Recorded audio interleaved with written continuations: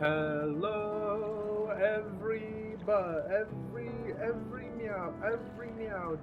No, that's not it. It looks like keeping it as Gang is going to win in terms of the titles that we're going to be using to refer to the community, which is both hilarious and soul-crushing. And I say that because there is something so palpable about me being like, I don't want to do like gang stuff, right? Like I was like, oh, I was thinking about it, and I was like, if we get a different community name, we can like call it something cute, right? We can call it I'm Kind of Quiet versus the Game Sound. Oh, am I? Okay. And yeah, we'll catch it, Blue Hype Code. Okay. This is the problem with all of the audio being busted previously, is now we have to go through and manually fix things again. Which, that's another conversation that we have to have, and I am so frustrated by it. How's that? The audio is kind of popping. Is it? Okay, hold on. Yeah, okay.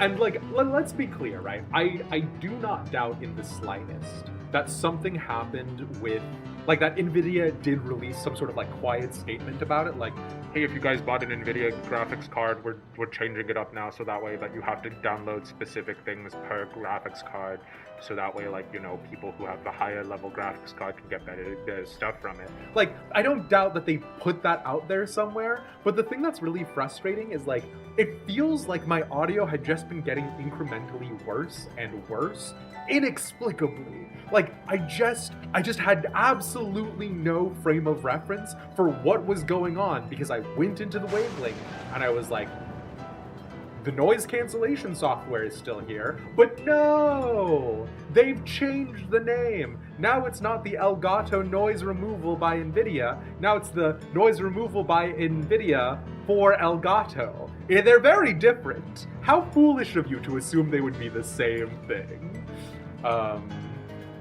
So anyways, it's fine. We all are having a great time. It isn't even the normal drivers. It's a specific, different asset pack. It's fine. It's fine. I'm sure it's better for me as a consumer. I'm sure that Grandpappy NVIDIA is just... I was about to go a really degenerate place with this. I'm sure they have my best interests in heart as a company. So, yeah. Good evening. Hey. Okay, so a couple of things other than, let's start with Raven. Currently, it feels overwhelmingly likely that the community name that wins is the Gang. And the reason why I wanted to do a new community name was because I wanted to do like new cute stuff inside of it, to be like, oh, like these are the titles, so these are what mods are and things like that, right? And the reason why I wanted to do that was because I wanted to zhuzh it up. I wanted to add some flavor.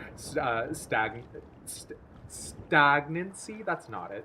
Staying stagnant is like anathema to the creative process. And so the thing that I was thinking was, I was like, oh, this could be like a really cool idea. The fact that we've stayed with the Gang is leading me back to the problem, which is I didn't want to do like, hey, I'm El Capitano, and then these are the enforcers, and like, have you paid your protection money lately? But here's the other thing, is that with the Gang winning, I can do that bad shit and blame it on you guys. So really, it is kind of a win-win situation. But yeah. You're gonna overrule the Gang, you are God here. Yeah, I mean, like, obviously I'm God. You know, no big deal. But it is something that has been very funny on the back end of me looking at it and being like, this is what I get for asking, do people want change? So, could be a Scooby-Doo gang, yeah. Yeah, you thought gang is more of like a gang of friends? Well, so that's the problem, is that gangs of friends do not have...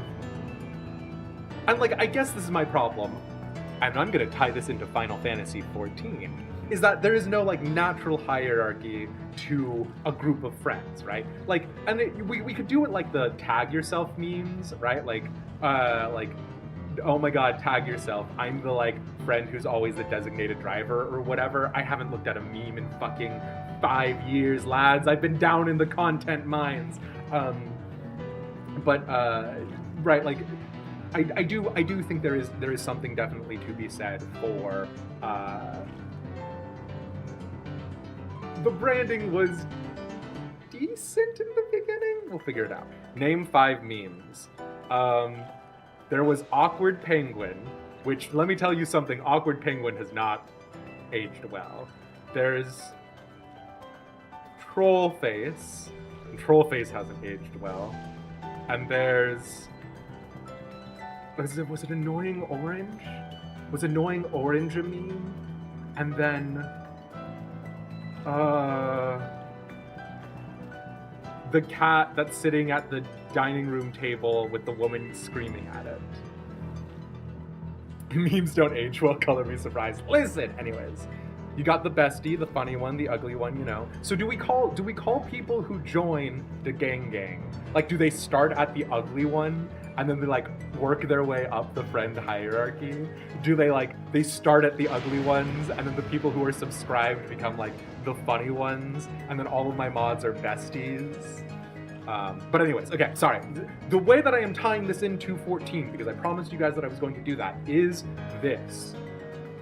Final Fantasy XIV has the unfortunate privilege and problem of being 10 years of answers. And what I mean by this is that a couple of people have come to me and they have expressed something that really made my heart feel warm, which was that I am observant and that I pay attention to things that Final Fantasy XIV does, which is, I think, also to my benefit, but specifically right now, to my massive detriment. And the reason why I say this is because I don't know if you guys remember this, because it's been 8 billion years ago, in a Realm Reborn post, when Teleji Adeleji is like, "Ooh, Nanabo, I'll help you. Lalafels have to stick together." That's not what he says. What he is actually saying is he's going to cross the monetarist line into royalists, but that's besides the point. When Teleji Adeleji does that, the reason why he does it is because he wants to gain access to the Cartano Flats. The reason why he wants to gain access to the Cartano Flats is because he believes there's an Allegan weapon underneath the Cartano Flats that is stronger than the Ultima weapon. The reason why this matters is because in a Realm Reborn, we think Omega is an Allegan weapon. We think it's an Allegan weapon. We keep thinking it's an Allegan weapon. So in Stormblood, when Omega comes around, when the normal raids come around, and it's like, oops, just kidding, we're aliens from space. I'm sitting there going, but why, you went over it all in a Realm Reborn post. Why are you changing the narrative? And they said, but we didn't change the narrative. This was always the plan. People in Eorzea just always assume that if there is some sort of advanced technology, that it's Allegan, but this isn't. The Omicrons are aliens from space. Fine, sure, okay.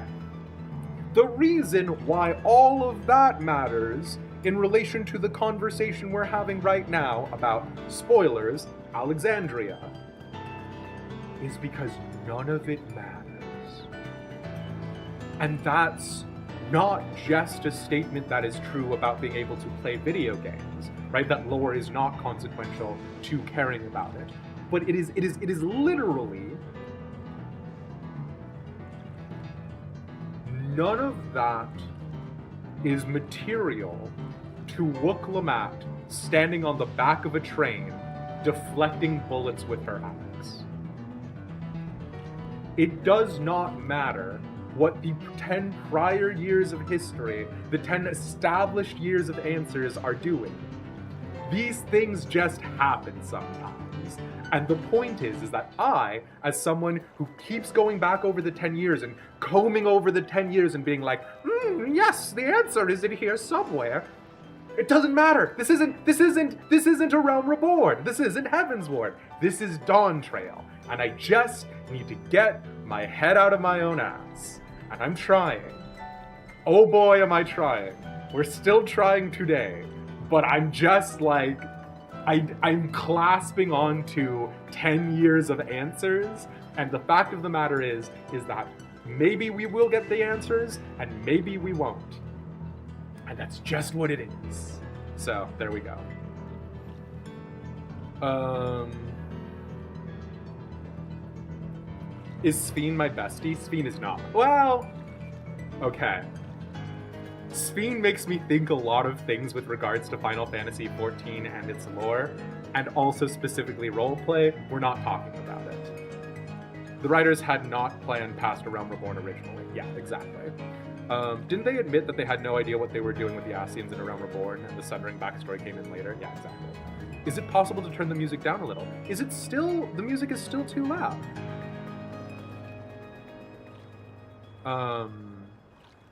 Yeah, I absolutely can turn the music down. I'm surprised. Has this been a thing that you guys have been noticing for a while? Like last stream, is it that my voice is too quiet in comparison, or I'm shocked. Yeah, sorry. Let me try doing that real fast, but she's Lamatee's bestie. Yeah, it's fair. We can still complain about deflecting bullets with an axe, and I'm going to. Nothing is going to stop me from doing that. But the thing is that I've been thinking about it, and I was like, right, like every single time we got new bits of information about Ishgard, I was like happily stapling it to my Ishgard lore, right? I was like, ooh, this ties into the rich tapestry of Ishgard. The thing is that Ishgard has had now 7 or 8 years of backlog to fill it out, to flesh it out. I saw Safi's, you were saying yesterday, I'm sorry to call you out explicitly, but you were saying yesterday how you watched an episode of House of the Dragon, and that made you really excited for Ishgard stuff. And that's the way that I feel too, right? Is like, when fantasy novelists write their novels, and then they come out with like all of these like, ooh, this is the almanac that gives you a little bit extra information, or this is the world atlas, and sometimes I'll put little notes on the world atlas that don't make it into the books, and it makes the entire picture more full. That's the kind of energy that we get from stuff, right? So I'm looking at Alexandria, and I'm like, you're not up to the standard of the 10 previous years of stuff that I've been getting, and the point of the matter is that it won't. It just cannot. If we're in Alexandria for the next 10 years, I'll get answers to all of my little weird questions, right? Like obviously what the new thing now for Alexandria is Electro. If you don't understand what it is, it's Electro. Endwalker, it was Dynamis. Shadowbringers, kind of soul magic, kind of whatever. But like, this has been a consistent through line the whole way through. It's just that we're so used to the formula that I'm like, okay, I get the formula, where are we going? And it's almost being written from the perspective of this is baby's first in a lot of ways, I think. I am Sphene's bestie. Sphene is not my bestie. Uh-oh. The music is just loud today. Okay. You're traumatized from the recent episode you watched? I gotta be honest, people watching House of the Dragon makes me both very excited and also very disappointed. The House of the Dragon is based off of Fire and Blood, and I really like Fire and Blood, but Fire and Blood very much reads like J.R.R. Tolkien, like, brought out his genealogy, and he was like, in the first era, the elves did shit for 1,000 years.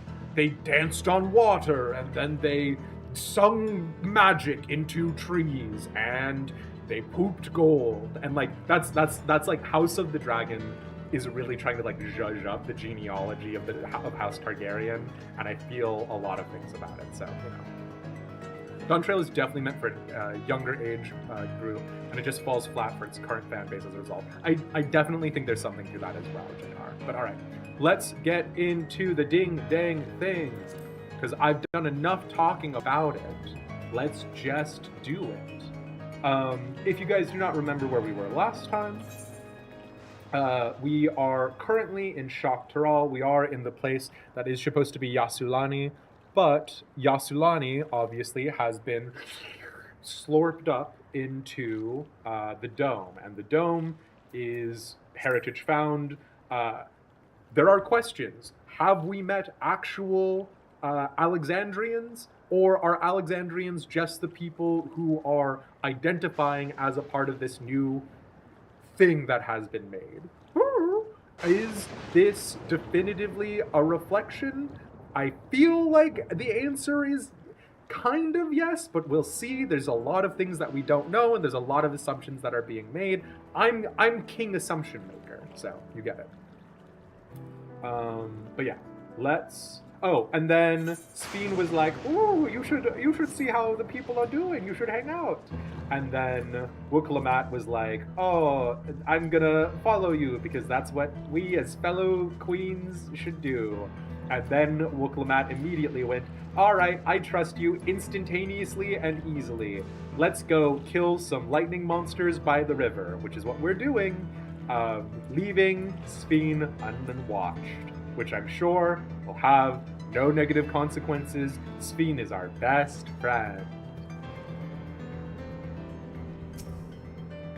Yeah, but let's go kill some lightning monsters.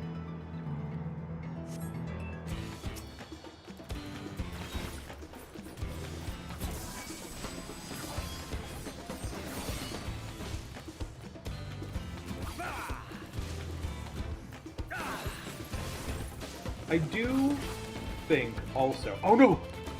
Stun resistant!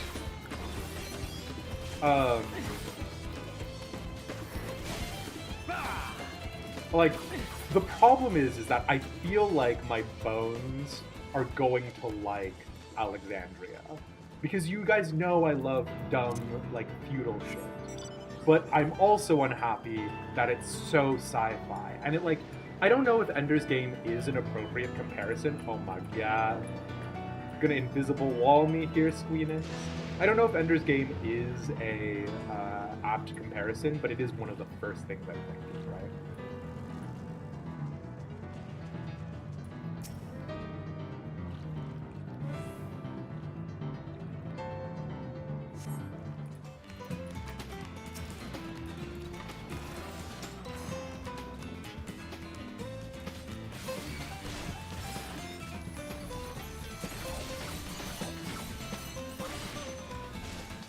Oh no! Oh, oh wait, there's no point. This is just a mid situation. Ah.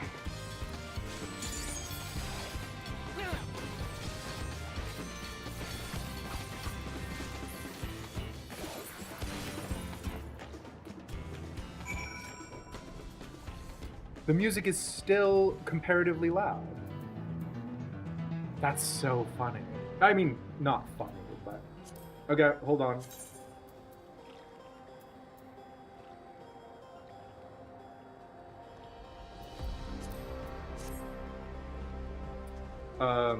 We have not adjusted any of the audio settings compared to yesterday on the game. We did adjust the audio settings of the microphone, but God, that might just be it.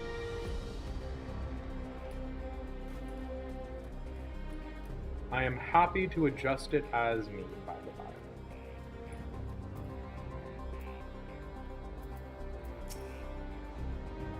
Wow, you really are strong. How do you know? I just got back.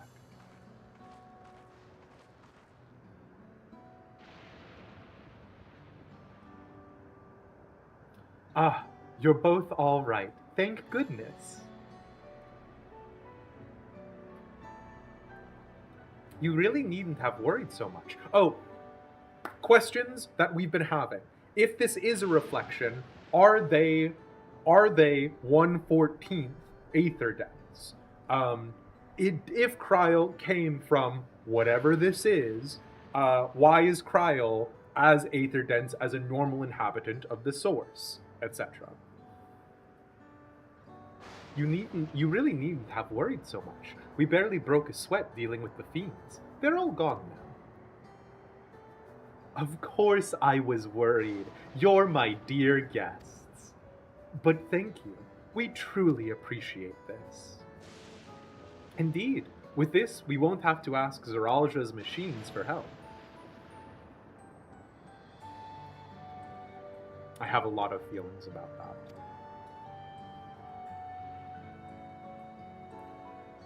He's been making a concerted effort to bolster his forces, sparing but a fraction for the people's protection.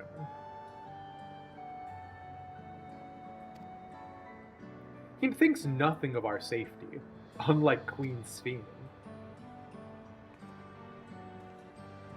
That's enough, Mahusa. If you have grievances, I will hear them later. But to speak of the king now... No, she's right. He's never been one to look after his people. Anyway, thanks for letting us tour the farm. The folks here are delightful, and it was a pleasure to meet them. You couldn't have favored us with more uplifting words. My people are my pride and joy. She's gotta be an AI. Or like, is Jess the most well-groomed for the role of queen individual in the entirety of Final Fantasy? Like, if Nanamo said that, I'd give it a pass, but like, it's fine.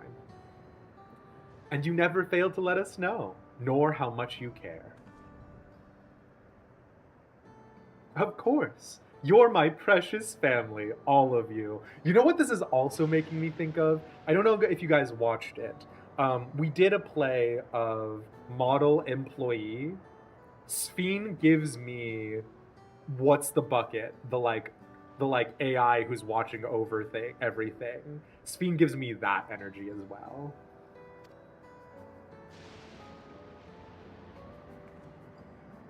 You seem a good sort, Sphene.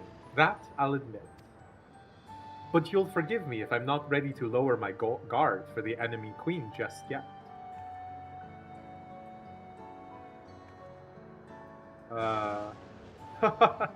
For you to be called that, I dread to imagine what villainy your majesty has committed. Come now, this is no laughing matter.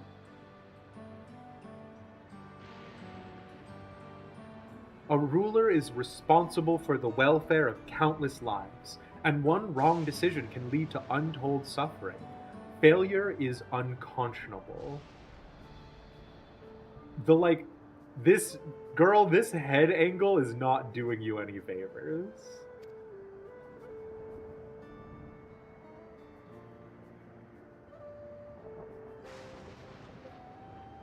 Now, I believe we are done with the farm. Let's move on, shall we? The dollar store manager from Hunter the Parenting? Are you talking, did you mean a Hunter the, Reckoning Gathering bit from World of Darkness, Sathis? Because I do not know what you are referring to there, yeah. Zoralja, you bastard. My apologies for laughing earlier. Your friend painted an image so far removed from the Sphene we know, I couldn't help myself. On the cloud. Sphene would take you back to the outskirts. Perhaps we should head back to the outskirts. I dare say your friends will also have returned by now. My thanks again for dealing with the fiends. Come and visit us anytime.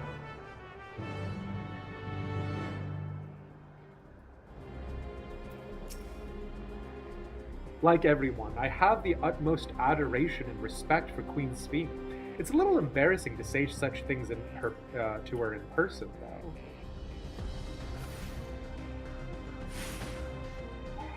I feel so many different ways about all of this. You see, we're still in Electroland. Yep, we're still in Alexandria, which...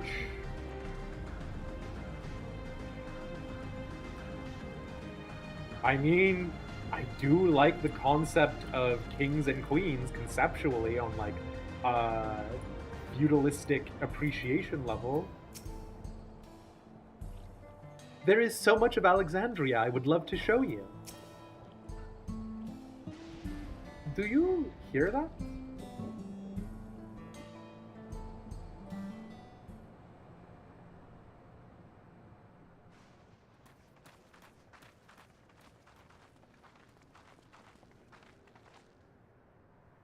What's happening over there?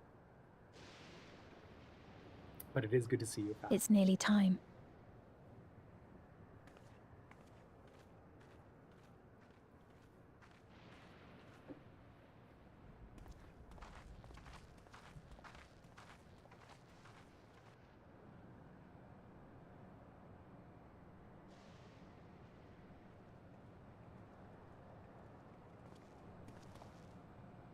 I'm glad you could make it.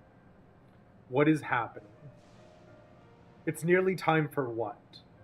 It's nearly tea time?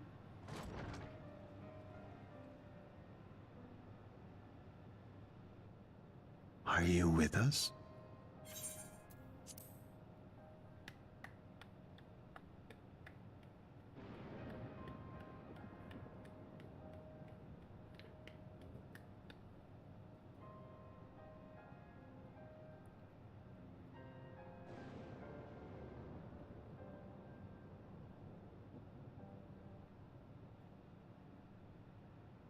So we know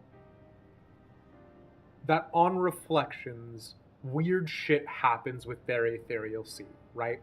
We learned in Endwalker Post that the moon is not actually outside of the purview of the reflections, right? In Endwalker Post, Golbez slash guy pretending to be Golbez goes to the moon, finds the disparate aether of Zodiark in the moon, takes it onto himself, becomes super powerful. So the ethereal sea on the 13th in the void is super messed up, right? That's a part of the reason why being subsumed by a larger void sent is potentially a good thing, but also potentially a bad thing. We know that Umbral is more akin to life than we necessarily thought in the past, and Astral is more akin to passivity and to static, to stasis, rather. So we know that on the 13th, if you die, your aether is just subsumed by whoever happens to be next closest to you. And that's a part of the reason why the Void Sent are so desperate to get to the source and to consume living aether, is that a Void Sent on the source will actually die. Their soul returns to the ethereal sea. There's so many caveats here in talking about the fact that it's not a Void Sent who is possessing a specially made totem and not following Necrologos, Void Gate, etc. But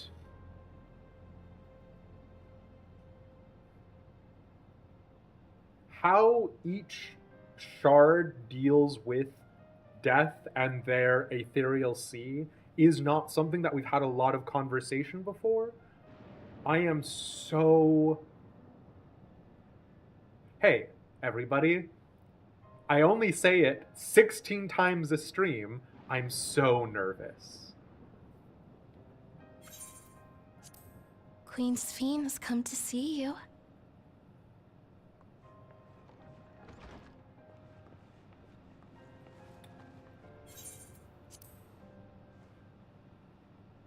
We're here, Namika. Everything is going to be all right. That makes me so unhappy on like a bunch of different levels. We're gonna put a quick pause on Namika. We're gonna put a quick pause on this. This is Yulmore all over again, right? Yulmore for me was like, oh my god, they could be really bad, and they didn't. They brought it a little bit before that, right? But absolutely, the number one thing on my brain is they're harvesting the people for more soul energy to put in their soldiers. And again, this is me assuming that like hostile, aggressive nature. The other thing that this could be, and I was thinking about this a lot recently, is it could, like, it's if you stop and think about it, it's not too far removed from how farms are in the real world today, right? And it's good to see you, Waffles. It's good to see you, Shay.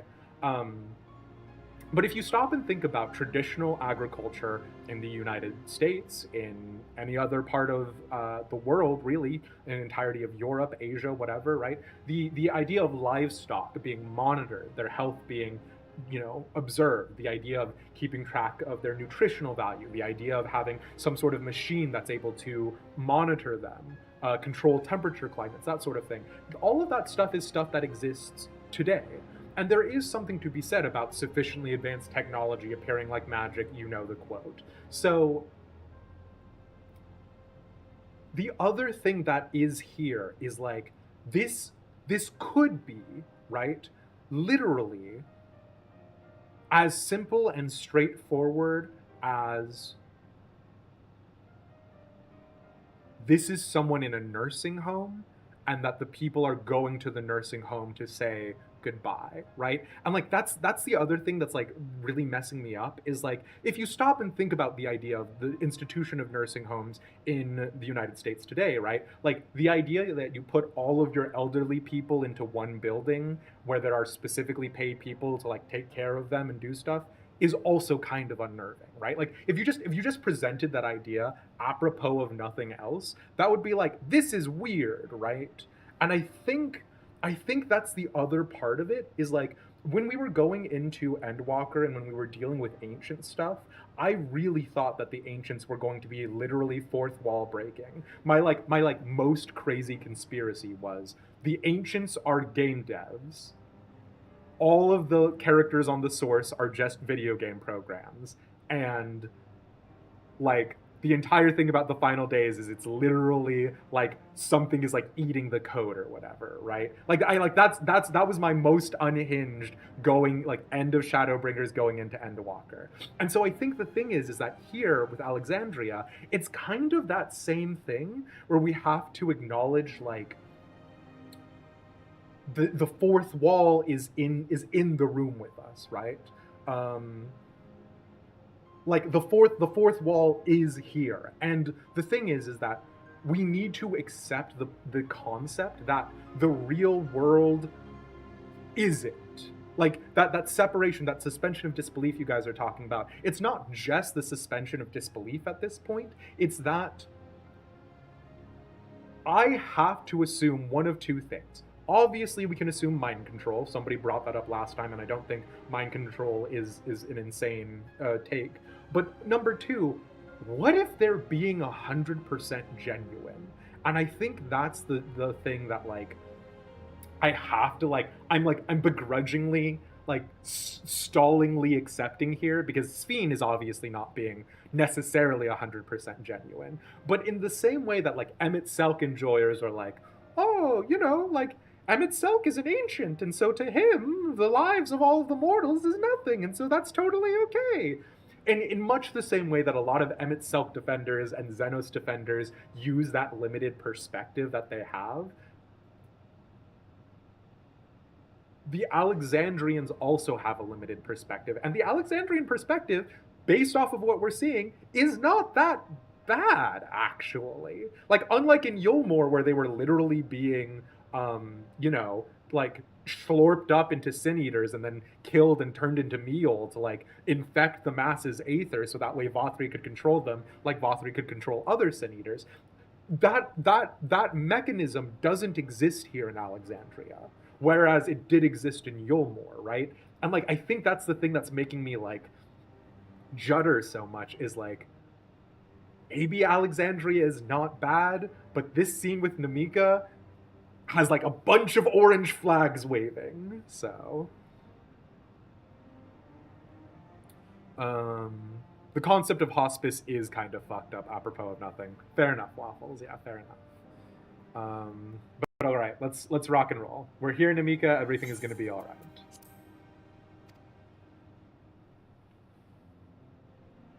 Oh, what's the matter, dear?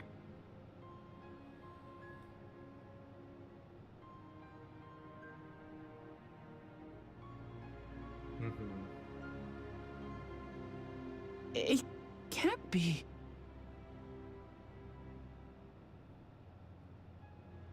That's the bangle I gave to Namika. You know her? Of course I know her. She was like a mother to me. I see. She was always willing to lend a kindly ear to others, but rarely did she ever speak of herself. Is it really you? She must have arrived shortly before the barrier manifested. For us it was perhaps days, but for her... Namika, it's me! Wuklamat!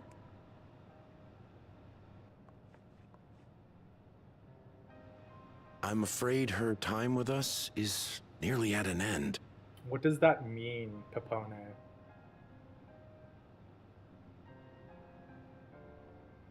Has she no more soul cells?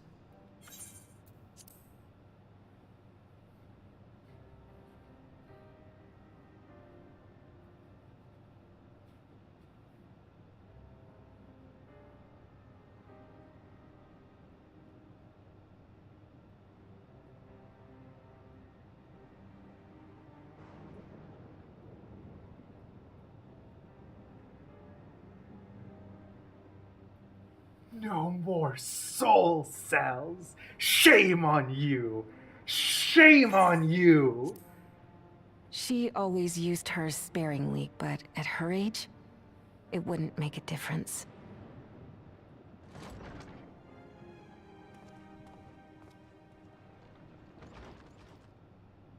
Ma'am, the ushers have arrived.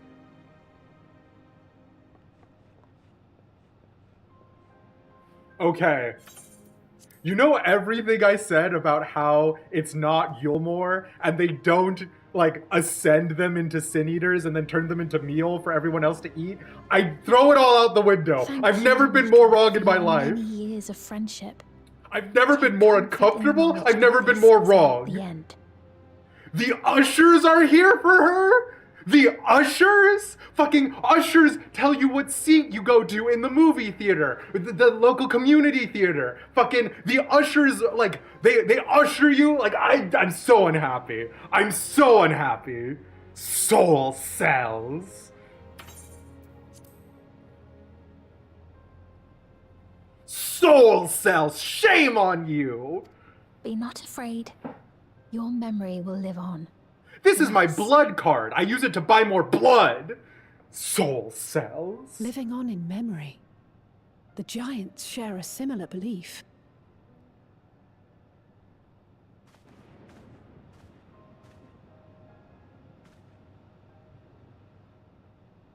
Wait, where are you taking her? Worry not. She is being escorted to a medical facility in the tower. There we will ease her burden. Is Sphene literally talking about euthanasia? Because this is a lot. Yeah, they're taking her to the farm upstate. I'm like, no, it's fine. It's fine. We simply must keep going. We simply must keep going. Or hospice, fair. Holy Jesus. I had hoped to make arrangements for her sooner, but she wished to remain here for as long as possible. I could not bring myself to refuse her.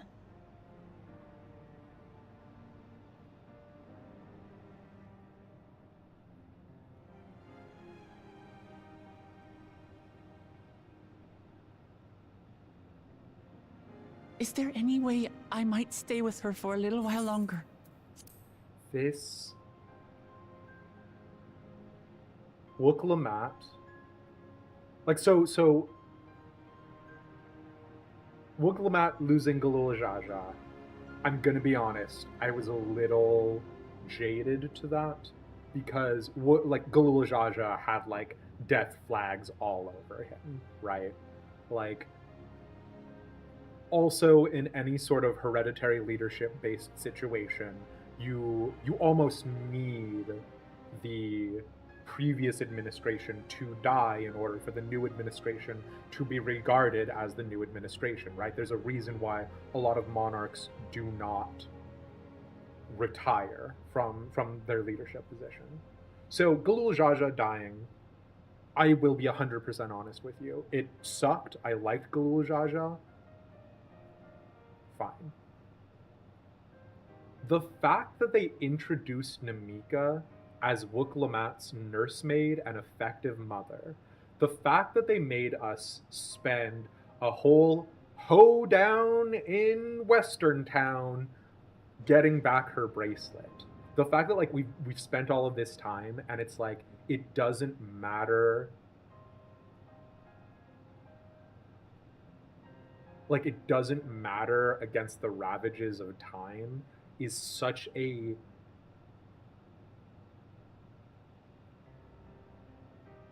like I'm floored. There's a reason the new king of the United Kingdom is as old as he is. Like I of all of the possible narratives that we were going to play with, this is not the one I was thinking of. The fact that Namika can't really speak or recognize anyone either, right? Like we get that like she's trying to say Wook Lamat, right? And it's like but the way that we know that it's Namika is the people here know her by that name. We have the bracelet.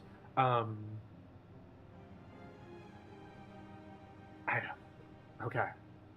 Yeah, this is not what I thought. This is not what I thought we were going to go into. Okay, fair.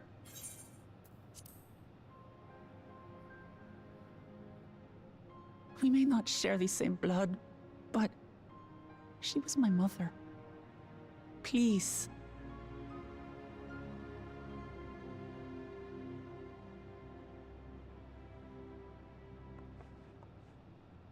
Let us give them some time alone.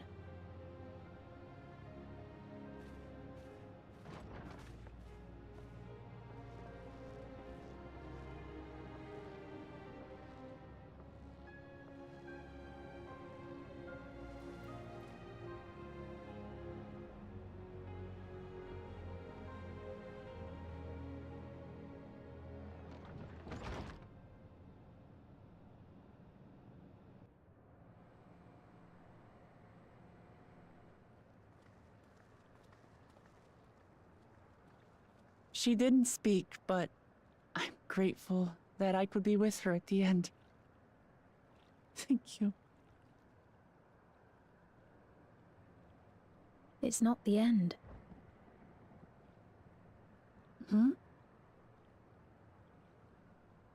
Oh, nothing. I was just thinking that we have much to discuss. Where shall we begin?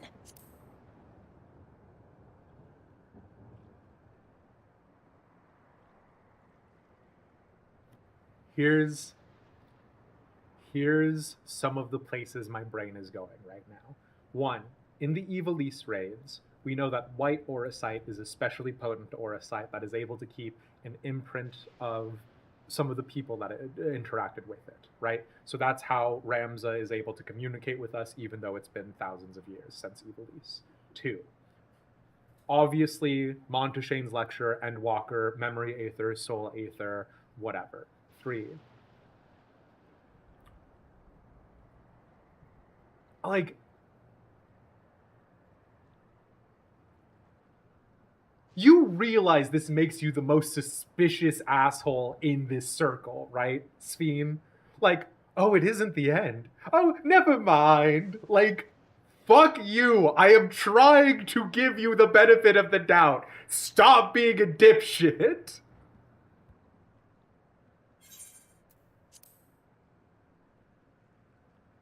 With what we can be reasonably certain of, perhaps.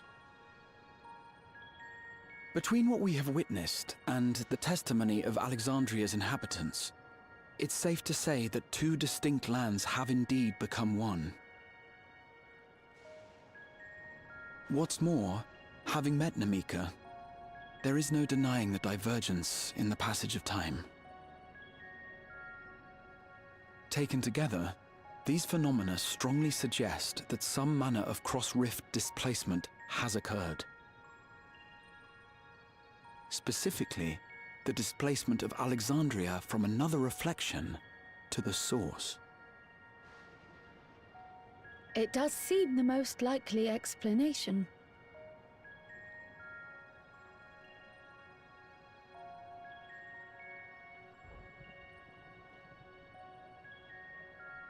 What perplexes me, however, is the scale of said displacement. It far exceeds what could conceivably be achieved with a Void Gate, or even with the Crystal Tower. So here's an interesting thing to note about the conversation that has been happening so far, right? Is Sphene's surprised face there could be indicative of the fact that she's surprised to hear us say any of these things at that level of comprehension, or it could literally be she doesn't understand what the fuck we're talking about, right? Because up until this point, Sven's conversation with us is more or less that of, like, oh, weird things are happening, and you are aware weird things are happening, and I'm aware weird things are happening, but I'm gonna play with my cards close to my chest, right? This is the first moment, theoretically, that we have left the realm of just being lads being boys to we know the Asians game. Because the other thing that's worth noting is that, again, theoretically, there are Asians floating about somewhere out there.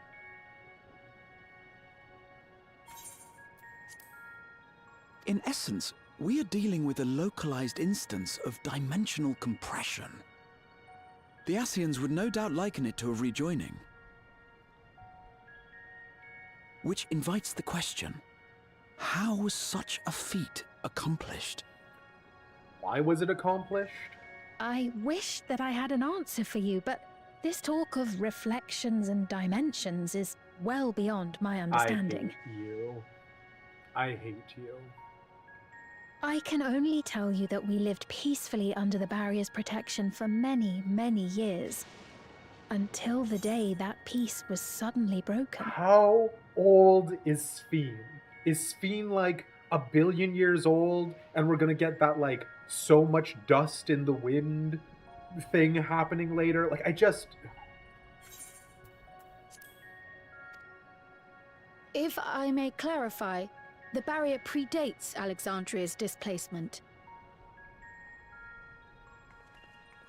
By several hundred years, yes. To when the continent we call home was ravaged by a devastating cataclysm.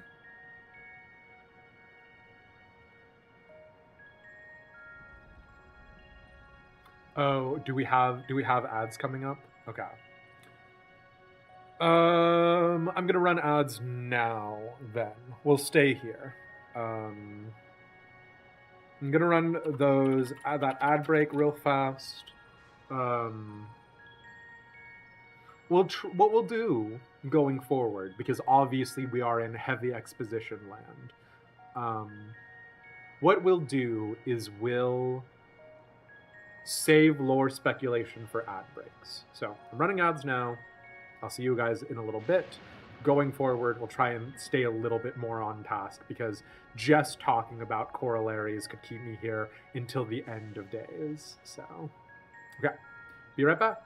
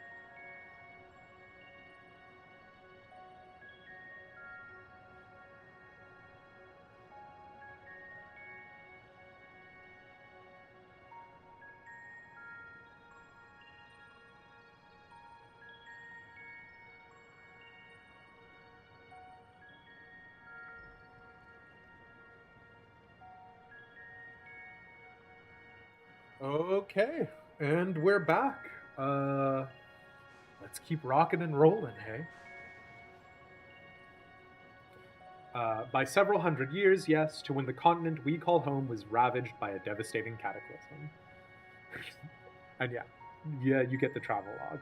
I'm so curious about the next zone.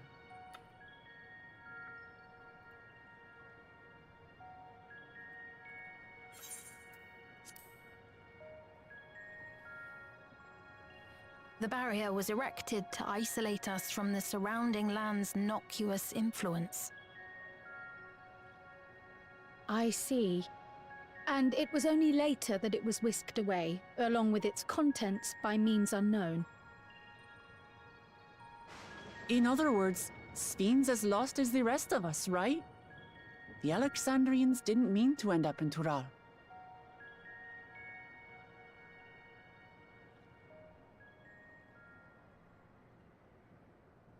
Why are you so suspicious?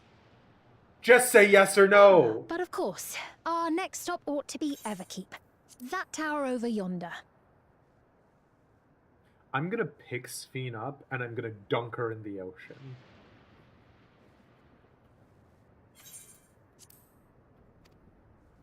Once you have been registered as my guests, you will have access to Solution 9 and its residential district, where you will doubtless gain invaluable insight into Alexandria's state of affairs. Is it bad that when Sven says residential district, I know it isn't, but I want this to have been, you guys have all been keeping a secret. There have been new houses added, and now like there's a new housing district for players. Unfortunately, I cannot take you directly to where Zoralja resides.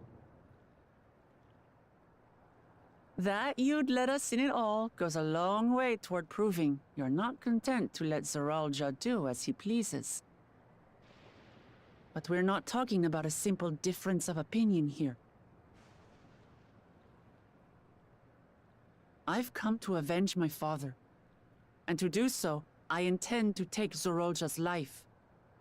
Are you willing to stand by and allow Alexandria's king to be slain? I just don't understand why she let there be an Alexandrian king in the first place. A fair question.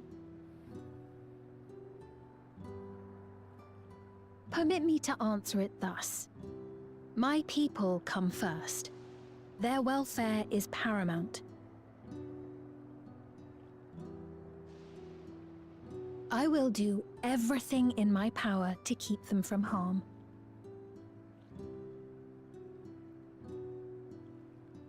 It is a ruler's duty.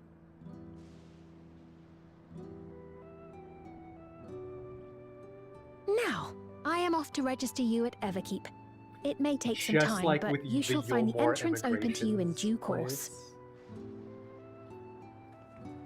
Oh, God, if and there's a ere I shower forget, scene. your mother, Kafkiwa? You might try the Thunder Yards to the east. The Thunder Yards? Is that where she is? I am afraid I can say no more than that. Make for the Thunder Yards, and all will be made clear.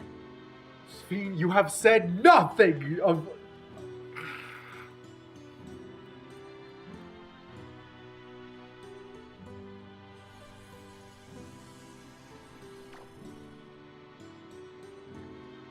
It's not as if we have other pressing business. Not until we can get into this Everkeep anyway. Thank you for earlier. And for being a friend to Namika these past 30 years.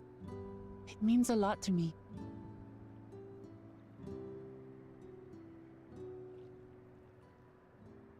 Namika? I'm sorry, but I don't know who you mean.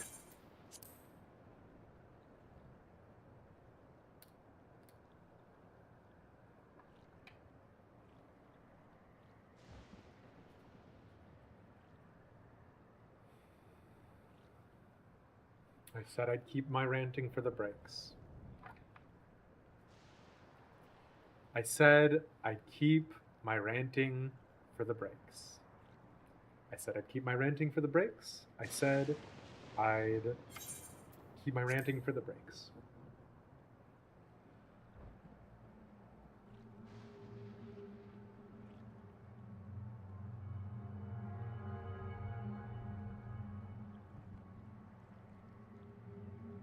What?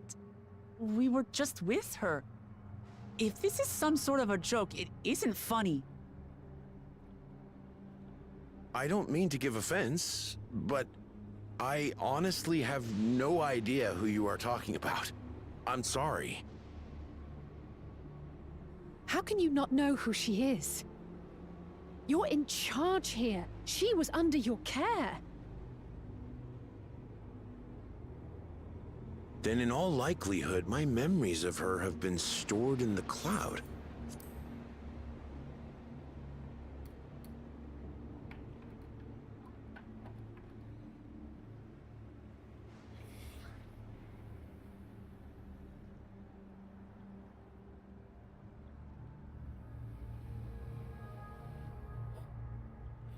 Haha! Haha, yes, very good. Haha, yes, very good. Of course, it's cloud computing. I get it now. Google Stadia is gonna do so well.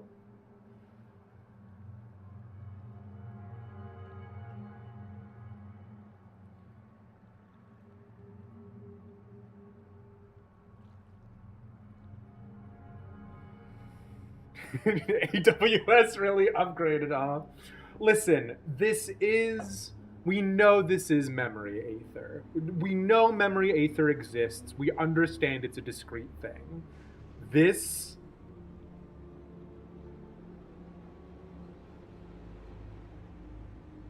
is, I kept being like, oh no, it's not Yulmore. This really feels Yulmore, right?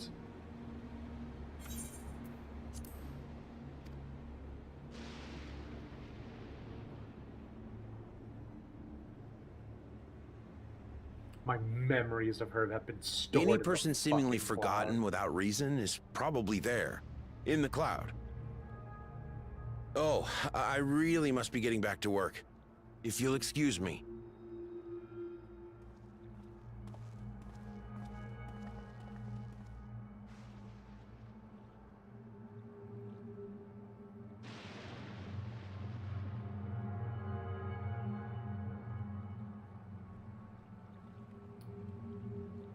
I mean, like, this is the thing never forgotten.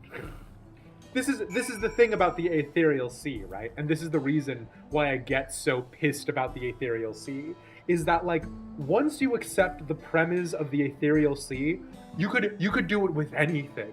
Oh no, it's our souls aren't gone. We keep them stored in a giant iceberg in the back. Like, the concept of the afterlife is now nonsense, because it's like, oh, all of our souls? No, we fashion them into shoes and we keep them with us, the soles of our shoes. Like, it's fine. Obviously, this is a story about the afterlife. This is very unsettling. We'll see how it is with other people.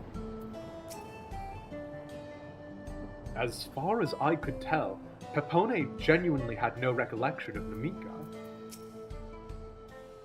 I've never seen nor heard of anything like this before.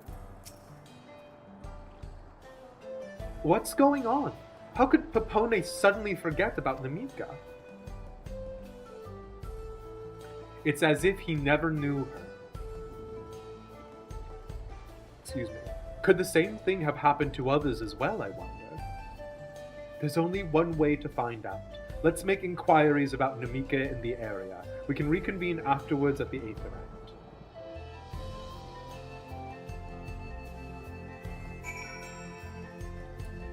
This...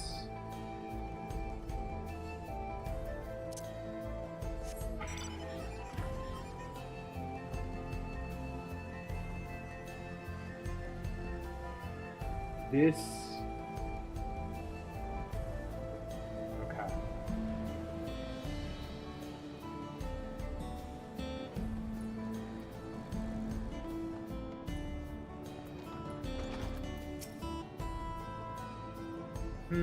I do were caring for someone until recently. And you say that it was a woman named Namika? Well, I can't say for certain if it was her. I wouldn't worry. I'm sure she's just been taken up to the cloud.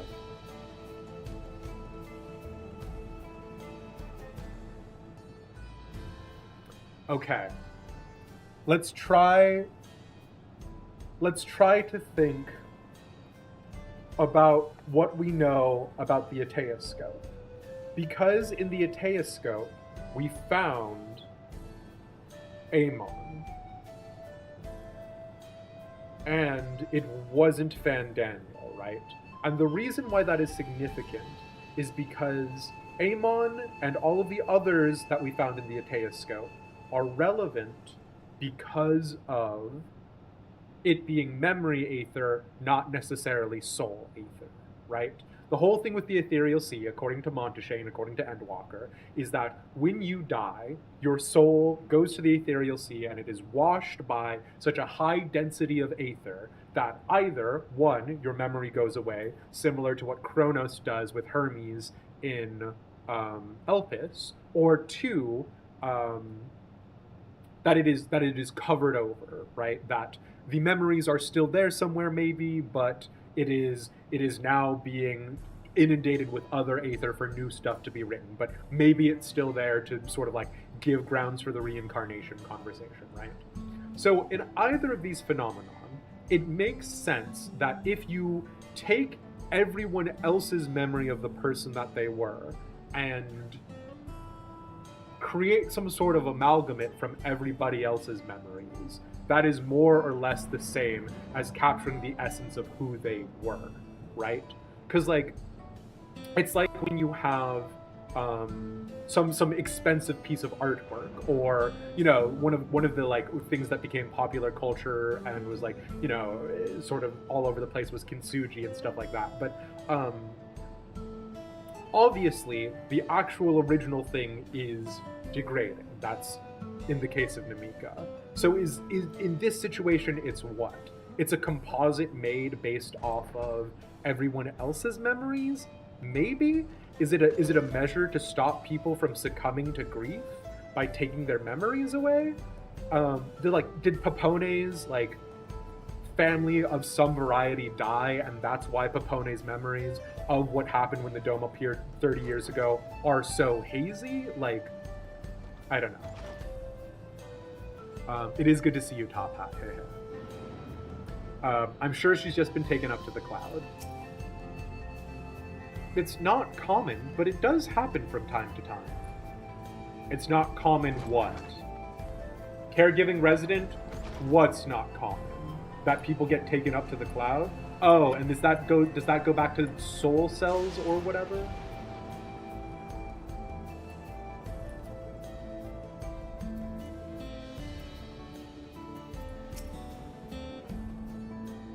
What's that? Do I know a Namika? Never met anyone by that name, and I've worked at the outskirts for a good while now. If she'd spent time here, I would remember. Like as not, this Namika is up in the cloud. I'm so disquieted. I have literally never been this disquieted in any other point in time.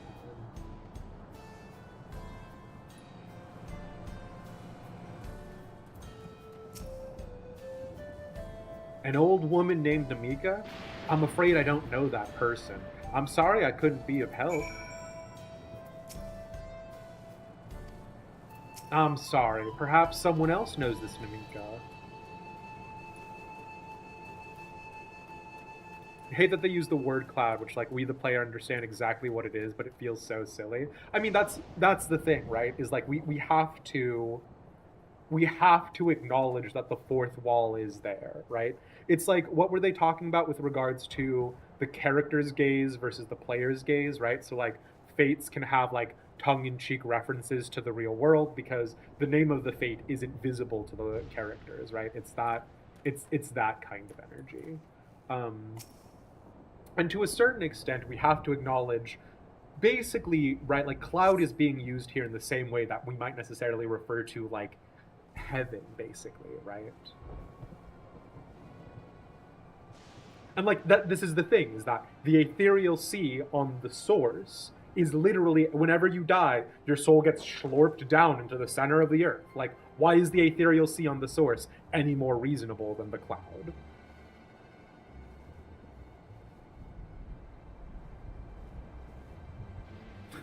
Sorry about that, Wirebone.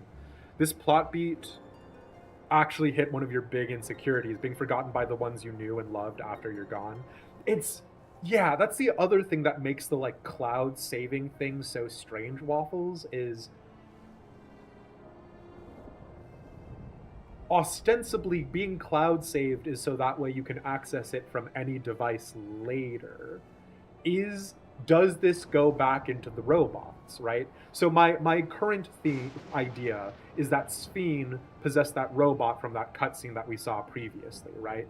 So is the idea that theoretically you could go to any one of those robots and be like, summon up the image of Namika, or summon up the image of Sphene, or whatever, and that's what it means by they're in the cloud, is like you can get access to them?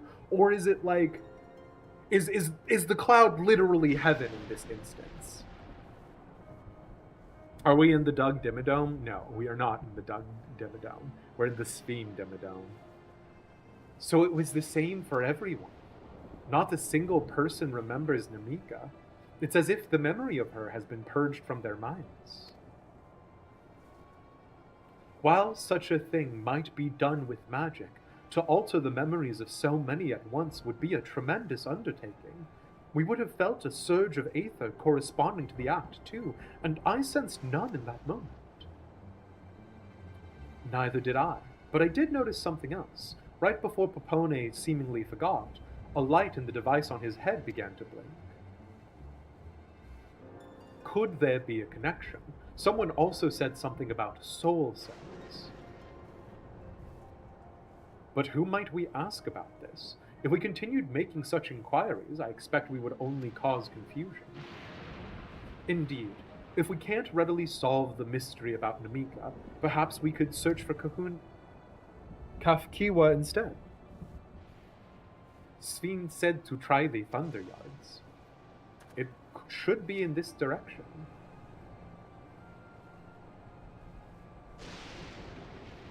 Sphene's Spiridome. Oh yeah. Your favorite thing about this entire part is why didn't anyone question the visible microchips upon arrival?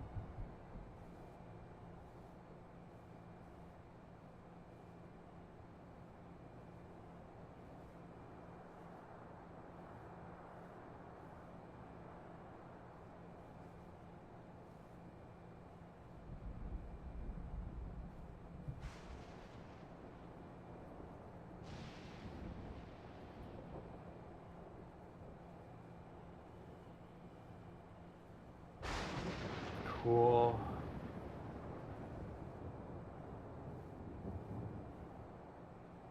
Cool and rad. Cool and rad, and that's how I feel about this.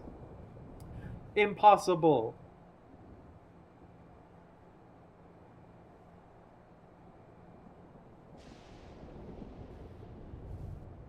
Hmm?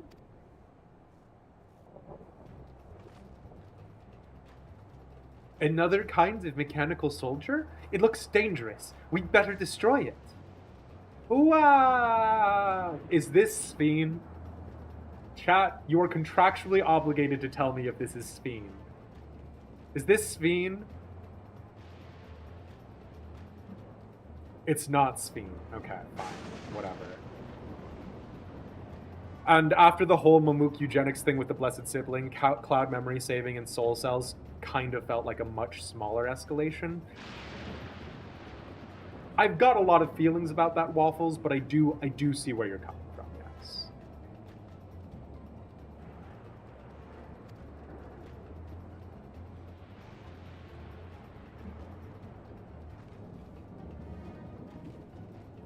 Well, is Sphene really Sphene, or is it just an image of Sphene on our monitor? Can you ever truly know something, or are we all just looking at shadows cast upon the cave wall by a flame?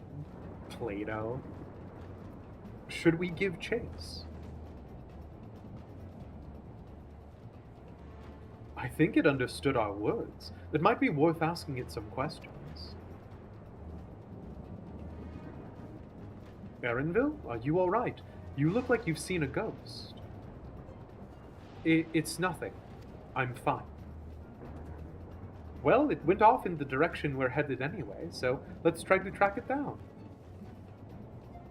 His big brother, is this 1984? The problem is, Waffles, is that I am actually thinking Speen is occupying that position, right? Like, because if everybody has that cell in their heads or whatever that the thing is, right? Because like this actually goes on to the conversation about mass hallucinations and things of that nature, right? Is like, if you and I both agree that there is a cup here, and I'm like, yes, there definitively is a cup, and I put the cup down, does it matter that there isn't a cup there if for all intents and purposes everyone collectively agrees the cup exists, right? And so the thing that is really frustrating about this is that to assume that everyone is speaking genuinely physically hurts me. It doesn't actually physically hurt me. That is hyperbolic. But like, I'm so frustrated by the idea of like, assume everyone is operating in good faith. But the thing is that literally the game has no way of conveying things to us other than by telling us. You know what I mean? Like, there's just truly no way. Like, I'm looking for the subtext in the text, but the problem is that the text is also the subtext. Square Enix doesn't understand sometimes the idea of like being tongue-in-cheek subtly. When they're being tongue-in-cheek, it feels like we're getting walloped upside the head, right? So depends on if you want to pour something into the cup. I mean, fair enough, Pitsy, but yeah. It's faster than it looks.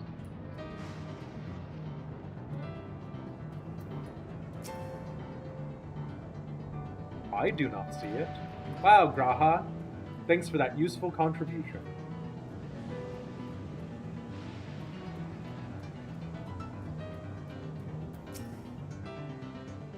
No sign of it over here.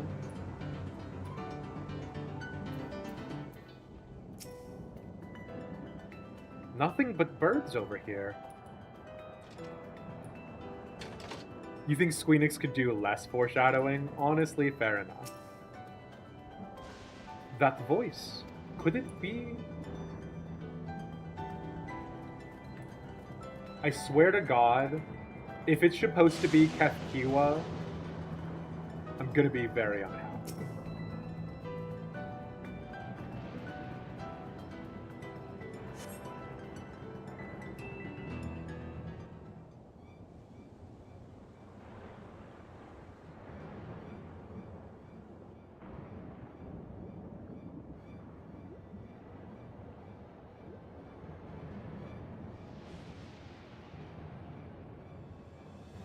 Like, it's weird that it has those two, like, antennae? You don't need an NPC to make an observation for you that just happened in the cutscene. Ah, but you forget one on FK. Cutscene skippers exist. You found it?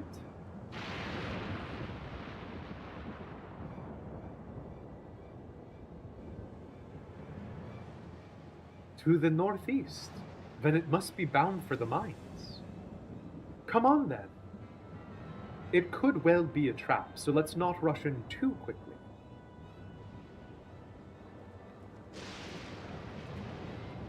Also, ever since I saw this like op-ed about the Final Fantasy XIV TTRPG and how it's kind of designed with businessmen in mind, it has changed my interpretation of Final Fantasy XIV as well. Like, it's meant to be picked up and put down, right? So a part of it is probably that, like, they're expecting people to have put Final Fantasy XIV down and for people to not remember what's going on at any given moment in time. So that's probably why they reiterate so much, right? I think it's safe to assume it went into the mines. An old coal mine? It appears to have long since been abandoned, like so many other places. The stones in those crates, could it be turquoise? So it went in there? Or it went in here? I heard faint voices coming from inside. So it's not alone, but we're still going in, of course. This may be a trap. Be ready for a fight, everyone. Yeah, the super adorable monitor with 2 bobs and, like, a cute voice is definitely going to be fighting us. Although, you know what, in the interest of fairness, we did fight Drippy, so, you know, maybe it is. Maybe this is a trap.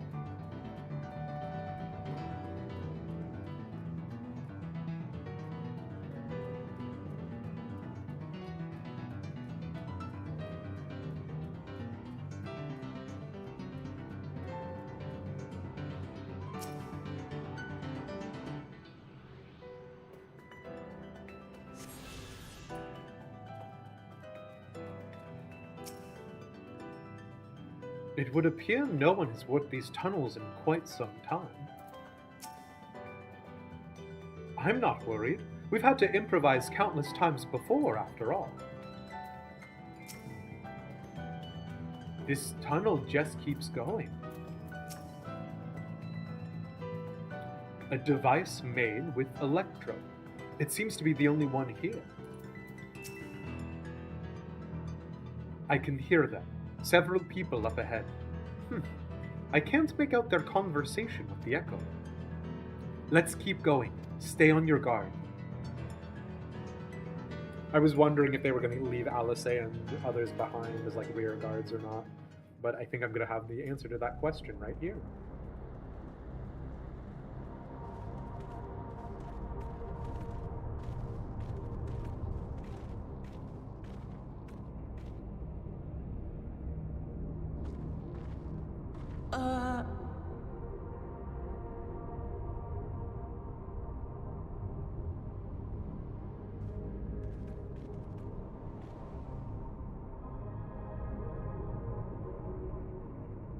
What is this? It's an excellent question, Aaronville. Aaronville!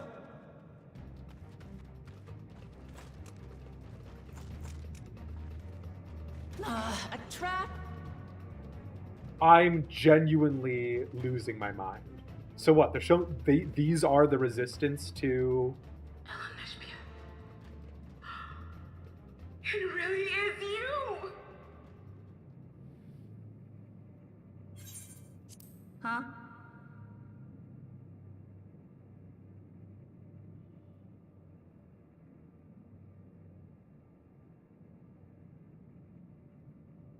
It's literally perfect. But so what then? These are supposed to be the resistance to Alexandria, maybe? We'll see what they're doing. Who? Because none of them have the cyber. Look at you in the light, and I can still hardly believe my eyes. But it is you, my darling Eldersphere. Cool. My darling, what now? Cool and rad.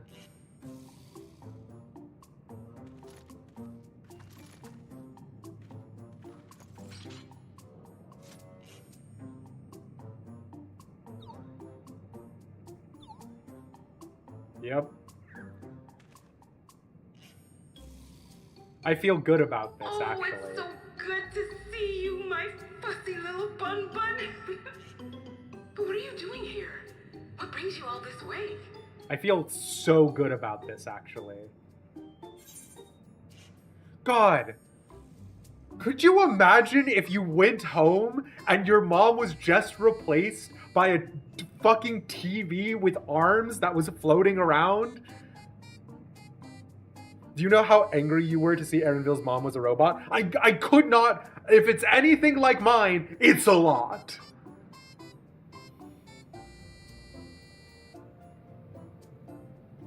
Are you all right? Fussy little Bun is like making fun of Aaronville, right? You were severely disappointed by lack of hot Vieira lady. Not gonna lie. It's fine. It's fine. So, I don't understand. Was Erenville's mom harvested for her, like, soul cell or something?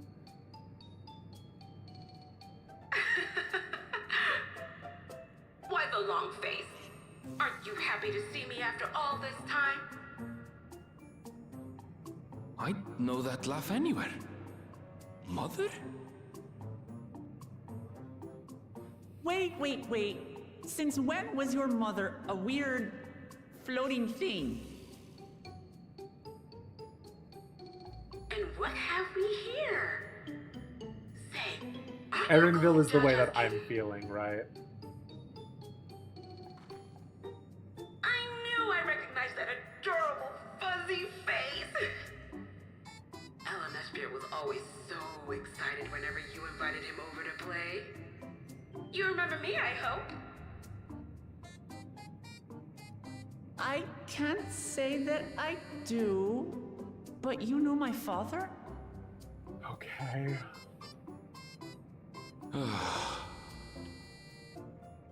Appearances notwithstanding, it would seem this is my mother, Kafkiwa. I'm sorry? Oh, this won't do. Come in. Friends of my LNSP are always welcome. The voice acting is very cute, right? All I ask is a little forewarning, but no. But like, again, obviously these are the like dissident elements, right? Notice how none of them have those little memory things, and that's the reason why Sphene couldn't come here, right? Is because these people are ostensibly going to be some sort of a resistance Just when network. I thought I was starting to get a handle on this place. How are things still getting stranger? Some sort of like Tural remembers the question that I was asking, right? About the merits of becoming an Alexandrian, right?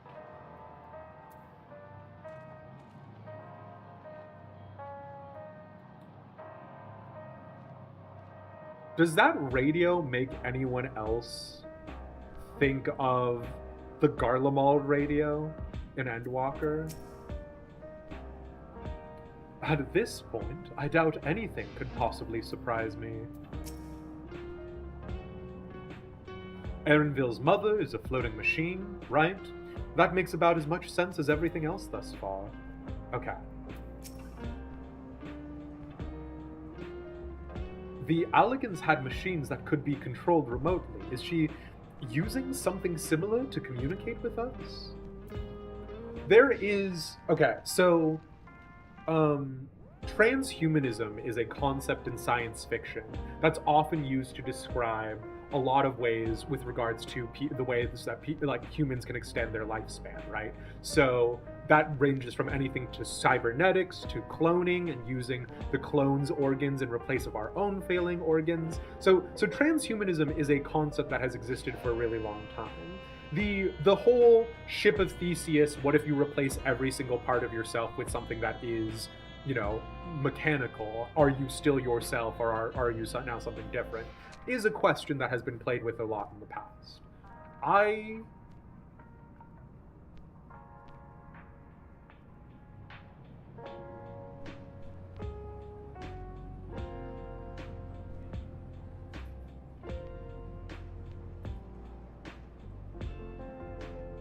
don't know how I feel about it. I'm nervous. Frickin' put that on your bingo card. I'm nervous. This is the music you were telling me that you wanted, but it isn't available. Yeah, I think there's gotta be though, somebody on YouTube has done a just straight recording of this with no other audio and put it up on YouTube, right? Like, it's not gonna be on Spotify, but I'm sure you can find it. I did chat to everybody here. Okay. As far as I can tell, this is indeed my mother. I can think of few people in the world quite so spirited. But as to what's happened, we'll need to ask her. I can't say I understand what's going on, but at least Kafkiwa is safe.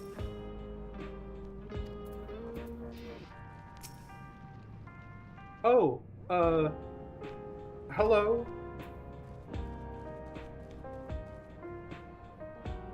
We're ready to hide in a heartbeat. Yeah, right, again, resistance. Is this... Their glam is super doable, right? I can't remember what this top is, but, like, you can super make it, right?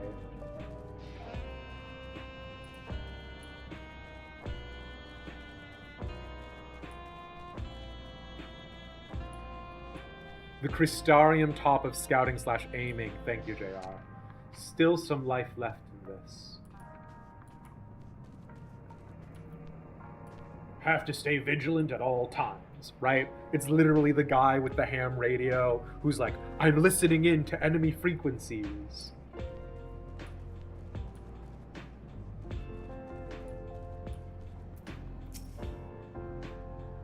Always too much excitement with her. Sorry for drawing our weapons on you. This person's name is Nostalgia. That makes me... I feel fine. I feel fine about that. That's how I feel about this. Rad to meet you, Nostalgia. Come, make yourself comfortable. If it's any consolation, this is all rather confusing to us as well. No, it's not consolation. I would like you to have the answers, please. How do you feel? Nostalgic? Absolutely not. Use the same one on Viper. Reaper NPC also wears it. Nostalgia, kinda raw as fuck name. You like it?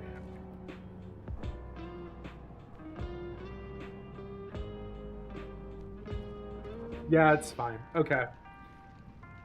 With everything else that's going on, that can't be the thing that holds me back. Gone and forgotten. Erenville is conflicted by this long-fated reunion. Let's hear what she has to say.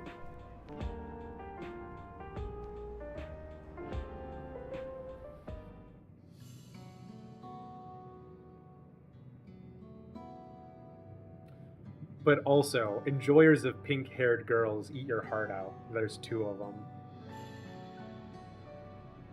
Do we call her Nasty? There's gotta be some sort of, there's gotta be some sort of thing with it, right?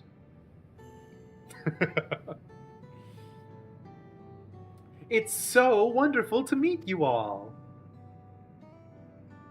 And the students of Baldessian. It's been a while since I heard that name. Dare I ask the reason for your appearance? Oh, this? Oh, alright, Grahatia. I thought you were full of it. But, oh, this? It's just a body that I control remotely. I use this for our operations.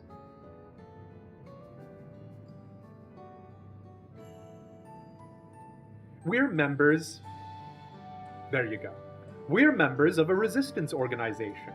Oblivion, we call ourselves, and our goal is to thwart Zoralja's ambitions for conquest.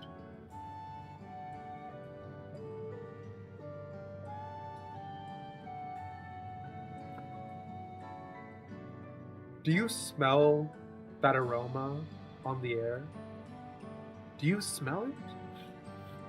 It has that unique bouquet of horse shit.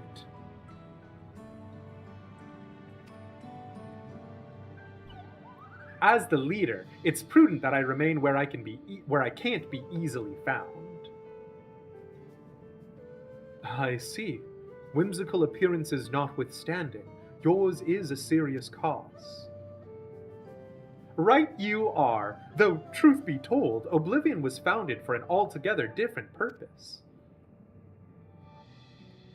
And that is...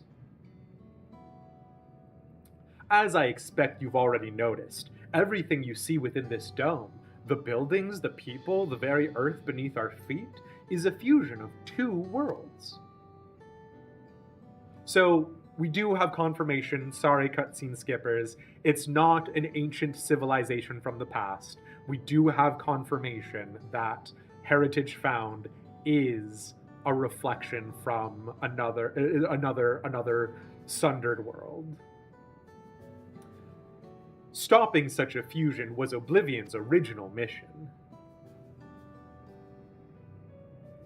Then, does that mean you know who or what is responsible for it? I'm afraid not. This was a long time ago, and our mission statement has become more of a legend that's passed down to members. By the time we joined, our sole objective was stopping Zeralja.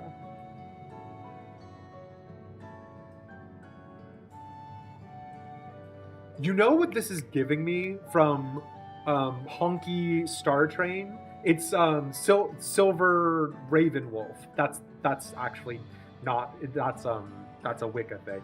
But like the hacker chick. That's what this is giving me a little bit of, right? But we failed to do that. And now he's taken his army outside the dome.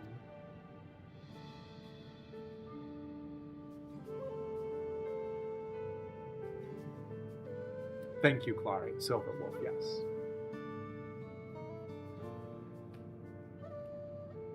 None of you wear those strange devices on your heads. Does that have something to do with your work?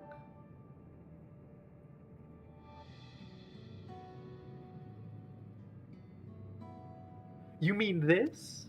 It's a regulator, the pinnacle of electrope technology, and that we don't wear it is indeed related to our operations. But, interesting to note, regulator is a piece of wear. It's not cyberware. It's not implanted in their heads. What exactly does it do? Allow me to explain.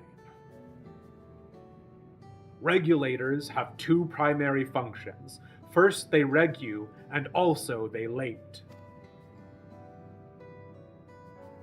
The first, as the name suggests, is the regulation of the wearer's reserve of souls.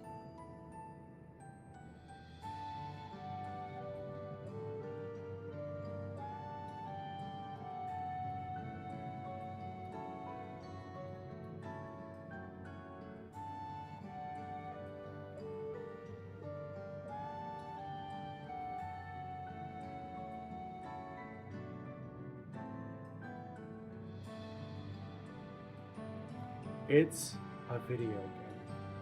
It's a video game. It's a video game. It's a video game. It's a video game. It's a video game.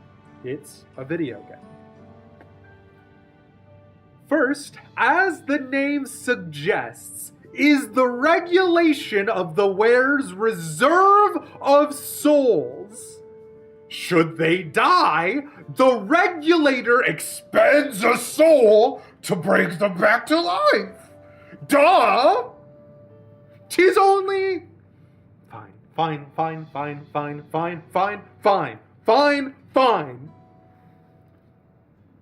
Reserve? You mean people walk around carrying spare souls? What if capitalism was literally soul-crushing? Waffles, I don't know if you remember, like, I didn't actually watch it the whole way through. There's that one movie, and I don't remember too much of it, but basically it was that people were paid in time of life. And so, like, basically you would, like, pay 5 minutes for, like, a coffee, or, like 5 months for, like, you know, like, a really cool board game or some shit. There was I don't remember the movie or anything about it, but that is what this is giving me, right?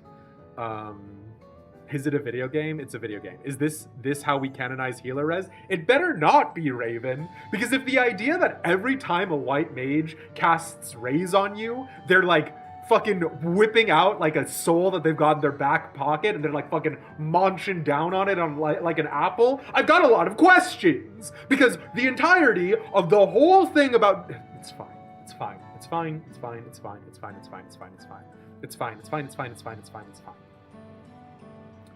Thank you, Raven. The movie's called In Time 2011. Reserve? You mean people walk around carrying spare souls? They do. There seem to be a lot of ginger white mages. Mespia! They do. Souls are packaged in cells, and they can be used to replenish the life force that is lost due to sudden death, such as in accidents. They do nothing for those who die of old age, though.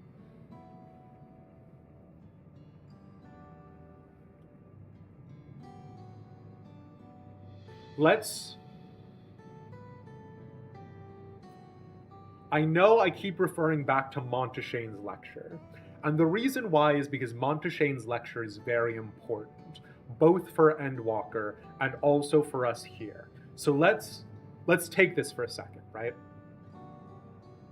Number one, if soul aether and memory aether are indeed separate, the soul aether is not us, if that makes sense, right? The memory aether is us. The memory aether is the thoughts that we have, the things that we experience, all of that jazz.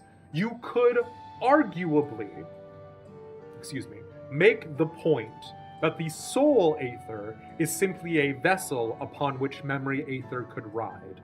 You could make that argument. In much the same way that ancient people... I said I wasn't going to theorize until ad breaks. I've got a lot of feelings about this.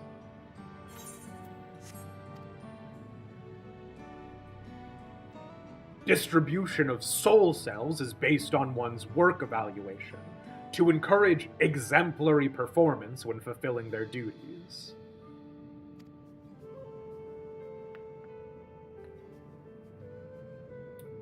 Thank you, Pixie. And also, I did see what you said earlier about a heart rate monitor. I thought if it wasn't so prohibitively expensive, I think that could be fun, yeah. Souls as a common resource, and payment for services rendered.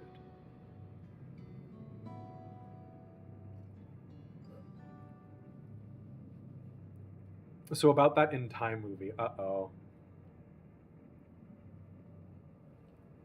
The other thing that's actually really important to note about this, if you think about,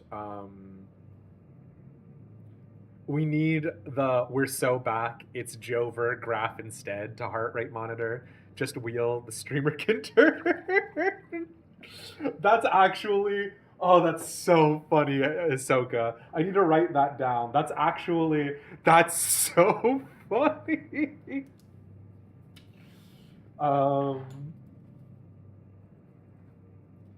We're so back. It's Jover. And like, I just click on an asset thing on the backside to flip one to the top. Oh my god.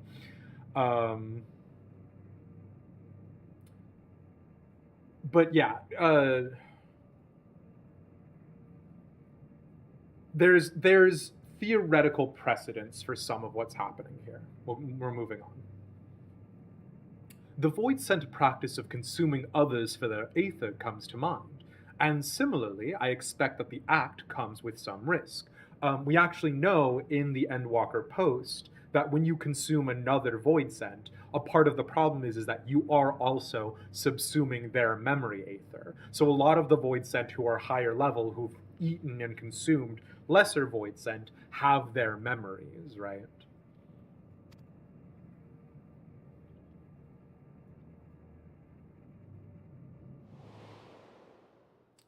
Literally this. Yeah.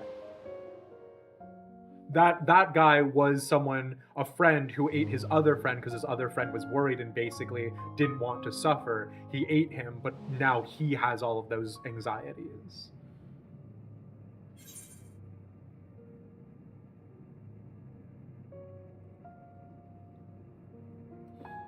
And so this is the thing, right? So Namika is going to be made into a soul cell, and because the memory aether would have otherwise corrupted it, they're separating the memory aether out. Doesn't it dilute your sense of self?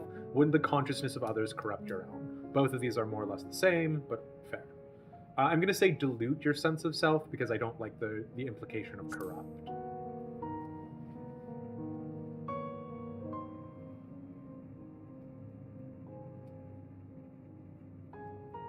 That is prevented through memory management, a process in which regulators also play a role.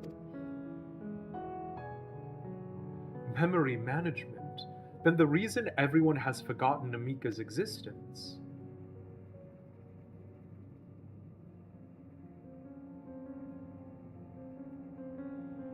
The regulators are constantly recording the memories of their wearer, so if they should suddenly die, their memories can be refreshed as part of the restoration process?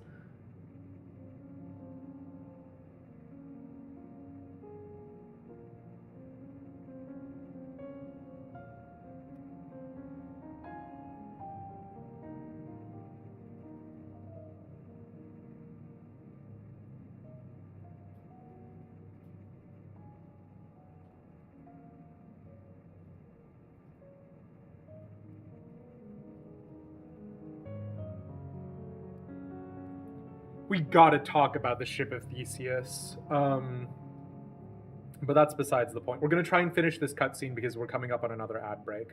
What if we based an entire currency off of the souls of the dead? I'm so uncomfortable.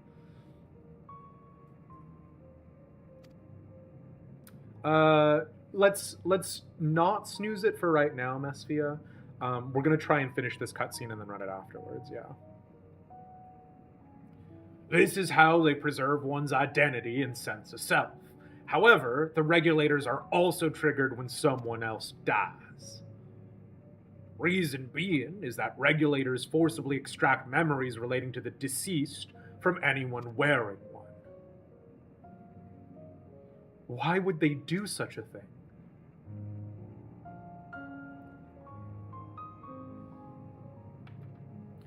This is actually okay. We can't touch on this right now. If I ask for the thing that I'm trying to bring up, say Steve back to me. I know that doesn't make sense. I promise we'll get to it. It's a kindness bestowed upon the people by Everkeep's core system, so that no one has to suffer the pain of loss.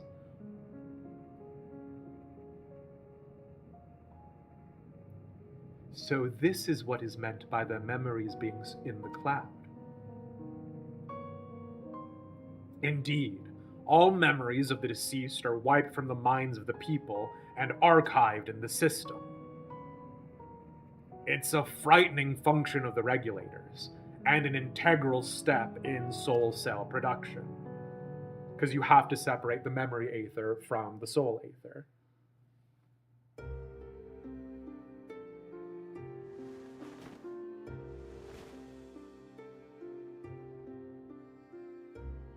Yeah, all of this actually does track. You see, when a person dies of natural causes, their soul is temporarily housed within the regulator. Can't have a concept of death if you don't remember the dead.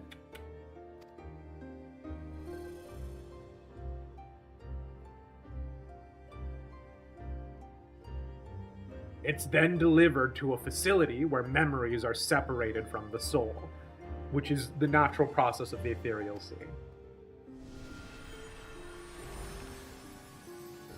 And this is the two gloop balls.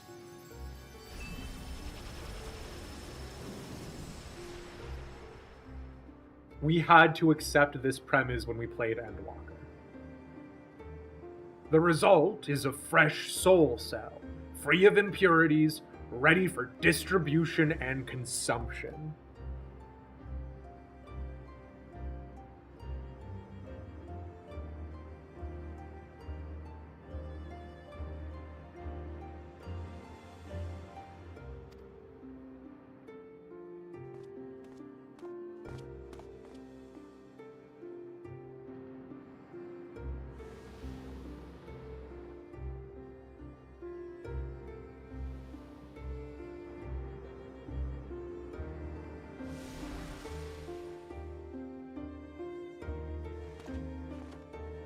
I hate that they're using the /happy emote on this guy for that. This is literally Yulmore. This is literally Yulmore. Meanwhile, the memories are stored in the core system to be remembered forever. And this is why people are happy here? On its surface, it's similar to the Yakhoi philosophy, but I see nothing noble or comforting in it.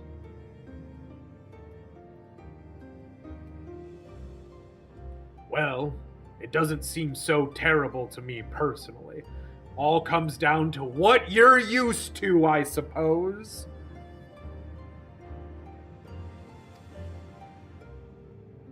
How much time we got on that ad break? Like the barrier encasing Alexandria, this system was created to overcome the calamity that transformed the world hundreds of years ago. 5 minutes? Okay, we should be able to make it, Mess. Thanks.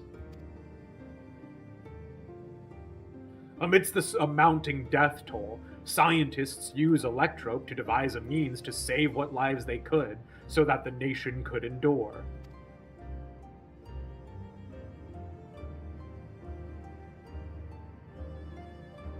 I understand the people of Alexandria did what they believed was best to save their people. I just find it hard to believe the Turali would also accept this way of living.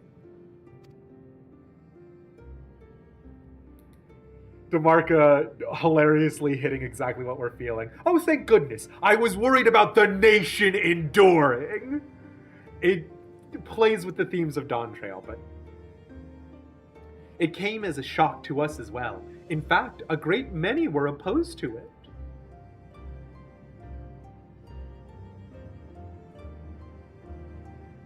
Which is why the use of regulators was never compulsory.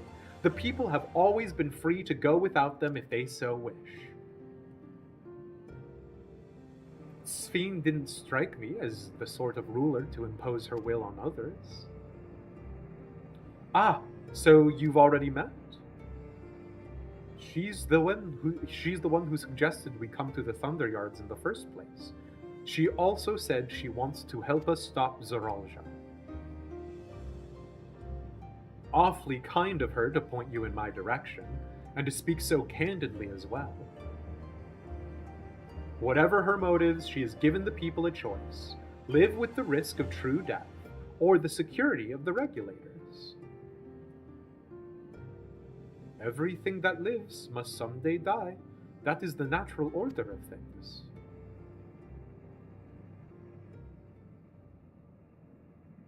Quite right. But however you feel about them, it would be easier to understand what the regulators are capable of if you saw it for yourself. Kafkiwa pulls out a gun, shoots one of her friends with a regulator on.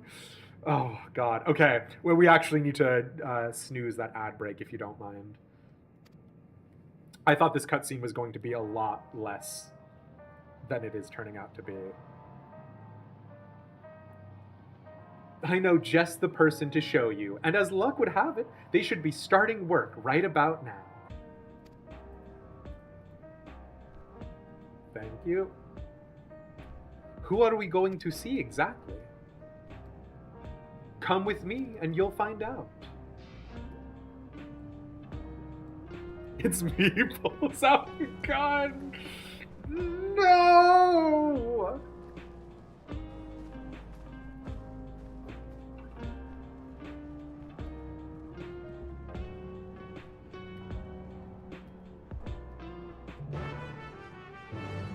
Come with me. Bring no weapons. Also, your armor, go ahead and doff that now. You're not going to need it where you're going.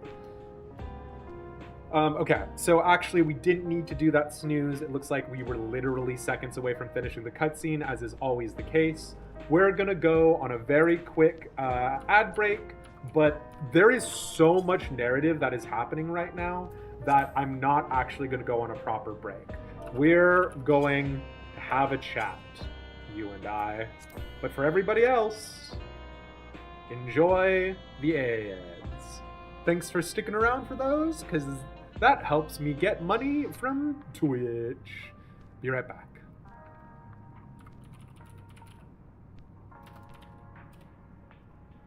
A special chat for us who give you money. Exactly.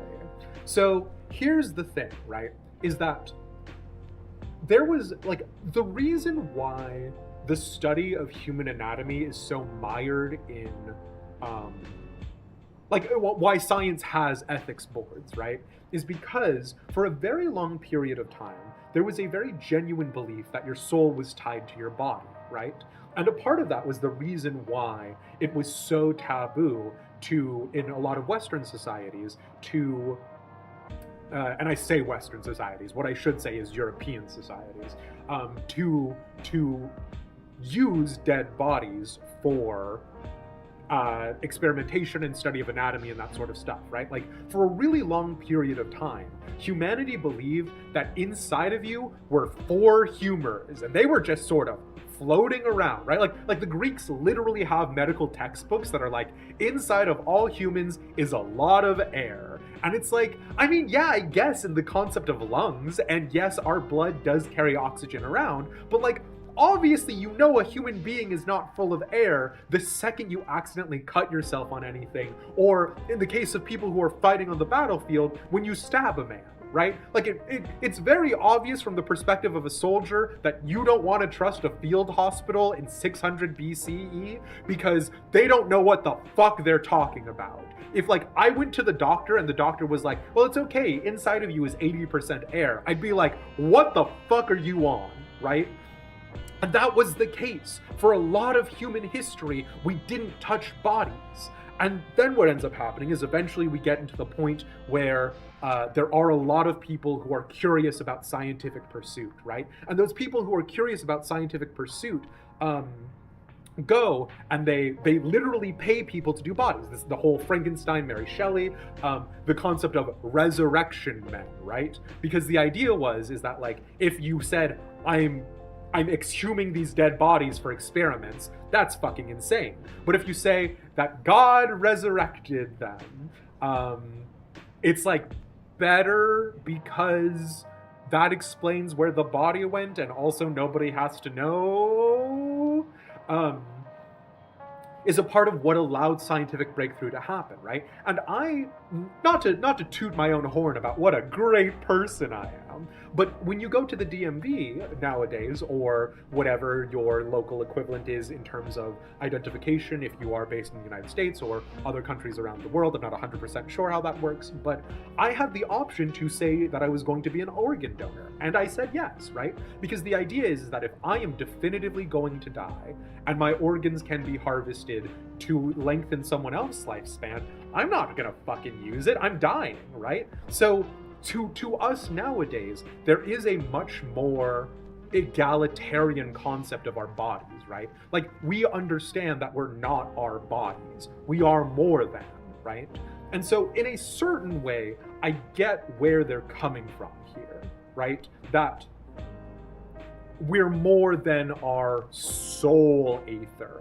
But this is the reason why I was pissed at Montaigne during the original conceptualization of it, right? Is because it was always material aether, immaterial aether. When we're dealing with the pneumo, oh god, what's her name? Oh man, the soul expert on the first. I can't remember. But when we're dealing with that pneumo on the first, and she's talking about how, you know, the immaterial versus the material and the soul vials, what we all should have realized during Endwalker and during Montaigne's lecture is, if she was wrong, we would have just come back with absolutely blank shell Erenville, or not Erenville, absolutely blank shell like Y'shtola, and absolutely blank shell Alice and Alphino, right? Because she wasn't taking into account memory aether. If they were Becklug, thank you, Wirebone. If Becklug was right, because Becklug is an expert on the soul. If Becklug was right, we would have come back with just that's diminishing. But like, we would have come back with a functioning, living, breathing Alice, who has no memories or thoughts. The fact that Beklug's soul vials work, the fact that when Graha Tia comes back to the source and commingles with himself works, is because of the memory aether, not because of the soul aether. And so that begs the question, they can't be that different then. And this is what makes me so deeply unhappy about Final Fantasy XIV being like, we're gonna answer all of your stuff, right? Like we have answers for everything. I desperately am so deeply unhappy about the idea that like the afterlife is definitively known. Like the afterlife is definitively the ethereal sea. Like, because literally, to my question of what stops you from just taking a ladle and ladling it into the ethereal sea and just scooping out your grandma's soul? And the answer is nothing. Death means nothing. And it's a video game. Obviously, you don't want death to necessarily mean things. You don't want things to be hard. You want things to be easy. And so if there's an easy way for a resurrection narrative, if there's an easy way for people to be able to continue and transcend their mortal limits, it's fine. But that makes me so unhappy. Anyways, I saw what you said, Mesfia, about us being bad from the ad break. I appreciate that. We're gonna keep going because we just have to get through MSQ, but there's so much here. And the bottom line is, the 100% true bottom line about this, that we have to accept no matter what, is that this is 100% accurate under our understanding in the current time. You don't remember anything about memory aether from the Charlayan Council stuff? Well, so that's a part of the reason why this is all super relevant, 1NFK, right? Is because the Charlayan Council is one of the few instances of memory aether being affected while the incorporeal aether, memory and soul, is inside of the corporeal aether, the body. So the Charlayan Council is one of the few instances, and the reason why it matters, again, is because it's not that the Charlayans don't necessarily have memories about it, but it's when they're trying to access their incorporeal aether, their memory aether, there is a spell that causes their corporeal aether, their body, to stop doing what it's trying to do, right? So all of the groundwork has been laid for this. It's all there. It's just like Safi's brought up earlier FromSoft, right? And the thing is that this is very much a FromSoft thing. The thing that we need to remember is the world of Final Fantasy XIV is not our world. Me being angry about the fact that they're all living on the star, that Aetherius is literally providing all of the life force necessary for the things that are living on the top of it, doesn't matter. Physics isn't real in Final Fantasy XIV, or rather, they have as much physics as they need at any given moment in time, and they hand wave the rest of it away with magic at any given moment in time, right? We just have to accept that this is the way that life and death genuinely works. And that is such an unnerving concept for me, but once you accept it, it does recontextualize a lot of what's going on. So, okay, we're moving on. Yeah, we're mostly water. It's true, but yeah. I don't know, you saw this weird sci-fi 80s movie scene as a kid where a lady got stabbed and deflated, and it really scarred you for a few years. This is why I used to say wacky waving inflatable tube man Mesfia, is because actually the reason why you can't see under my torso is there's a little inflator. That's the reason why you heard that fan when the noise cancellation wasn't working. If you turn off that inflator, I just deflate. I just disappear. So generational, there's such a difference. When you got your first ID ever, your mom wouldn't let you sign up to be an organ donor. Exactly. They, you know, all the pneumo are they, them, excuse me. They, them, in that one, yeah. Shit, make sure you don't lose power. That's the reason why the streams go down whenever I lose power. It's not because I don't have a localized power source on my computer or whatever. It's because I deflate, so we have to kill the stream. Anyways. Let's frickin'... Also, like, somebody said that it was a little bit Blade Runner, and I see where they're coming from with a little bit Blade Runner, right? Take care not to get struck by lightning out there. One fellow reckoned you could dodge them by jumping back the instant there's a flash, but that's crazy if you ask me. Did you know that you can definitely survive an elevator crashing if you jump right at the moment that it crashes, smiley face? Firearms make the most sense for people who don't have combat training like us. That's why we salvage as many as we can from the mechanical soldiers and convert them for our use.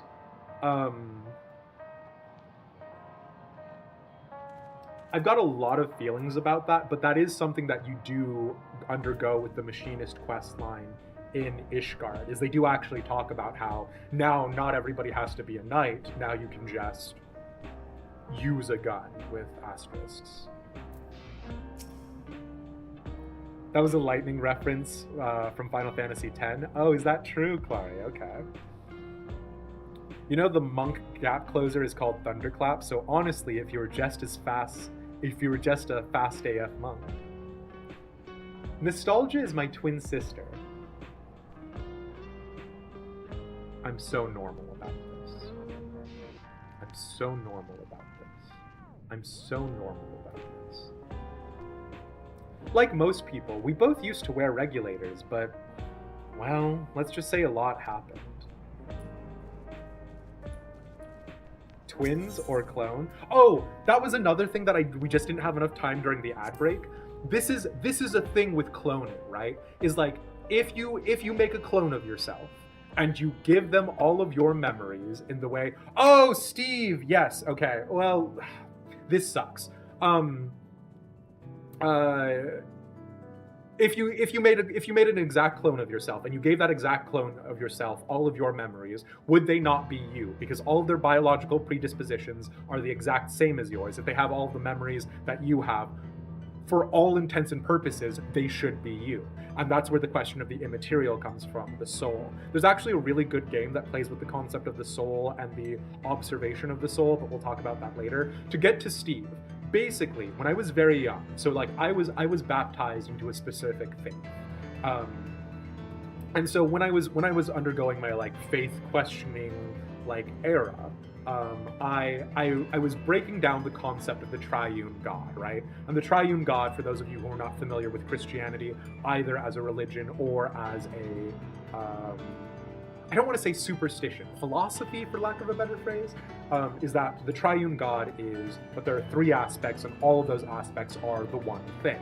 But another way that it is interpreted is also along the three lines of divinity, which is omnipotence, omnipresence, and omniscience.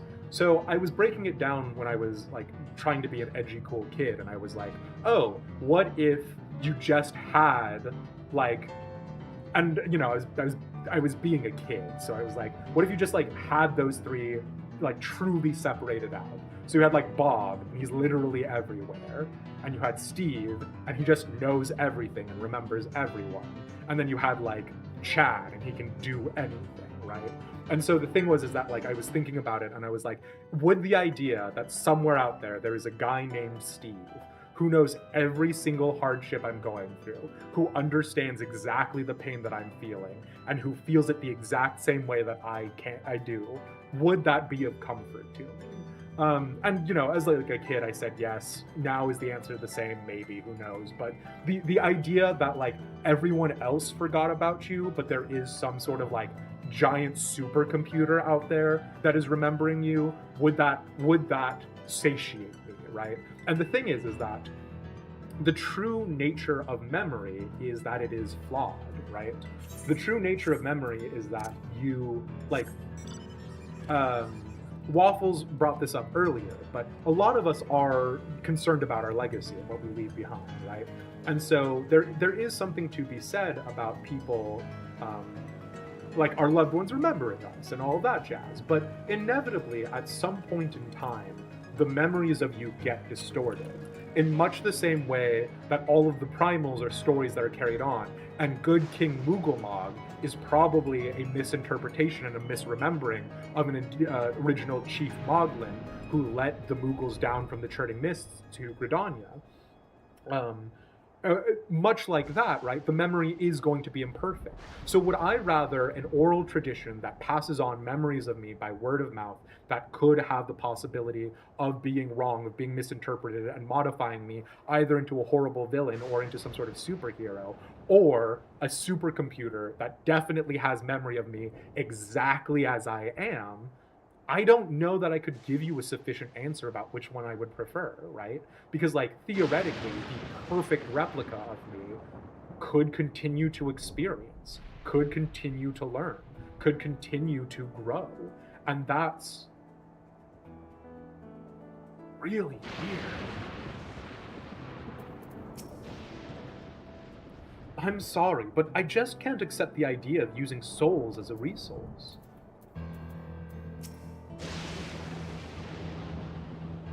We're to see how the regulators work, but how? So those regulators are to blame for everyone forgetting Namika, for forgetting what a wonderful person she was. To alter the memories of the populace with such precision is no small feat. What does she intend to show us? Everyone here? Good. It is the responsibility of the Thunderyard's hunters to fell any fiends found wandering the area. We're to meet an acquaintance of mine, Strika, one of these hunters.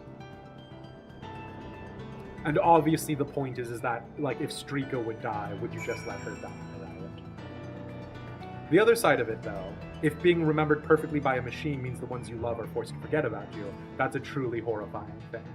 But there is, the whole thing about, like, sparing people from grief is an interesting point, right?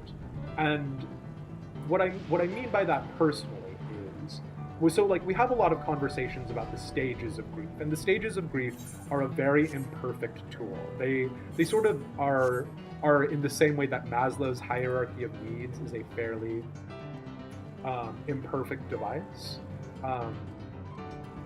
But really what I'm, like, trying to hit on is, do you want all of your loved ones to remember that you were amazing and that the world is now bereft of you, right? Like,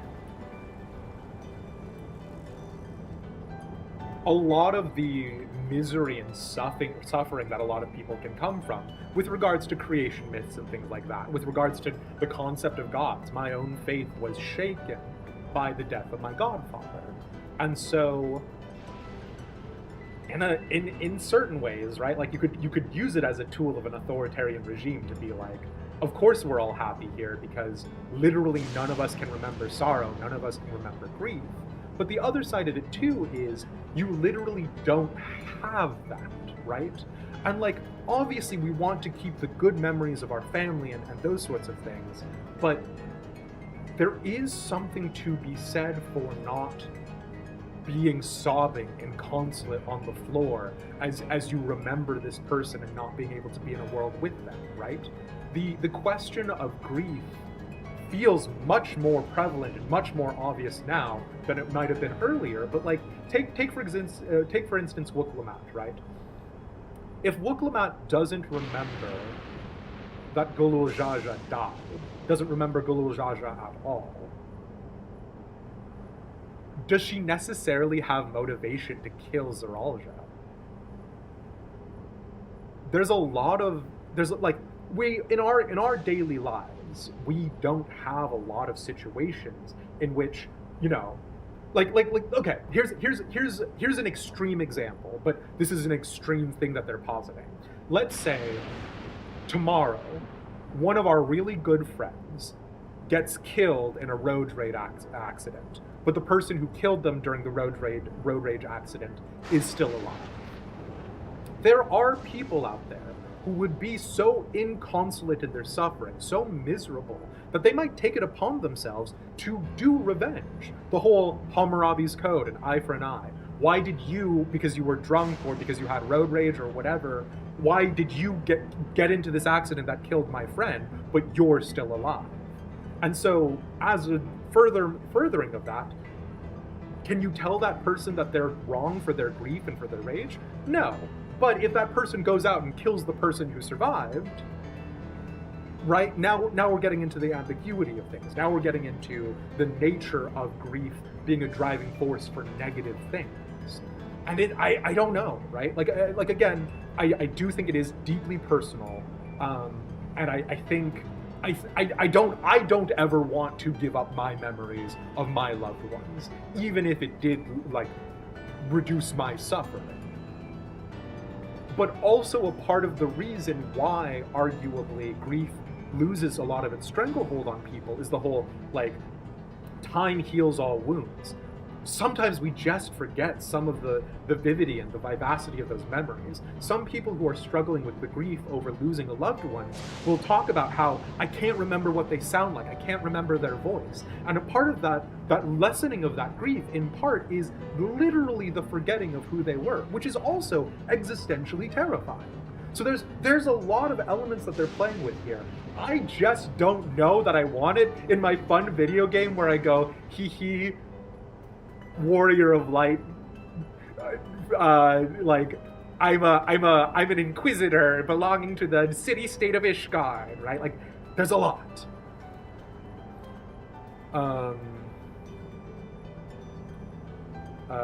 It's very short, but genuinely absurdly sweet. That's a cute thing to know, Sathis. If you don't mind, on the streaming Discord, if you put in that side quest's name and maybe its location, that could be a cool thing for us to see. Yeah.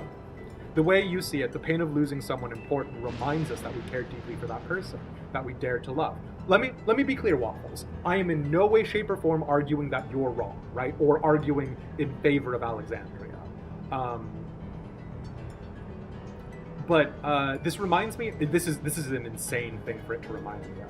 This reminds me of an episode of Grey's Anatomy. Do you guys remember that trashy drama show? It reminds me of an episode of Grey's Anatomy where basically there's a couple, and the couple is set to be engaged. And so the guy is going to the hospital for like some relatively routine thing, and they're like, that's totally fine, you don't need to worry about it. But they uncover that the guy has some other underlying condition, which means that he's going to die. And basically, they're like, we can do an emergency surgery, there's a very low chance of success. And his betrothed goes, I can't stay here for this. I can't let our engagement go through. I'm basically going to end our engagement because I'm not strong enough for this.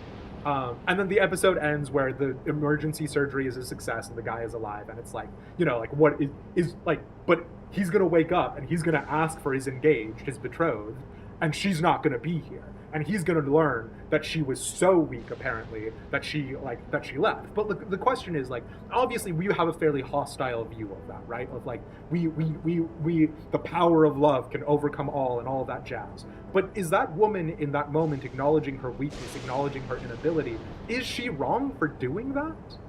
I don't know, right? Like, if the regulators are 100% optional, if it is a 100% opt-in situation, like, the ethereal sea on the source is literally just a swimming pool of souls that aren't doing anything until a baby is born somewhere, in which case, sloop, they pop one of the souls in the ethereal sea out and put it into that baby. If you could use the souls in the ethereal sea to do stuff, I don't know. Is it that different than what the ancients were doing on Elpis? After Shadowbringers, I have to say one thing. Where do you think we are? Yeah, okay. I think the perk of how they're introducing these concepts is that it's an optional philosophy lifestyle. Yeah, I was a little bit behind you there, Wirebone, yeah. God, they used to play Grey's Anatomy at all the doctor's offices, waiting rooms back in the day. That's so funny. I could not imagine anything instilling me with less confidence in doctors than Grey's Anatomy. She's a total bitch and a bad person for ending it while he was unconscious and on a table, but the choice itself is fine. I mean, yeah, right? But like, who among us are saints, right? So, there you go. What do you think is in this box? I'm guessing food. Oh, Wook-Lamat. We should solve the hard problem of consciousness before considering the ethics of soul, Theo. So, Theo, you are correct. in the world of Final Fantasy XIV, to the extremely limited understanding that we have, and the knowledge that all of our best experts, including the ancients, are idiots because they don't know Dynamis, and it took Thavnarian alchemists with Acacia for us to really internalize it. With that being said, we do have an understanding of consciousness, and consciousness is memory aether, right? So, again, real world, drastically different. Video game, don't worry, it's a discrete sum. It's memory aether, smile. So, judging by its name, I take it this facility is for gathering lightning energy. Electric potential, sure.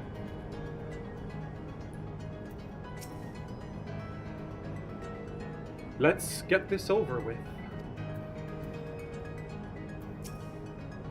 But, like, that's a part of the reason why I was screaming about Monteshane's lecture back then, and everyone was like, oh, Demeist, just do MSQ, just do MSQ. I was like, you guys don't understand. The implications behind incorporeal aether being able to be separated between soul and memory is gonna have massive implications. And everyone was like, oh, why do you think so much about video games? Why I was thinking so much about video games is literally this.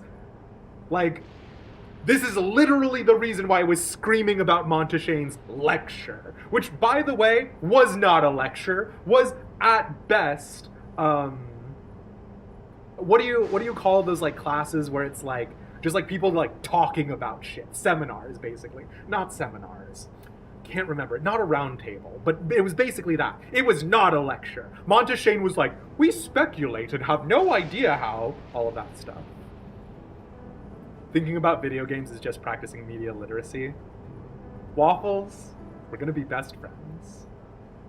It was kind of a TED Talk, but I'm gonna be honest, TED Talks have more concrete evidence than Monteshane's thing. Strika will show you what life can be like wearing a regulator. While I'm not blind to the potential benefits of these regulators, the risks inherent in giving another party the power to alter your memories cannot be overstated. Never mind the ethical considerations of using souls in such a fashion. Given the opportunity, I should very much like to study Electrope on behalf of the students.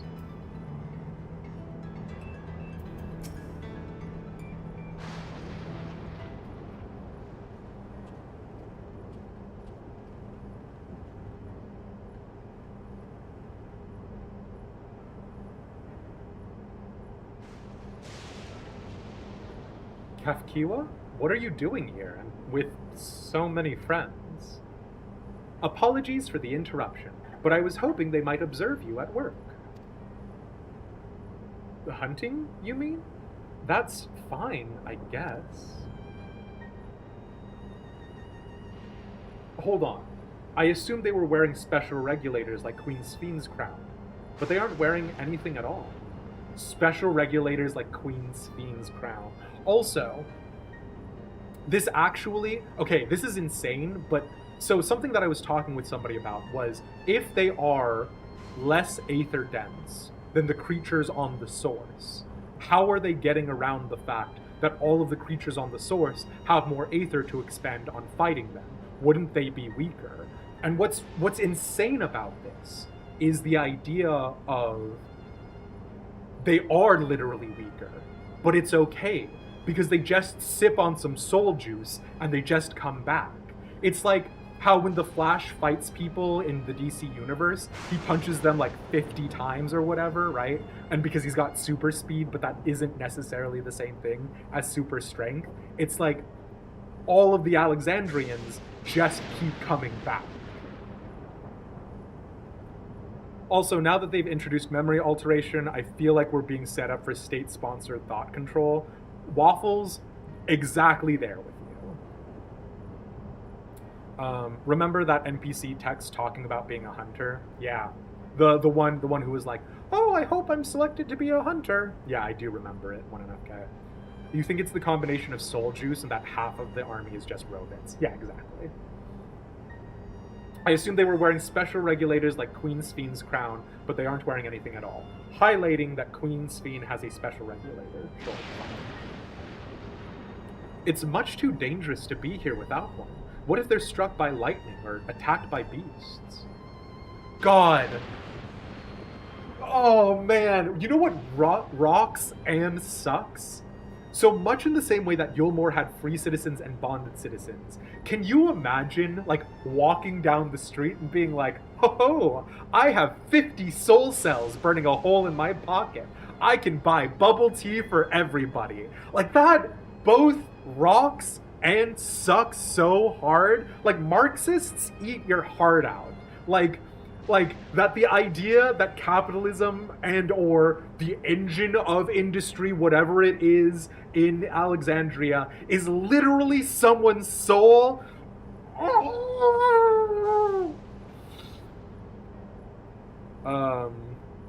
I will take full responsibility. What do you mean, Kafkiwa? You mean you will take responsibility if we get thundershocked? Yeah. You think having a robot army in a realm filled with constant thunderstorms would be a recipe for disaster? Also fair, yeah. I can assure you they're all quite capable of looking after themselves. If anything should go amiss, I will take full responsibility. Also, okay, this is actually a really messed up thought.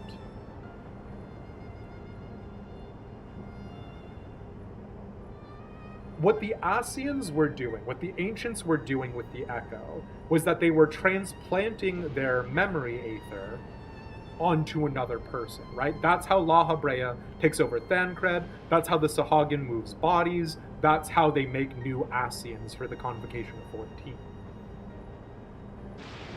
If you were in Alexandria, you could become a serial killer where you just forcibly implant your regulator's memories onto another citizen's and just get a free soul that way.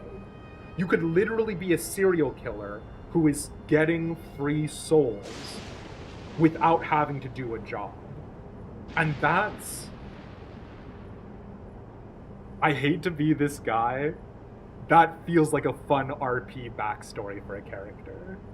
Well, so this is the thing, 1NFK, is that before, isn't that a plot beat in Ghost in the Shell or some such? Yes, Waffles, absolutely. So the Ghost in the Shell and not Cyberpunk, the one Harrison Ford was in, with the synths. Oh man, rain. It's raining and it's like super Japanese. Oh man, what is it called? The Thing. The Blade Runner. Not Blade Runner. Is it Blade Runner? That movie. Whatever that movie was. It touches on this a little bit. But basically, it is Blade Runner. Thank you, Nixus. Basically, it doesn't... And so this is the thing, Raven. It doesn't actually matter how the system is controlled because of the way that the Echo worked, right? So the Echo is indicative of you having an ancient soul. So we, as the Warrior of Light, are indicated as having an ancient soul by the virtue of having the Echo. It is heavily implied that we are Azum's soul, right? Washed through multiple iterations, and also, again, shards of it. But it is heavily implied that is what you, as the Warrior of Light, are. But the thing that is noteworthy about that, because that's how we like fold Ardbert into ourselves and all of that jazz, the thing that is noteworthy about that is that theoretically anyone with the Echo can do this. The only reason why the Asians are the only ones who are able to do it is because they just have the know-how.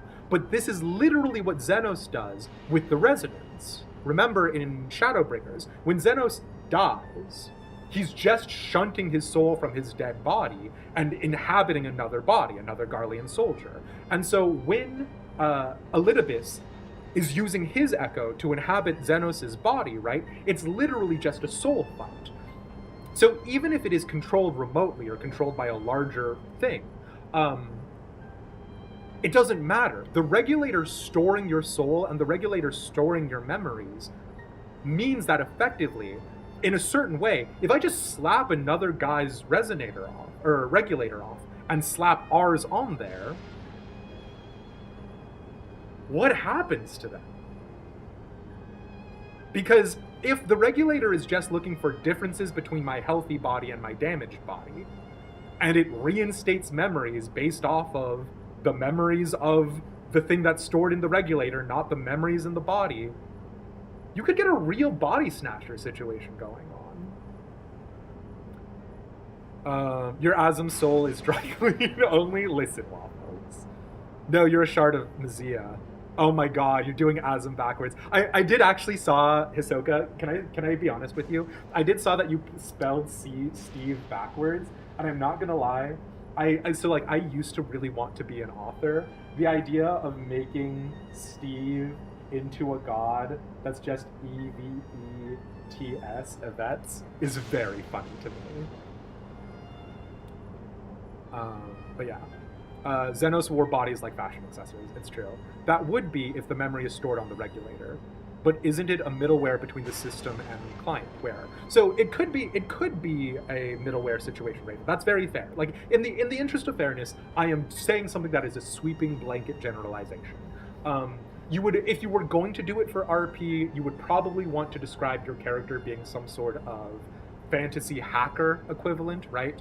You can like understand spell script or whatever it's called in a unique way so that you're able to sort of bypass whatever security measures are in place. Again, obviously not how it works in the real world. But the other thing is that it matters how the regulator evaluates death, right? Because here's another question, right?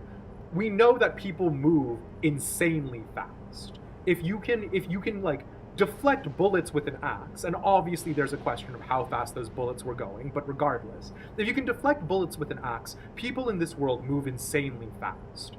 How long between the body's death and the regulator noticing that does it take? Because theoretically, if you just kill someone and slap your regulator on there, the regulator doesn't care whose body is dying. The regulator just goes, this body is dead, I have memory aether on file for this person, even if it is middleware, and then it would just go ahead and go through restoring the body to what it needs to be, because ostensibly, if you lost an arm, you expend soul aether to get the arm back, and it rewrites your memory aether over it. So yeah. Also, it is worth saying for me personally on this, I still fucking can't believe Raubon is rocking one arm, but also it does make me like Raubon even more, so yeah. I can't believe they coded the Electro in Flash, no! As resistant a lot of us were to the settings that were introduced upon first Dawntrail announcement, the shit is very good for character making. There is a small cavalcade of RP stuff in here. Like, again, I still vastly prefer the 90, 91 to 95 MSQ stuff, but now that we are elbow deep in Alexandria, right, now that the pretense has been taken away and like the subtext is now the text, I am now enjoying the implication that this has on the larger universe. Kafka was going to take full responsibility. God, we've been on this slide for a little bit, sorry.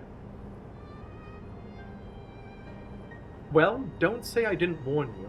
Danger aside, there really isn't much to see. Kafkiwa said you're a hunter, but wouldn't it be easier for those mechanical soldiers to guard this place? It would, if...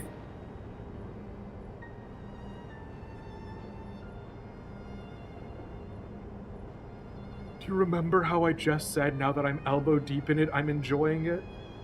Could you fucking imagine?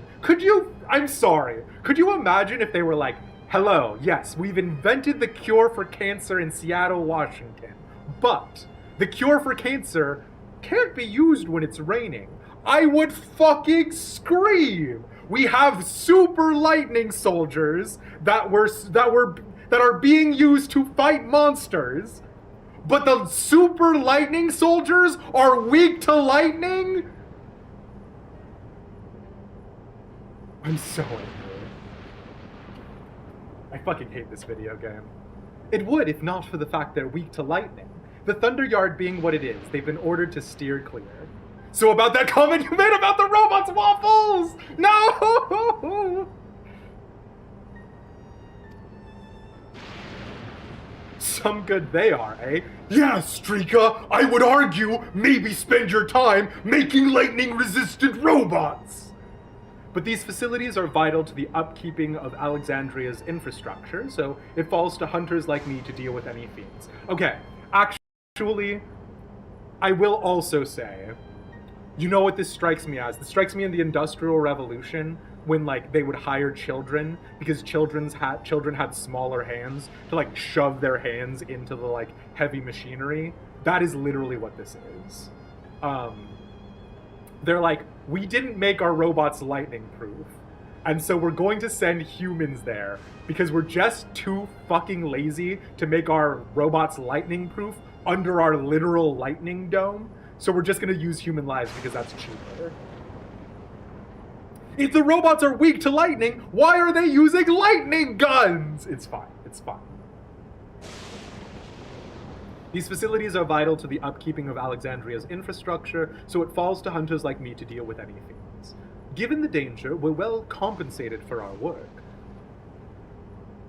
It's a perfect profession for anyone looking to build up savings.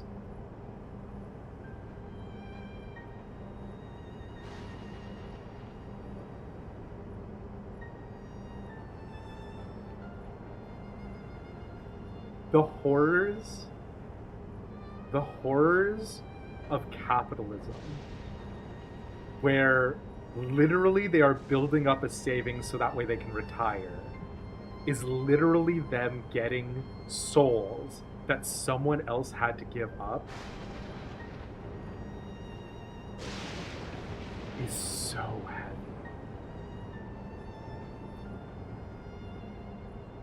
When life gives you lightning, you make lightning aid? Oh my god, Hisoka, did you read the line in Western Town where there's a doctor and the doctor is like, people keep drinking the ceruleum? Like, I like literally lost my mind in that moment because in the interest of fairness, it would be very like humanity to be like, we've got magic oil, drink the magic oil! So, yeah. It helps them overcome the psychological fear of their weakness, of course. The robot psychological fear of their weakness, of course. Zoralja, powerful warrior, terrible at everything else. Yeah, it's fair. You miss sitting into my streams? Good to see you, Angelic Eyes. Yeah. New meaning to selling your soul, yeah. But yeah. Given the danger, we're well compensated for our work. It's a perfect profession for anyone looking to build up savings. God. The special selection of souls for...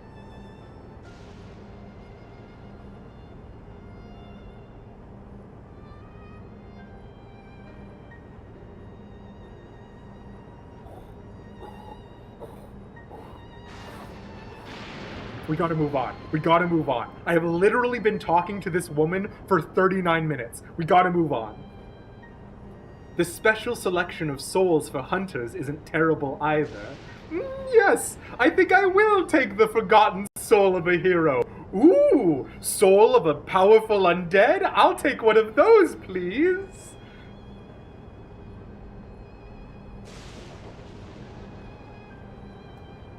I brought this lot here to see this danger you speak of, if it's not too much trouble to ask.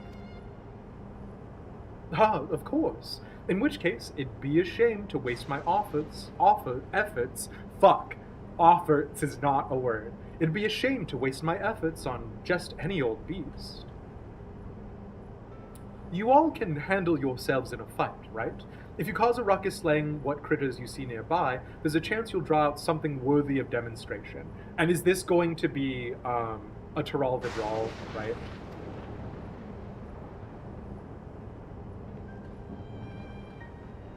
Oh my fucking god. Are the Tural Vidral just, like, I'm a big lizard that breathes fire, and I've absorbed all of my friend big lizards who breathe fire's souls?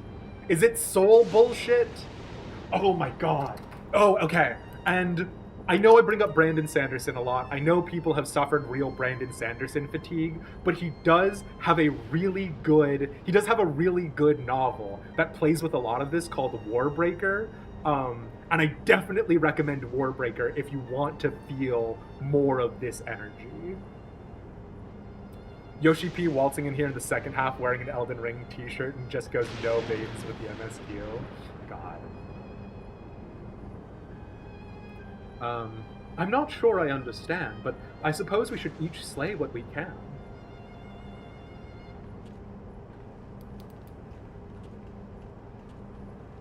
I do recommend Warbreaker.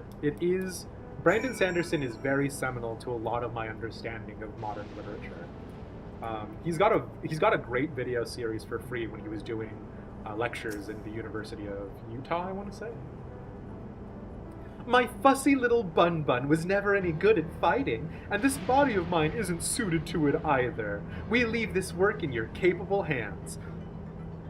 Do you know what this is? This is in Shadowbringers, when they introduced...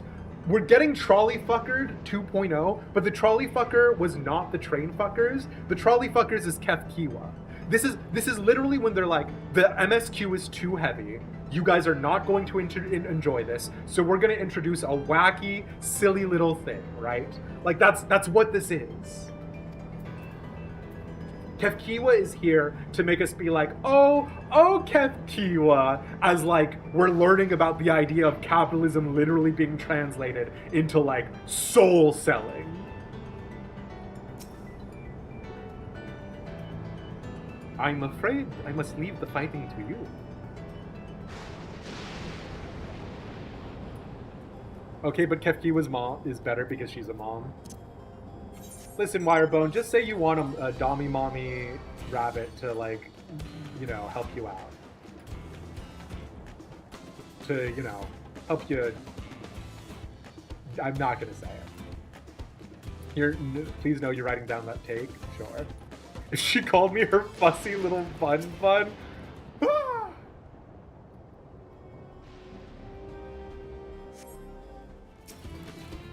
Charged Volt Power. And so we did actually see this boy in Vanguard, right?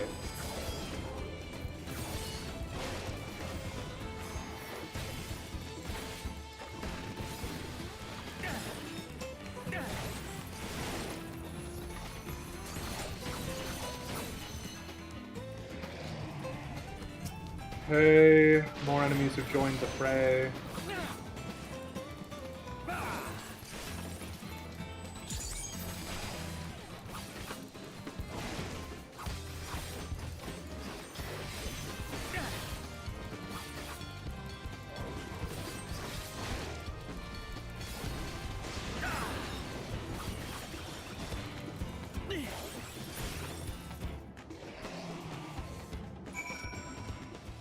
No!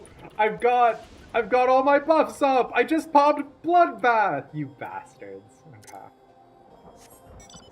Legit, if she called me her fussy little bun, I'd melt. She's so sweet. She is very sweet. Enville may not know his father, but I will be the father that stepped up. You don't even know what Kefkiwa looks like.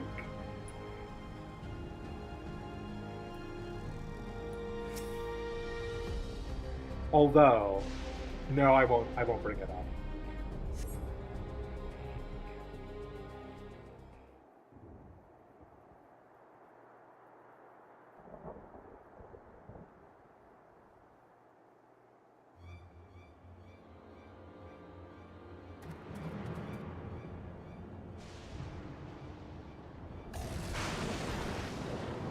Okay.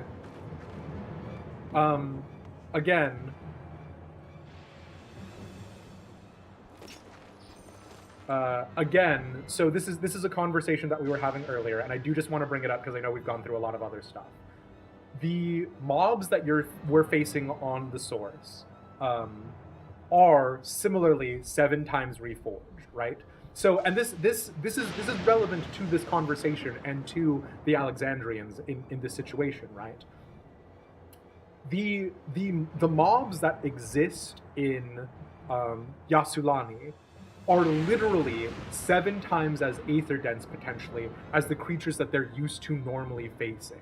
Without their aether technology, the hunters of Alexandria might just instantly get flattened by literally any mob. And that is a worthwhile conversation to have, because the regulator technology is giving them an advantage. You feel like a lot of Erenville being, well, Erenville really gets explained when you meet his mother back in that mine shaft and discover he grew up with the overly affectionate mother that embarrasses you type of mom. For sure, right?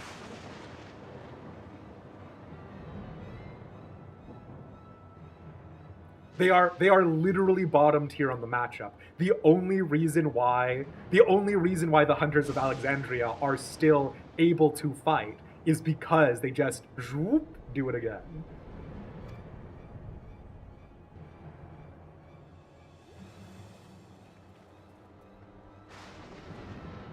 We'll help you. It's fine, really. I've faced worse. Just watch.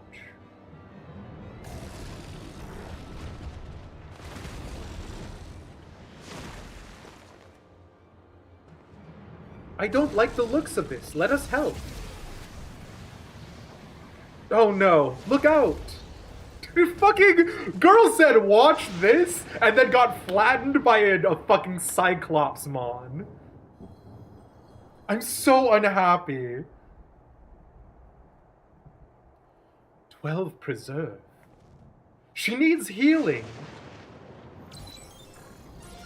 I need healing.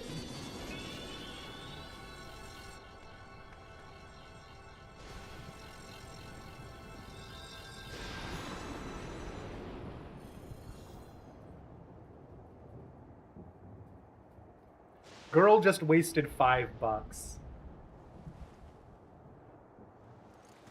Girl just spent her $20 on a demonstration for us.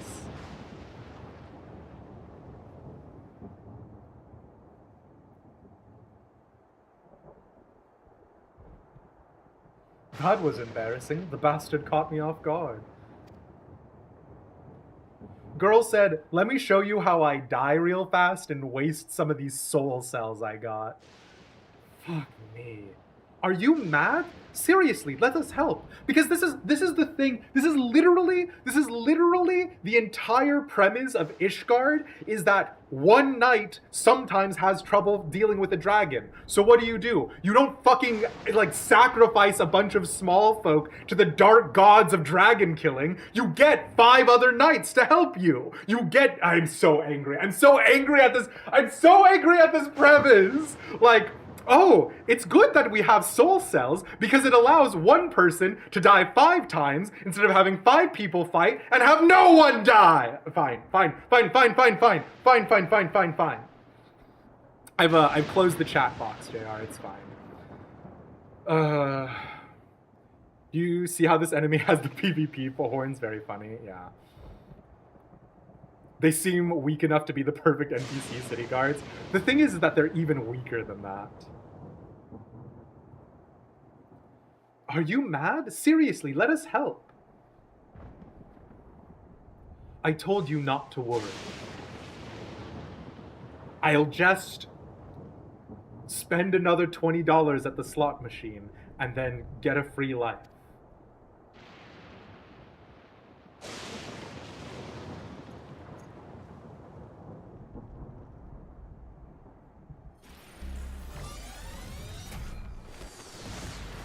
Sure. Literally whatever. Literally black mage PvP visual effect, fine. Literally warrior red eyes, fucking sure, fine.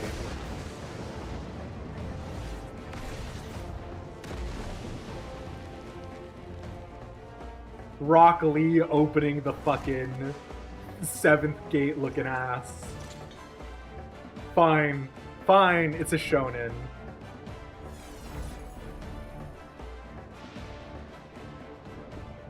This is what we call tilt, rage, and deep dungeon? Hell yeah, Theo.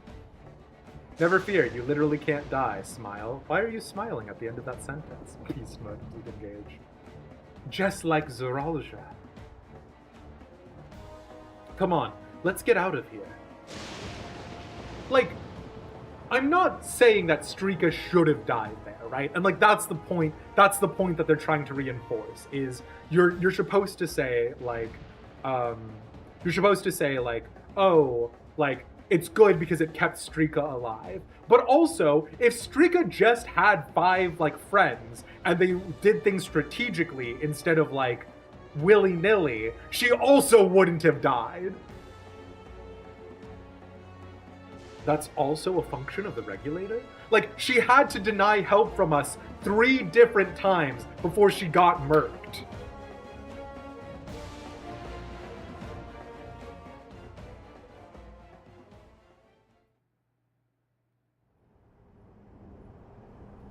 She never would have done that solo without that thing, but also just like, maybe also get some help and stop wasting souls, bestie. Final Fantasy 14 is a... Ah!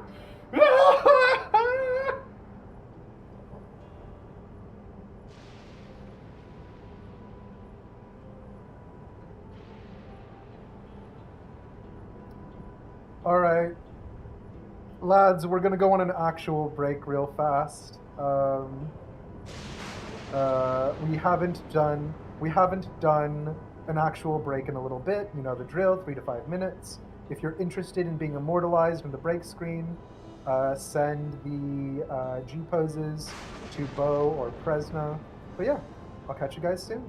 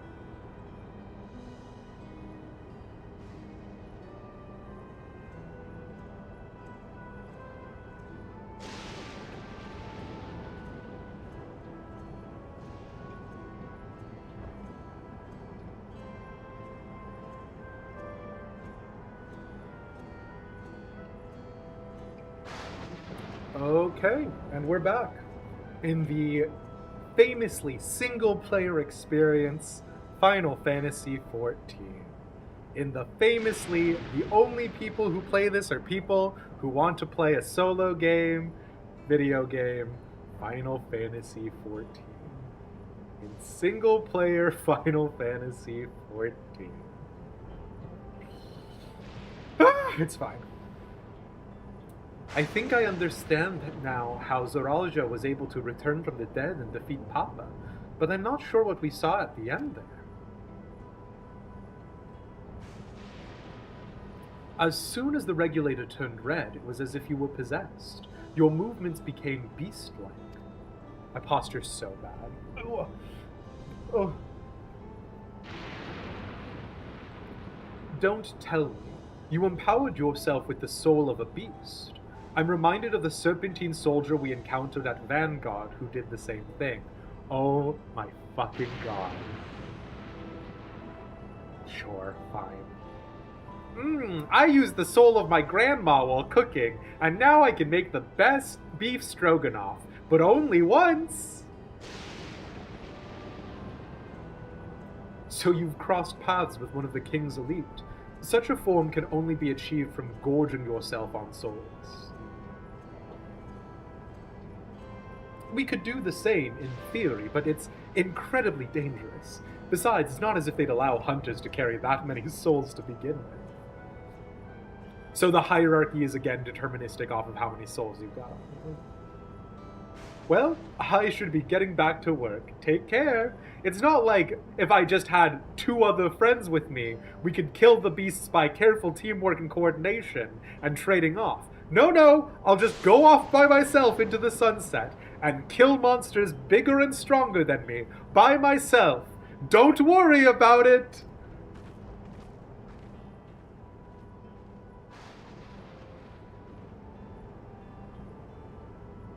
And there you have it.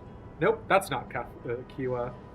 And there you have it. Regulators can be loaded with 2 kinds of souls. Those of people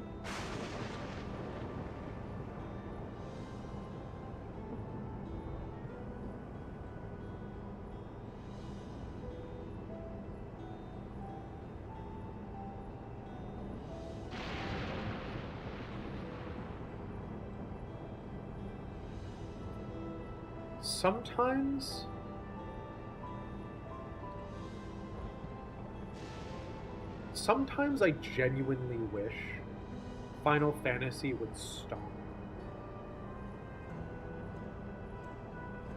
And what I mean by this is that we know there are a limited number of souls from the ancients.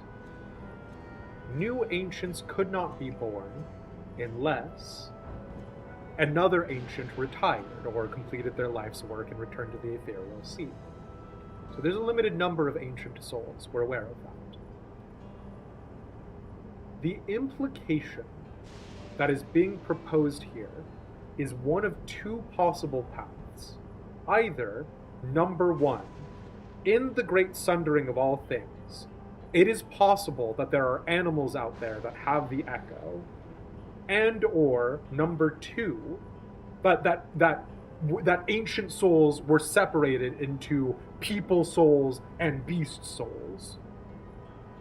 Or that number 2, there was a limited amount of aether in Aetheris at the time of their inception, at the time of the creation of Elpis. And so therefore they knew that each of their creations were uniquely singular vis-a-vis there being a limited number of possible options. The idea of giving beasts a unique and limited number of souls is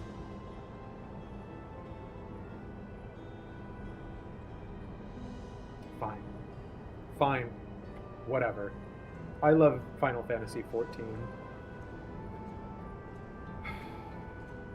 You got one of the most dangerous jobs used to keep us and our infrastructure safe. Maybe only 1 or 2 souls for you. Listen. I'm so angry. The souls of people can be used to grant the user preternatural strength. Naturally, they can also be used to ensure no one suffers an untimely death. And what about the souls of beasts? They work much in the same fashion, imbuing you the strength of the chosen animal. If, for example, you use the soul of a wolf, you would grow more agile and feral, as you saw with Strika. Do beast souls preserve your life?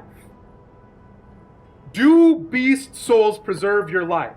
Squeenix, I just want a yes or no answer. If the souls that are being used in the soul cells are like from cows, the conversation has fundamentally shifted.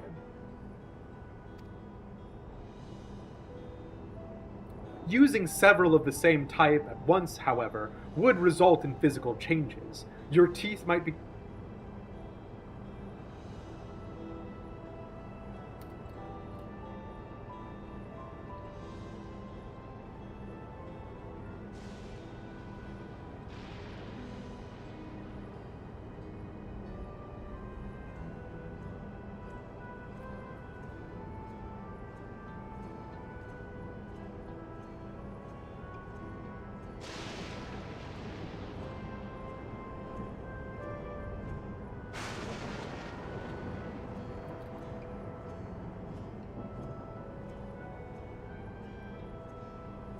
Your teeth might become fangs, your nails claws, too many and you'll become more beast than man.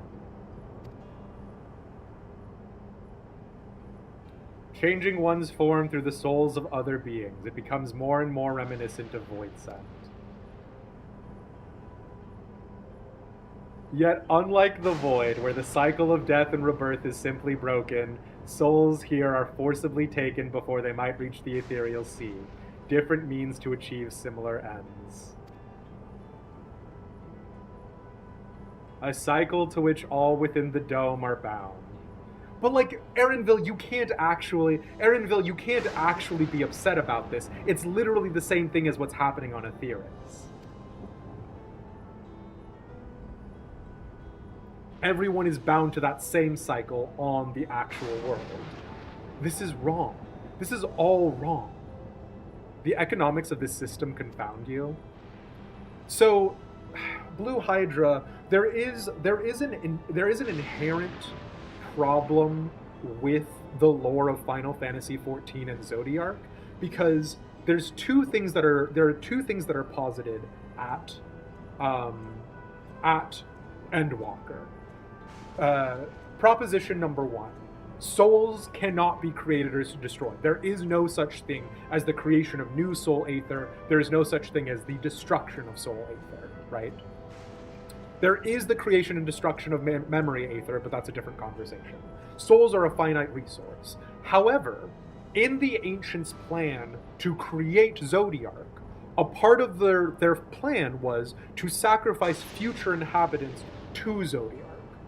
The reason why this matters is, number one, supposedly those souls would be destroyed, which goes against the thing that we were first told. And number two, it implies that new souls will be created after Zodiark's founding. So which is it? There's a zero-sum game on souls, or is it that new soul aether just can pop up or be destroyed willy-nilly? So, yeah. But didn't Strika just eat two? Theoretically 2 or more, right? So, and then the other thing about that is that ostensibly, because the way this would work on the source with a Void Sent is when the Void Sent dies on the source, their soul aether actually returns to our ethereal sea. And that's because the Void is so messed up that the Void doesn't have an ethereal sea anymore. That's a part of the rejoining failure that occurred. Inside of this dome, there is basically a microcosm of our ethereal sea. That when you die, a certain amount of you goes into the cloud, a certain amount of you is, kept for like the regulators, and also ostensibly some of it is being used. The amount that is being used would go back into whatever sort of ambient miniature ethereal sea that exists underneath the dome, right? So it would function in the exact same way that it does literally anywhere else on Etheris. It's just that here it's a much smaller number of options. You get what I mean? Yeah, the ethereal kiddie pool. So instead of it, and now that it has properly rejoined on the source, things might be different on that front, right? People who die under the dome might re-enter into Etheris's ethereal sea. We're not clear on that, but basically they have an ethereal kiddie pool under the dome. Is the understanding that I'm led to believe. It is indeed hard to accept, being so far removed from our own beliefs. Perhaps more shocking is that the technology to achieve all this was developed hundreds of years ago. The civilizations in the reflections are surprising indeed.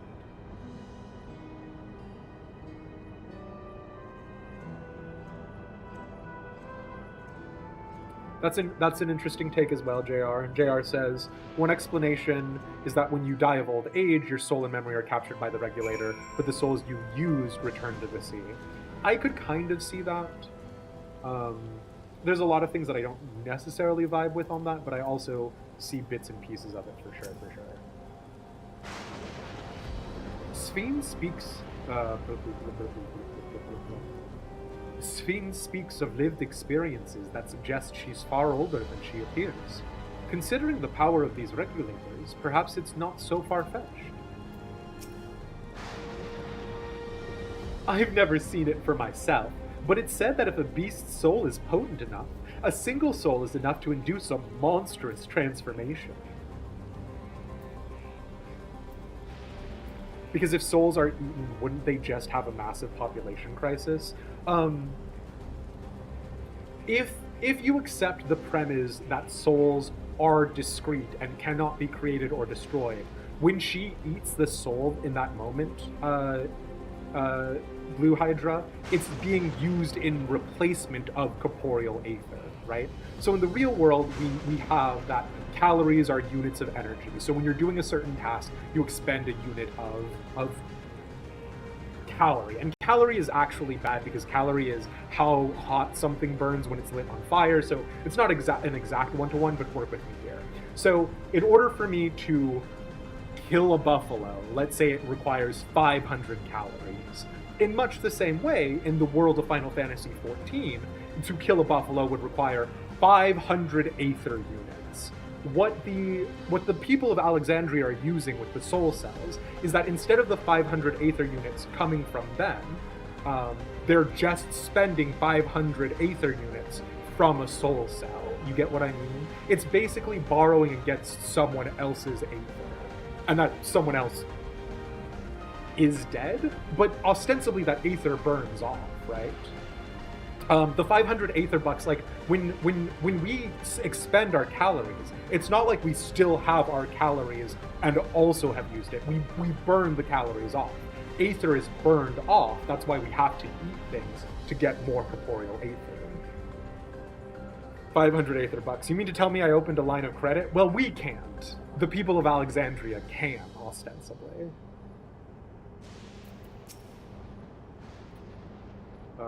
Sphene could be much older. But souls are one-to-one, right? They aren't regenerative?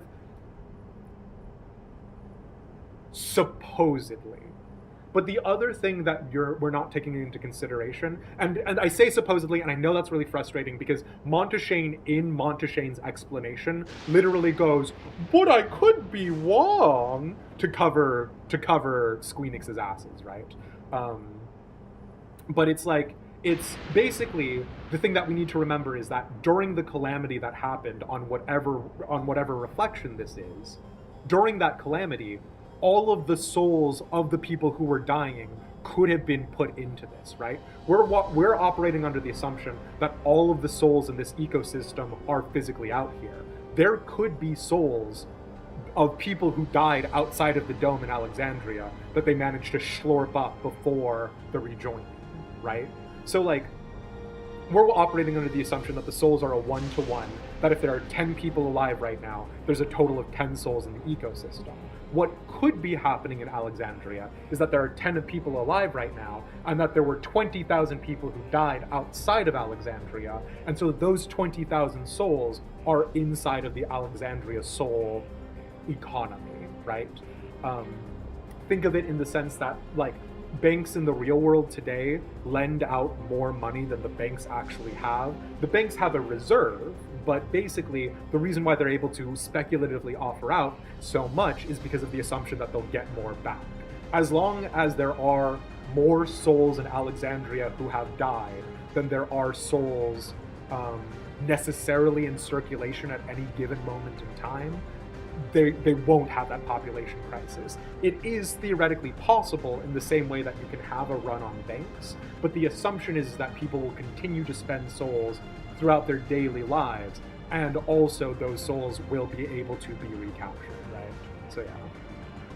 It's a case of Peter paying Paul. It's a little bit more complicated than that, right? It's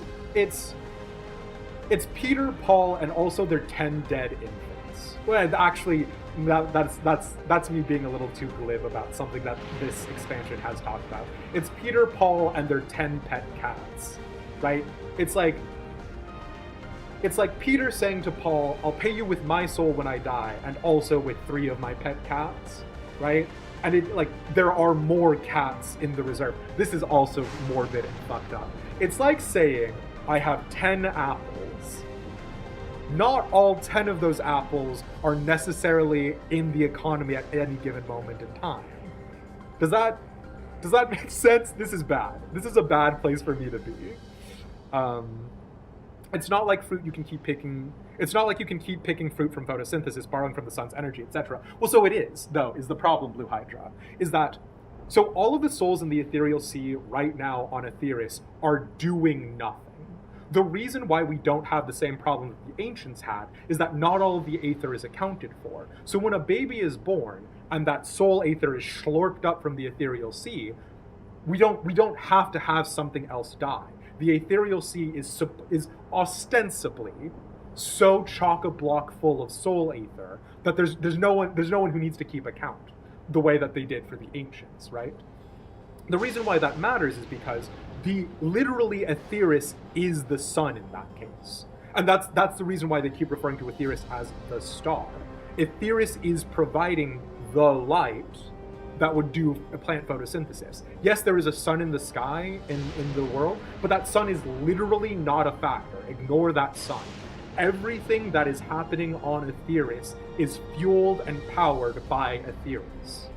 And so that's the reason why it's a little bit weird, and I'm a little angry at Creative Business Unit 3 and Squeenix's writers here, is because they're telling you that everything within Aetheris is in this closed loop, that there is literally no need for anything else.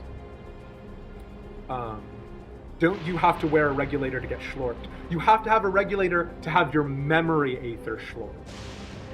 And so notice what they're talking about with the beast aether, right? Is that they're not saying that the beast's memory aether has been separated from the soul aether. So that's probably a part of the reason why you become more animalistic.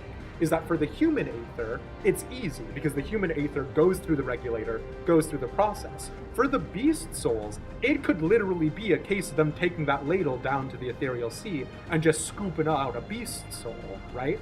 In which case, they don't have to do the work of separating the memory aether from the soul aether the same way that we did. For people, ostensibly. Very speculation. 16 asterisks. You have gotten very sleepy. We'll catch you, my friend. Thanks for hanging out.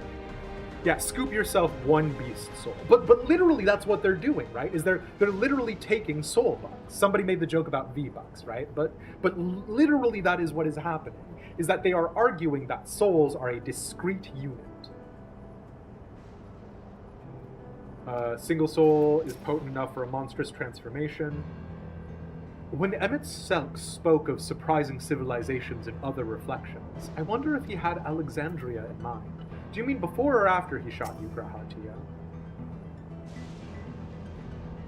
I understand this is part of their culture, but is no less disconcerting. You might just be a little stuck on a misunderstanding 3 blocks back. You'll keep watching and hope a second see-through helps more? Yeah, no worries at all. No worries at all, Blue Hydra. Again, I'm also this is not lore compliant. What I am saying right now is strictly lore adjacent. And the reason why what I'm saying right now is strictly lore adjacent is because as much as Final Fantasy XIV gives you answers to everything, they also don't really give you answers to everything, right? The point isn't this is the real raw mechanics of it. The point is we're giving you enough of an explanation to hand wave it and just telling you to keep going, right? Oh my god, this is a headcanon, I riot. Well, like, so it's based off of lore, but also... By the way, something you might have missed. Oh, there are no Elysian living in Tural, meaning Skira something is a proper Alexandrian citizen. I did miss that, JR. That's a very good point. Thank you. Yeah, I did not realize. Fonjontaine is not a Tulilolan, a Turali. He is an Eorzean. There are no Elysian in Tural, as far as we are aware. While we all have our thoughts on souls, for now the important thing is we know what power Zoraljah has at his disposal. It is one thing to separate corporeal aether from incorporeal aether. What was I saying, chat? It is one thing to separate corporeal aether from incorporeal aether, but to strip memories from the soul entirely is unprecedented technology. This is no longer only Tuliolaw's concern. With his newfound power, Zoraljah has become a real threat to the entire world. Indeed, he has to be stopped, no matter the cost. No French in my Mesoamerican paradise? Hisoka! Regulators give Zoraljah a frightful advantage, and that's just one of the devices he's gotten his hands on.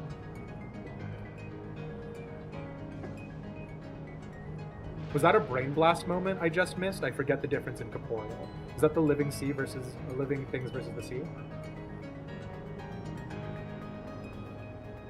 It's not a brain blast moment. It's a I promise I'm not talking out of my ass moment. So every person is made up of 3 discrete units of aether, right? So in Shadowbringers, we were talking about corporeal versus incorporeal. So all of the other scions and Shadowbringers brought all of their incorporeal aether over, but not their corporeal aether, to which Grahatia then had to try and create physical bodies out of the incorporeal aether that was there, but it was literally killing the corporeal aether on the source. That's a part of the reason why it was such a big deal that in Shadowbringers Post, we had to get back. The thing is that the physical body is corporeal aether. Memories, emotions, thoughts, all of that jazz is incorporeal. And then incorporeal is further broken down into soul and memory. And memory feels like it's a localization team doing a thing. I feel like it would be more accurate to say soul aether and identity aether, but identity is tricky at the best of times. If we're to have a chance at defeating him, we have to learn all we can about the technology he has at his disposal. Embracing oblivion. Kefkiwa regards you with concerned curiosity. I trust you've gained an insight into the use of souls in Alexandria. It's shocking, I know. I was overwhelmed myself at first. I expect you'll need some time to digest it all, but for now, let's head back to Earth and Sky. At this rate. There's something I want to discuss with everyone. Let's take a moment before we head into the tunnel.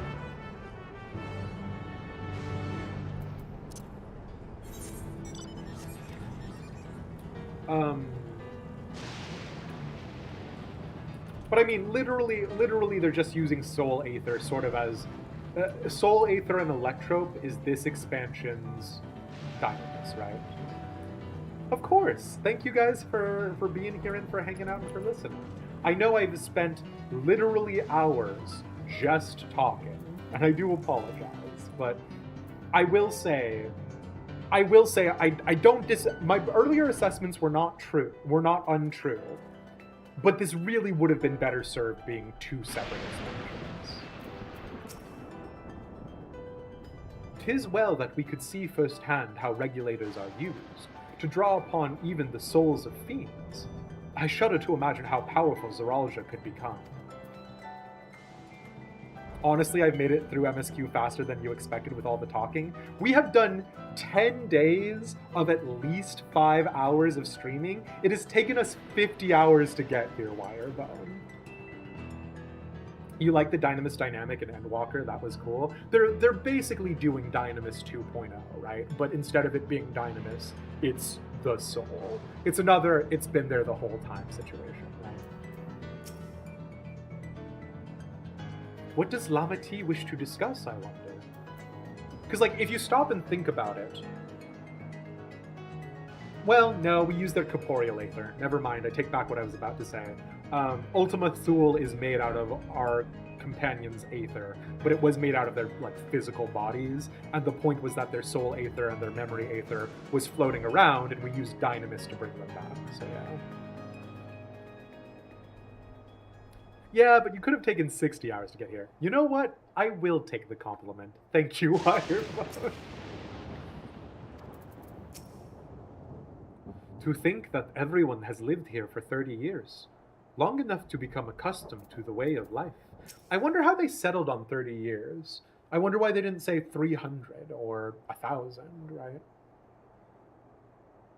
I understand the argument that we should keep an open mind if this practice is integral to their culture, but every fiber of my being rails against it.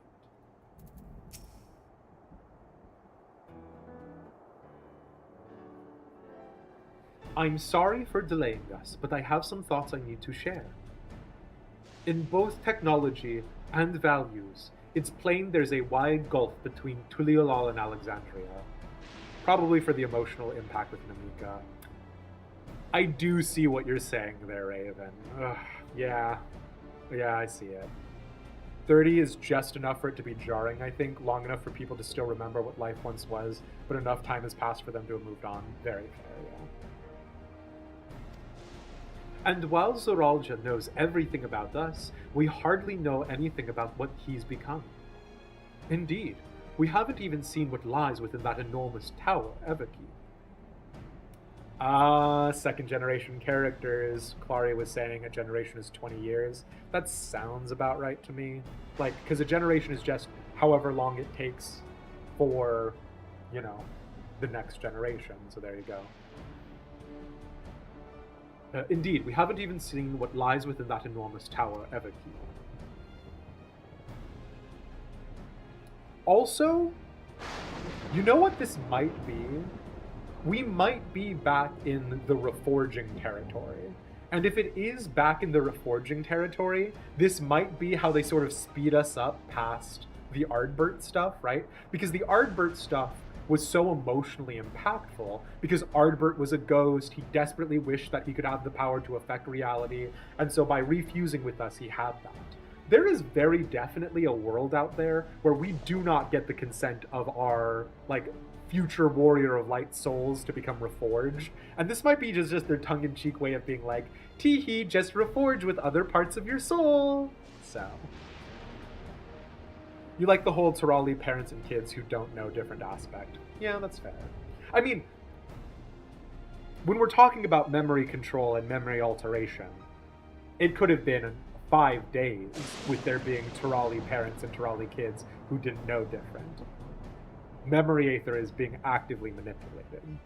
But it does lend more credence to Alexandria not being actively hostile and evil. So, there you go. So here, I'd like to make a proposal. That is, we work with Kefkiwa and her people. We need to learn as much as we can about the enemy. The quickest way would be to join hands with Olivia. We've only just met them, I know, and we shouldn't be too quick to trust. but the fact remains that they share our desire to stop Zeralja. Sphene, too, claims to be at odds with the King of Resolve. May I ask why you would cooperate with Oblivion instead? It's simple, really. Their leader is Erenville's mother.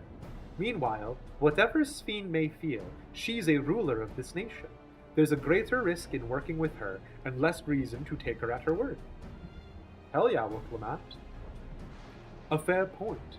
And knowing Zeralja, we must assume that his arrangement with Sphene was not made without some consideration. All I know is that it would be heartening to have allies in this strange realm. I think everyone would agree that any help we can get would be welcome. Hold on, there's no guarantee that it's actually my mother behind the machine. Without seeing her in the flesh, we can't rule out the possibility of a ploy. If it turns out to be a trap, we endanger not only ourselves, but everyone in Tuliolal. Oh my god, are they going to recommend we split up again? As you say, we have no proof that it really is Kefkiwa. But I make my proposal in full awareness of this. Whether we're going to war or striving for peace, we need to learn as much as we can. Otherwise, we can't hope to do anything meaningful. As it stands, we know too little about this realm. We need to remedy that. We need to study the enemy, and when the time comes, strike down Zeralja for good and all. Excuse me. What's more, I trust you, Erenville. You've always had great instincts, honed from your time training under your mother. What if I'm wrong? What if sentiment is clouding my judgment?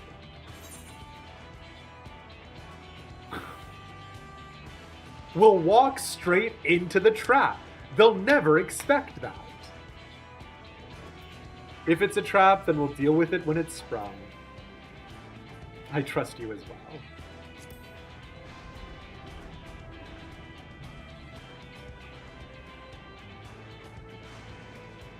well. That's always the way of it with you. They wouldn't expect anyone stupid to actually fall for it. Yeah, exactly. Fine. If you're set on this, then I'll say no more.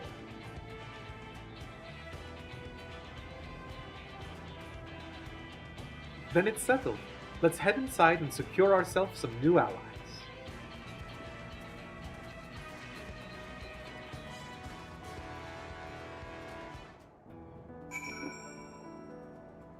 So that's why traps never work on me. So, it's good to see you. I've actually...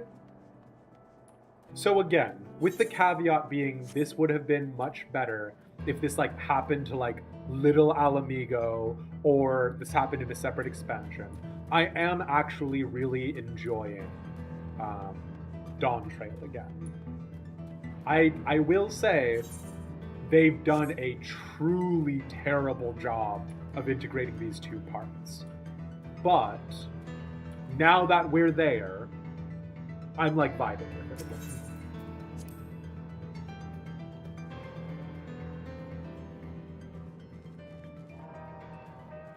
We're ready to hide in a heartbeat. Oh, it's the same ambient dialogue from these boys.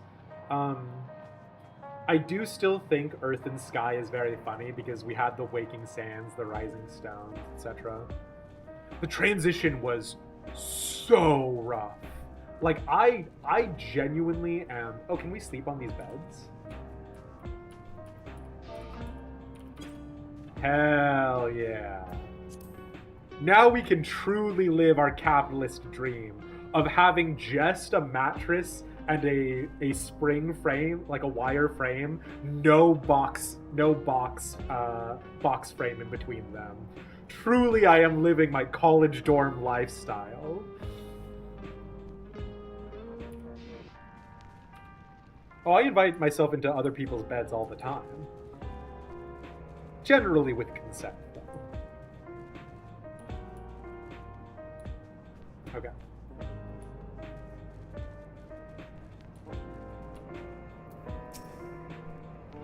The wildlife can be very dangerous out there. You need to take care of yourself if you don't wear a regulator.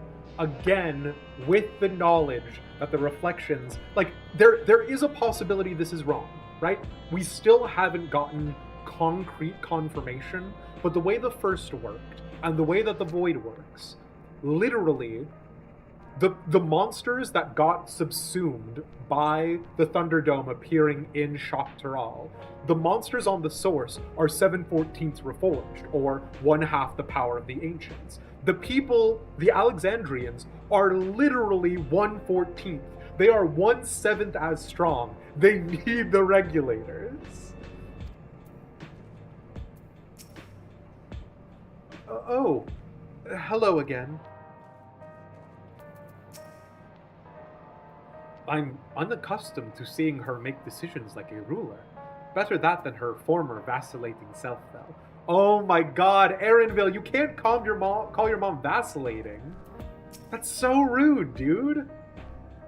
It's like when I call people vapid. With the resources at their disposal, I'm hopeful that Kafkiwa and her people will make great allies. The vow of resolve is possessed of conviction and flexibility both. If the tales are true, she's learned much in the course of the rite of succession. While I'm all for dealing with Zoralja, we need to consider how our actions may affect ordinary Alexandrians. They're not the enemy, after all. I will be honest, I do not care about the Alexandrians yet. Maybe I will have my opinion changed. I die.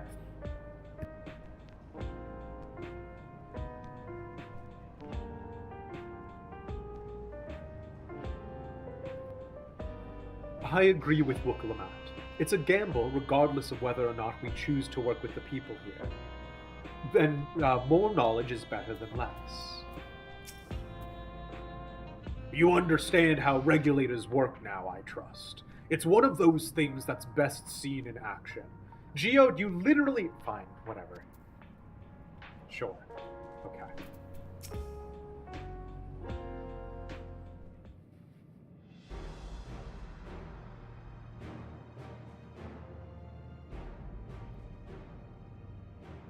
Kefkiwa, there's something I need to tell you and your people. We came here for no other reason than to strike down Zoralja.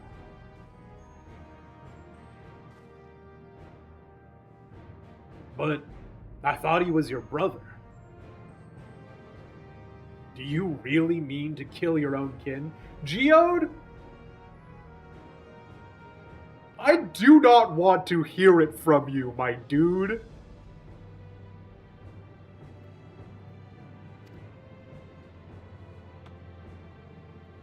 My kin invaded our nation and murdered our people. As vow of resolve, it falls to me to bring him to account. I am prepared to do what I must, and I won't hesitate when the time comes. Like us, you and yours oppose Zoralja. In light of this, I propose that we work together to stop him once and for all. I see you, Hisoka. I realize that this is sudden. It's a gamble to trust someone you've only just met. But I would trust in the conviction of anyone who shares my goal. So fight with me, I beg you.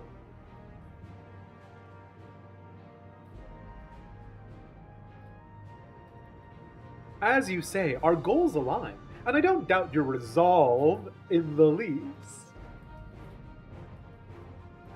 If you hadn't proposed working together, I would have done so instead. Truth be told, it's been tough going at it alone. While we've gathered ample intelligence, we don't have the strength to take decisive action. What is the name of the, terrorist group freedom fighters in Final Fantasy VII? Besides, how could we not trust you?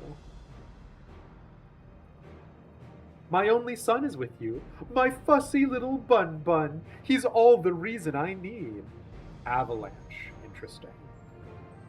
I don't think there's anything between Avalanche and Oblivion there, yeah. Avalanche all caps. Oh, interesting. Then it's decided. Here's to a fruitful collaboration.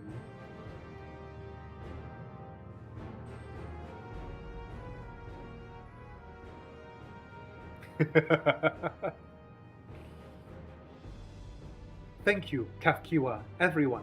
Together we'll achieve great things, I'm sure of it. Then let's not waste any time. I've been wondering about Zoralja's whereabouts. Is there a palace inside that tower?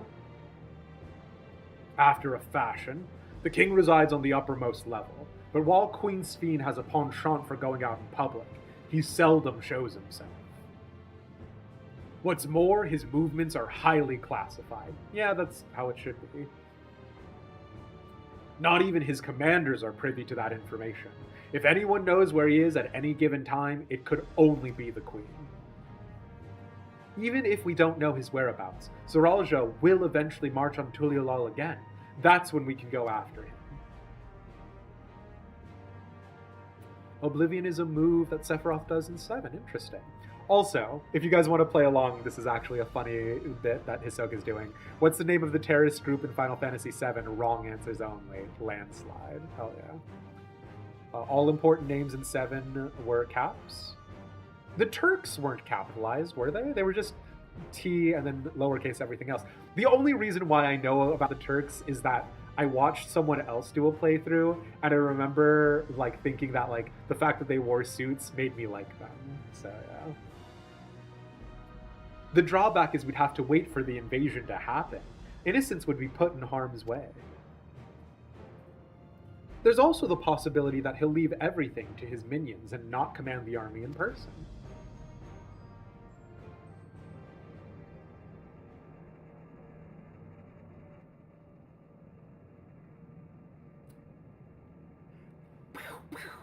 They were lowercase because they weren't good enough for soldier or something. Theo! Ugh! Ugh! Anyways, sorry, back to MSQ. No, he'll take the field. What makes you so certain? My brother has always yearned to surpass our father. That's why he attacked Tuliolal. After waiting for 30 years, the first thing he wanted to do was demonstrate his newfound strength. But killing Papa didn't satisfy him, so now he's bent on proving himself stronger than me and Kona, who bested him in the right of succession. He challenged me to strike him down. He wants a duel to show everyone that he's superior to the Dawn Servant, and he won't let his minions deprive him of the pleasure. How is Wuklamat supposed to beat him? Then why hasn't he appeared and given you your chance? Surely he's aware of our presence here. At that, I can only guess. Perhaps he wants to dazzle us with his wondrous realm. But if he won't deign to appear, then we'll force him to do so. The fact that Zoralja is the king is so deeply unhappy. It has to be something to do with the gate or whatever. Like, I'm so deeply displeased that, like, Zoralja just happened to be in the right place at the right time. Like, it's not that Zoralja had the power to do it. It's just that, like, fucking Cerealja stole the key from the vault, and Ketenram had all fucking 7 keystones just tucked away in his mattress. Like, it's fine. But if he won't deign to appear, then we'll force him to do so. Even as we gather intelligence, we make no move to attack him, show absolutely no interest in a confrontation. Knowing him, he'll tire of waiting and turn his attention to Kona instead. He'll attack Tuliolal again like he said he would. I see. If you believe this the best approach, then we have no objections. Any campaign against Tuliolal requires that Zoralja lead his forces through Vanguard. We'll have lookouts keep an eye on it day and night. Such a strategy is certainly viable. If we're proceeding with it, though, we should warn those outside. Indeed, they'll need time to prepare their defenses. If Tuliolal gets those cool Aether cannons that like Grahatia made, and I don't get those for Ishgard, I'm gonna be so sad. Give me cool Aether cannons. I should be glad to coordinate our efforts. I'm already in regular contact with Y'shtola, and we'll make sure to keep our comrades appraised of developments. You can leave Vanguard to us. We'll send word at the first sign of movement. I'm still so sad that they made Jessie Raspberry in the Final Fantasy VII Remake like fire, fire, fire, and that the Jessie Raspberry in Final Fantasy XIV is so incredibly flavorless. It seems we have a plan. While we wait for Zoralja to move, you do well to prepare for battle, and it begins with familiarizing yourselves with the technology that empowers him. Is Zoralja the second trial of the expansion? Y'all? Is Zoralja the second trial of the expansion?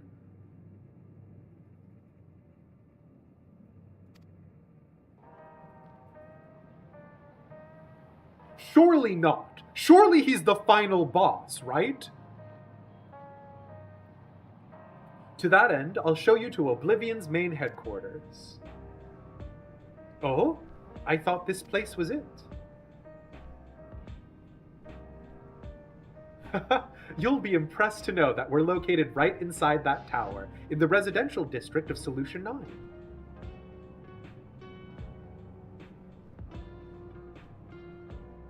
Yeah, if Zodiar can be the 83 trial, anything is possible. That's why I'm wondering if Zoralja is the second trial.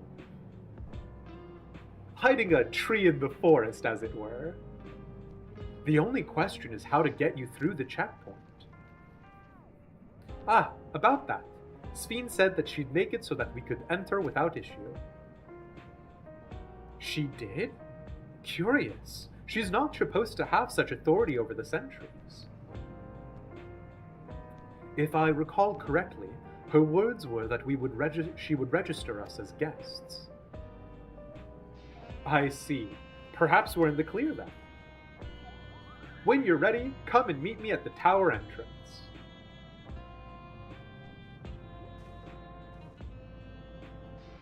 Before you head out, give us a moment to introduce ourselves properly, eh?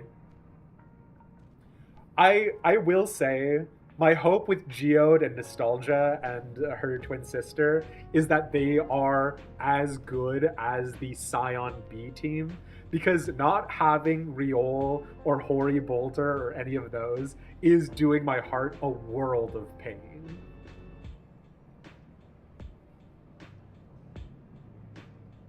First Endwalker trial had you going insane with that twist. It was so wild.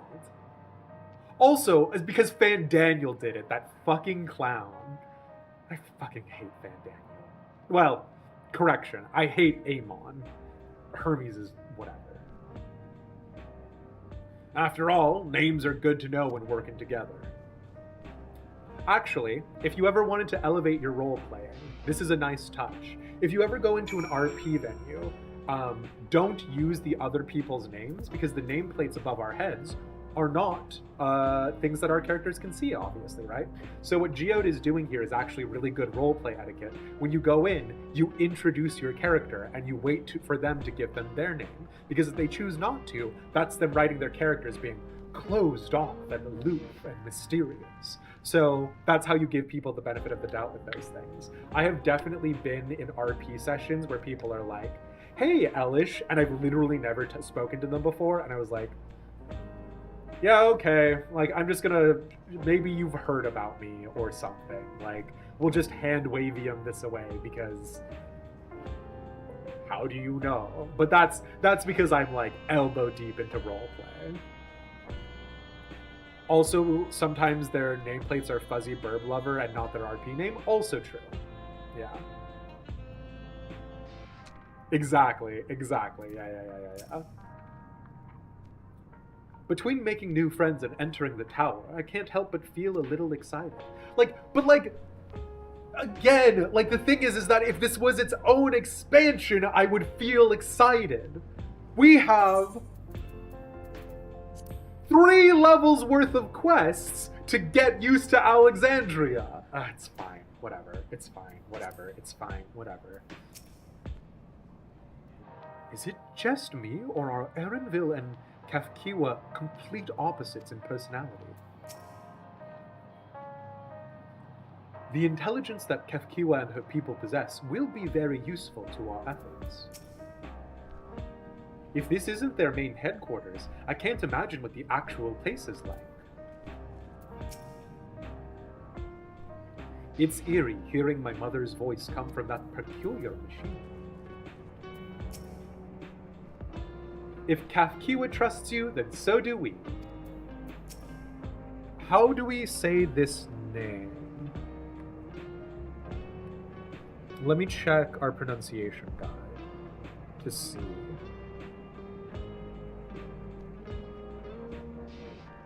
Okay, I don't have it on the pronunciation guide, which is understandable. Spoilers.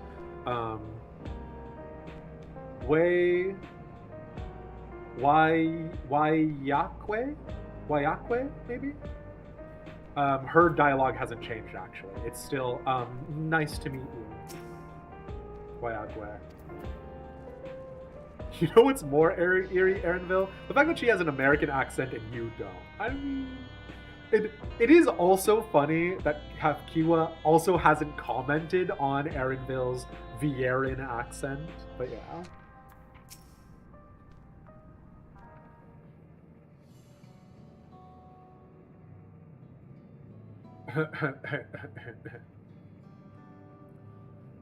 While Oblivion has operations all over, we're the main crew here. I'm Geode, the leader of this hideout. And the dependable young twins behind me are Nostalgia and Wayakwe. I'm Nostalgia. It's a pleasure to meet you. My sister and I were both born and raised inside the barrier. We've been with Oblivion for 3 years, and our main duties are surveillance and provisioning. Twins, eh? That explains the resemblance. Wayagwe is a Tonawautan name, unless I'm mistaken? That's right. Our mother is Tuliolalan and our father is Alexandrian. They wanted to honor both cultures. Oh my god. Are we gonna meet an Alexandrian whose name is like Paper Cup? Like, are they just... that's insulting to Alexandrians. I'm sorry. It's just like, if nostalgia is any indication to go off of, what, we're gonna meet an Alexandrian whose name is like Wanderlust? We're gonna meet an Alexandrian whose name is like mildly horny at 2 a.m.? Like, I just like what are you, like, what is the naming convention? It's fine. I'm sorry.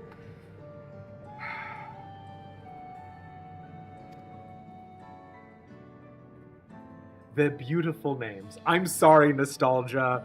I'm sorry, Nostalgia. Constance is a name we have IRL. I know.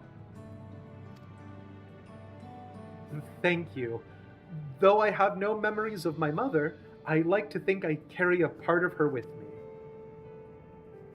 So, what made you decide to join Oblivion?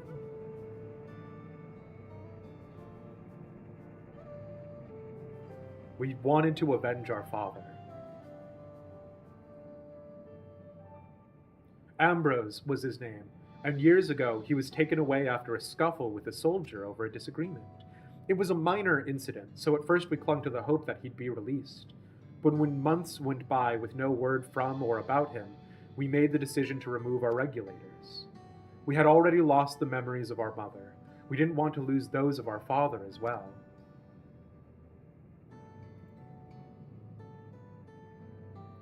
They've all forgotten about him now. Everyone who had known him. That bastard. Even here, he thinks nothing of his own people. Sometime later, we were approached by a member of Oblivion. Hoping to get justice for our father, we joined the Order. I'm sorry. I didn't mean to darken the mood. No, I appreciate you sharing this. Together, we'll avenge your father. Thank you. Something tells me you have what it takes. You introduce yourself too. Go on. It's pretty much the same story for me.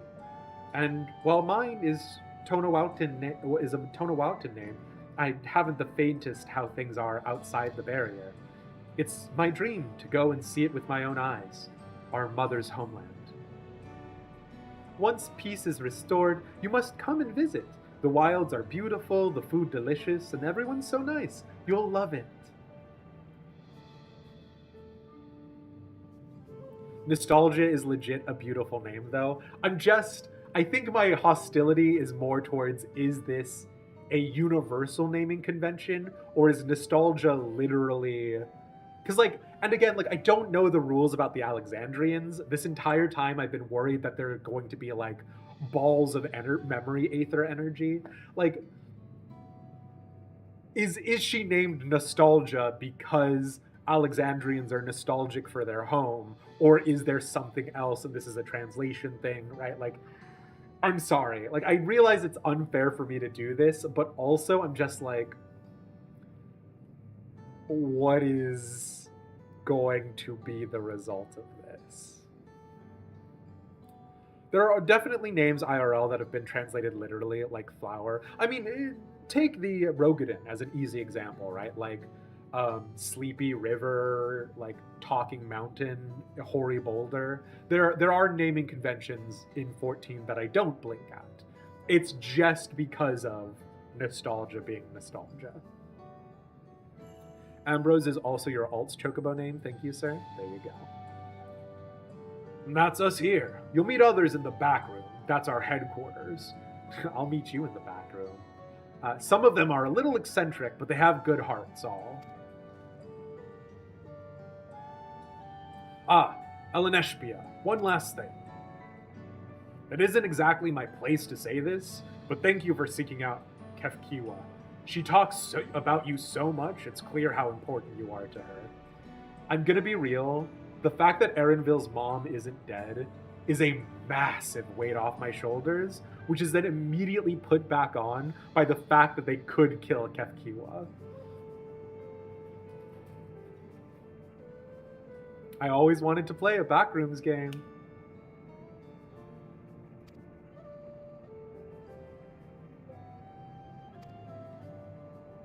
That's all. Be good to your mother while you still can, eh? Geode, are you hot for my mother or something? Well, we'll let you go now. Feel free to use this hideout as you like.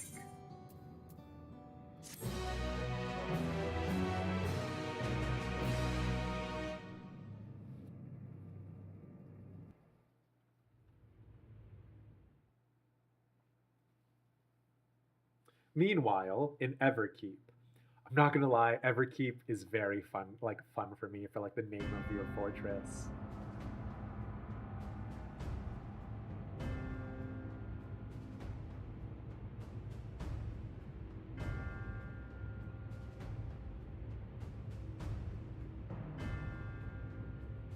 You've been consulting with Wook Lamont. Sure. No matter.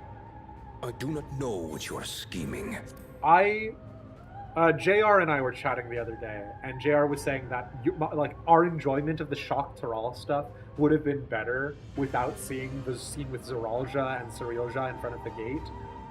I genuinely feel that feeling here again, right? Just don't tell me this. If this is that there is a plot twist coming, don't give it to me this way. You know what I mean? Ugh, whatever.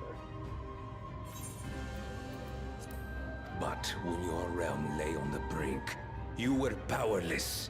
You had no choice but to turn to me. Whatever sentiment you may feel for her, it is my power you require, is it not?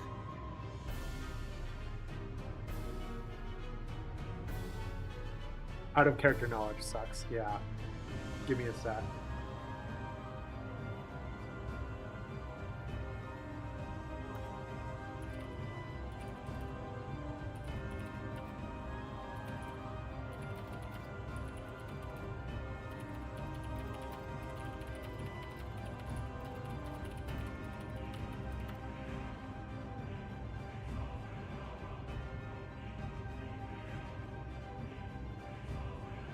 Sorry, I just had to write something down for notes later.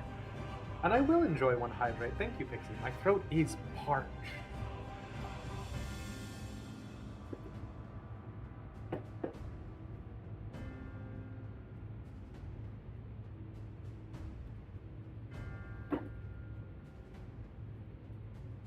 The notes. Steve but backwards. I've already written Steve but backwards on a note.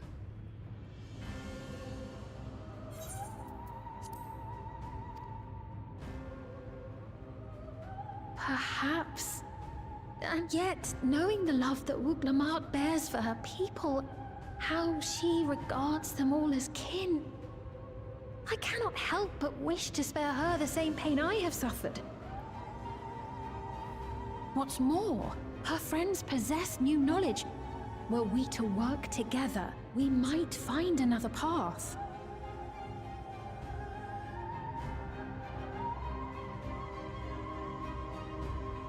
I know you're loath to consider it, but is there no hope for peace with Tuliolo?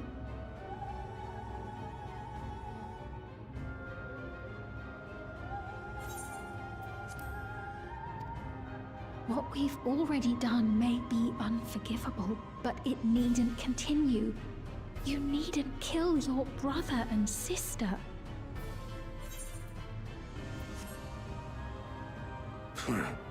I slew my only flesh and blood. Yet you attempt to sway me with an appeal to family. Zoraljah has no flavor whatsoever. Zoraljah is a saltine cracker with the salt removed.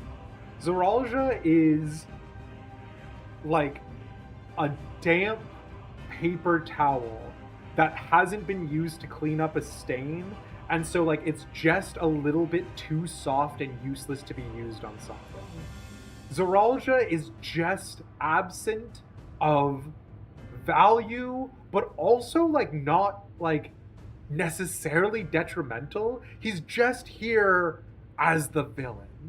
Like, I just feel truly nothing about this boy. For all of the rage that I felt about Bakul Jaja and like all of my anger about his about face and everything, Zoraljah being like, I am Murderbot 5000 just gives me nothing. Like, okay, dude, you're the resilient son.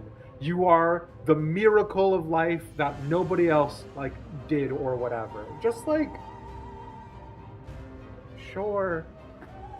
Okay. Yeah. That guy seems to be high on his own farts. Like, literally, like, it is mind-blowing to me. Like, here's the thing about Bakul Jaja.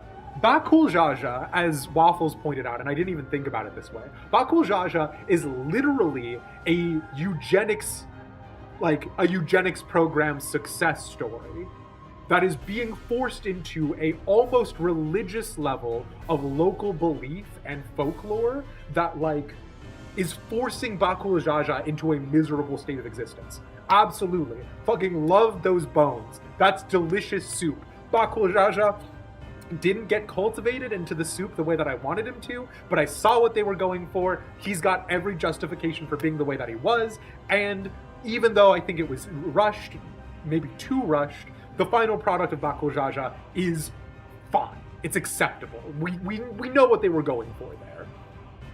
Zoraljah is just truly nothing.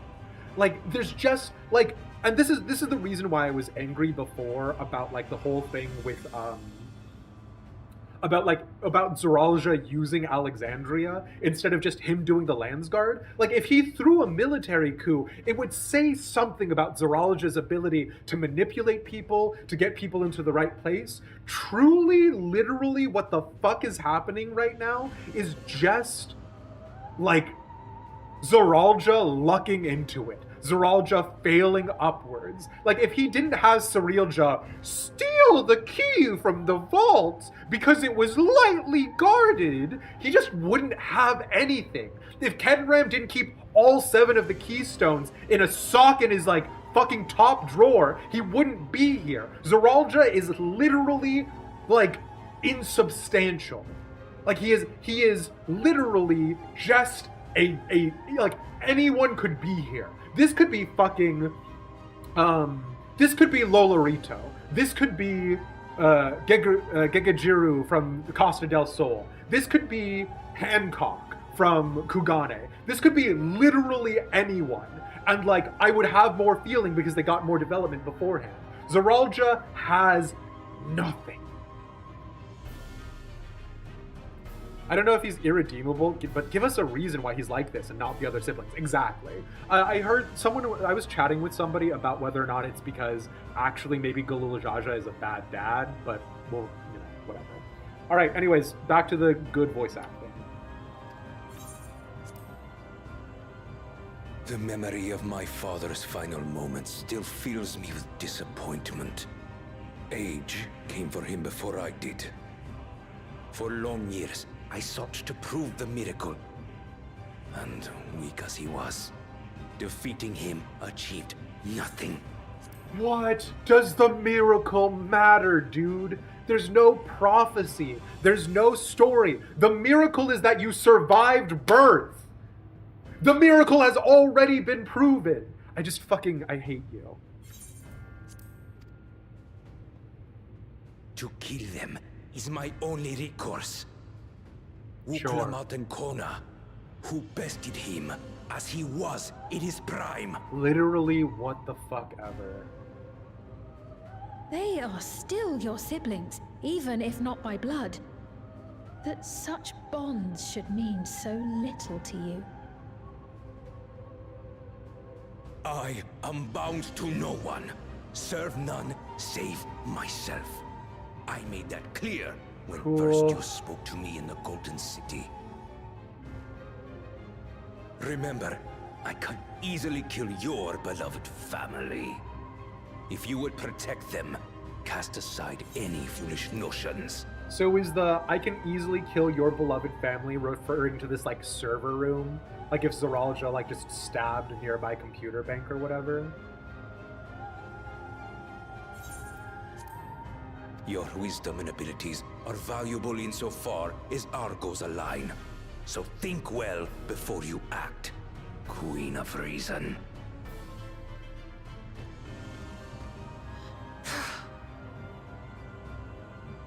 Uklamat, if you are father's worthy successor, then you will find your way to me. But should you fall short, I will lay waste to Tuli Yolal. Just what a fucking insane batshit take. Just truly what a like, why though? Literally, why though? Like, when he's in the throne room and he's like, I demand the dissolution of Tuliolal, and then also, when you have 8 separate nations, then I will conquer them individually. Like, what? What is wrong with you?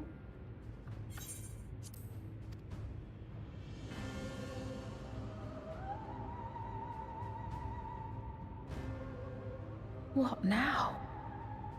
I don't know, Sveen, fucking shoot him in the back with the laser gun.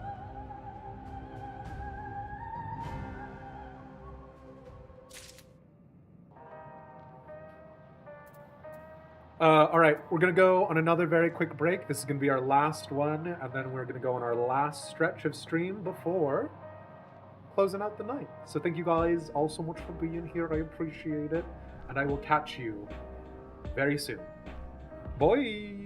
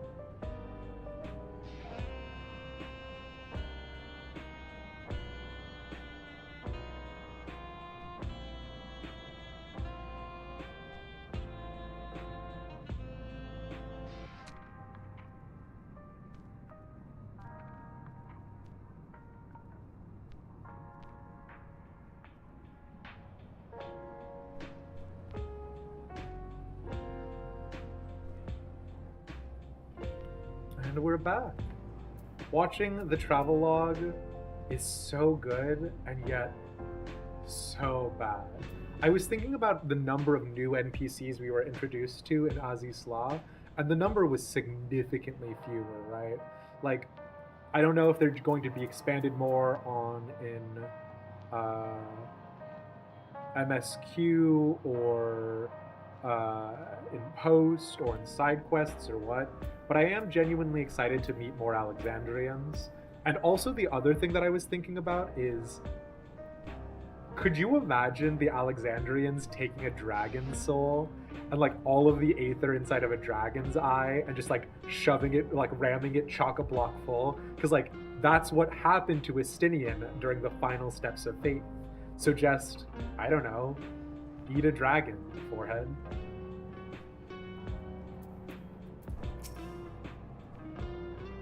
It takes no small amount of courage to oppose Zoralja and his army.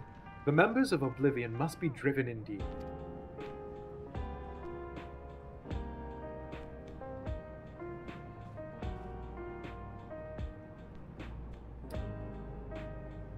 Interesting, JR. Do you mind expanding on that? Nostalgia and Wayakwe remind me of Alphino and myself. Similar, but so very different. We should chat sometime, trade twin tales. They say the sky outside the barrier is truly beautiful. I'd love to see it one day. My sister is something of an introvert, so I take it on myself to watch over her. By the same token, though, she's extremely cautious and observant. That makes her great at reconnaissance. By the way, you'll want to watch yourself around the mechanical soldiers roaming outside. They're malfunctioning and may attack unprovoked. 12 help her if she's mentioned anything embarrassing. This is Erenville talking to his mother. Coming up, but we've been through half a zone already. I see what you're saying. At long last, we're entering the tower. Not that I'm excited or anything. Not unduly. Solution 9. Wuk-Lamat is eager to head to Everkeep. Alright, right. Kafkiwa is waiting. Let's head to the tower.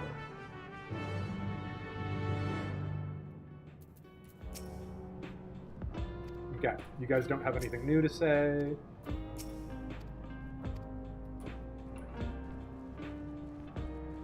And there are no other NPCs here that we can talk to.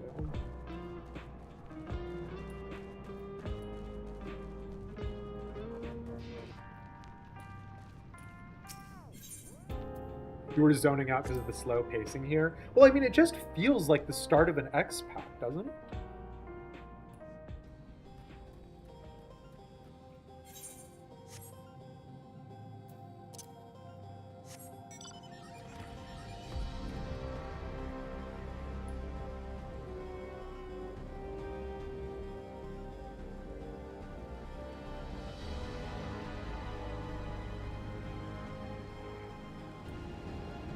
Like the introduction to minor side NPCs who we may or may not like grow attachments to, who they may or may not kill off to like raise the stakes.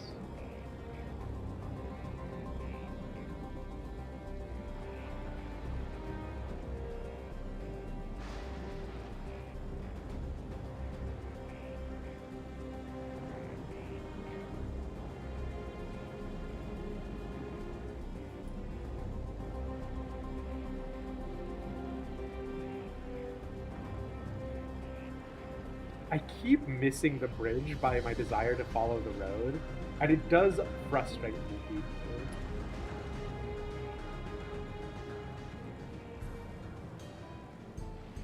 Only attachment you had in this zone was Robomom? I mean, Geode and...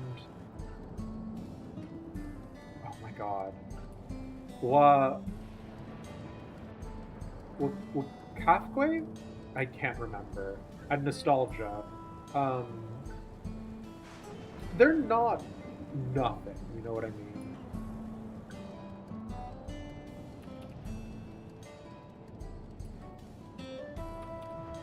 You do like the Oblivion NPCs a lot? Yeah, like they've got flavor.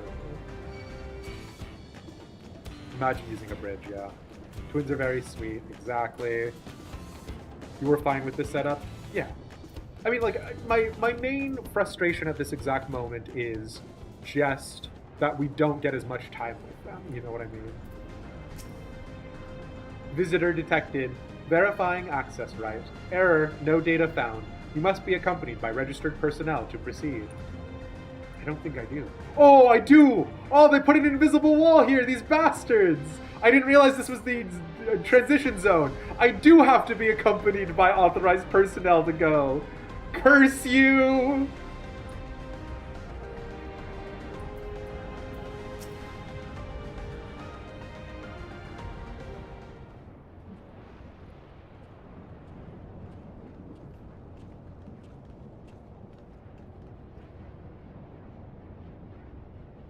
Ah, there you are.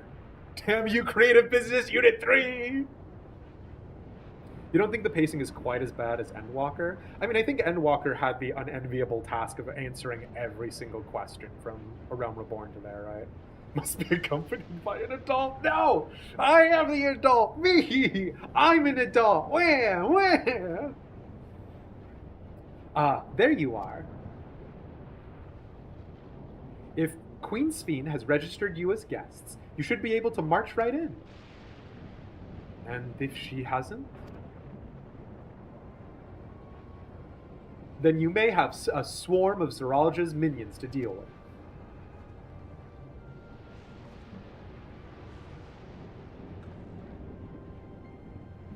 Nothing for it but to see if Sphene has betrayed us, eh?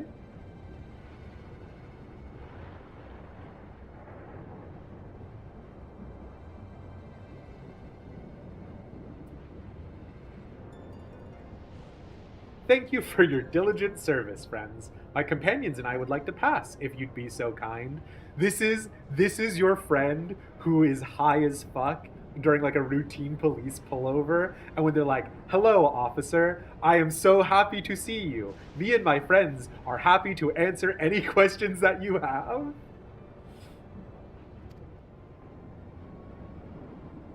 Outrunner Guide Unit identified.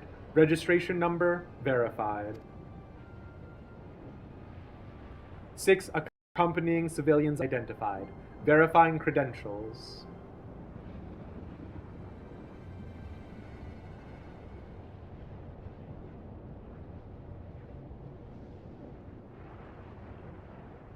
Credentials verified. Welcome, guests of Queen Sphene.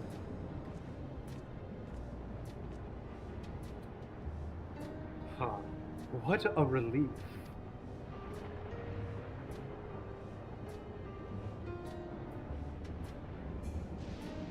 There you have it. It seems the Queen was true to her word. Follow me, everyone. Solution 9 awaits.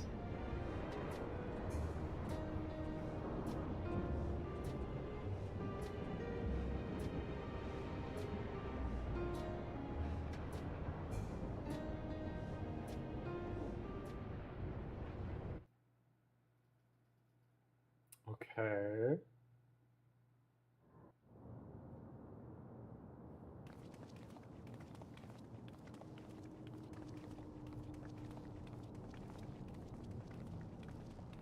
Oh my fucking god. Ugh, fine, okay. Suspension of disbelief, suspension of disbelief, suspension of disbelief. Everkeep. A tower of electrope piercing a perpetual shroud of storm clouds. Occupying the 9th level of this 12-tiered structure is a residential district called Solution 9. In so naming their home, what hopes did its founders harbor for it? And did it prove the answer they sought?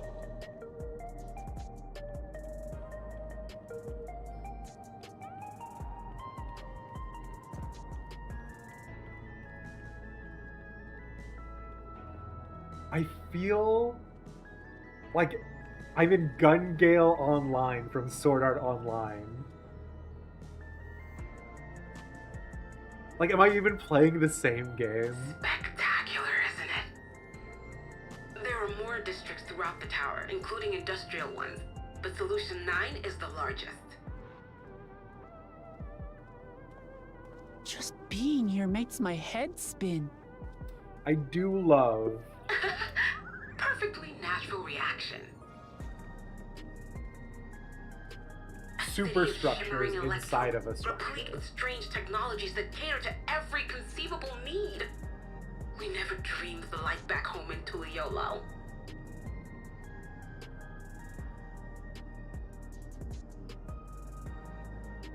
Now, while I go and explain the situation to those in the back room, why not take a moment to explore? I believe lived experiences are far more educational than dry explanations. And you want to know more about Sphene and Zoralja's dominion, do you not?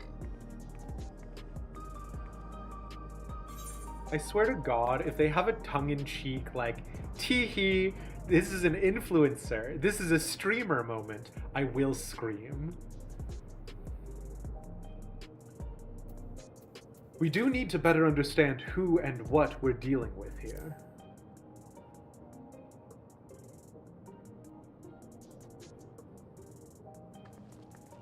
It's no less than our duty.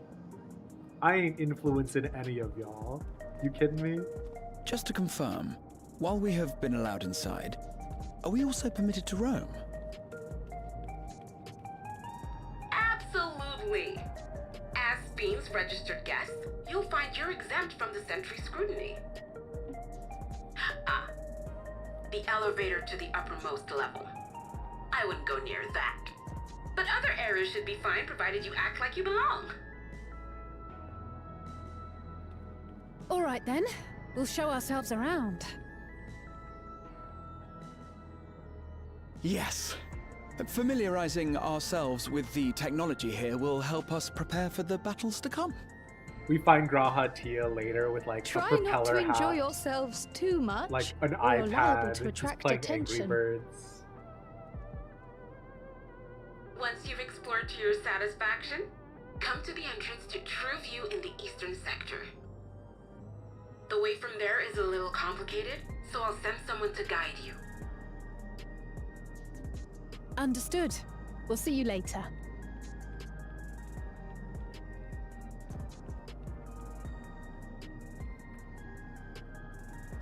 Oh, Graha's like, well, if I shall get speak 2 with the Doron residents. slaves. Perhaps one of them will recognize the earring.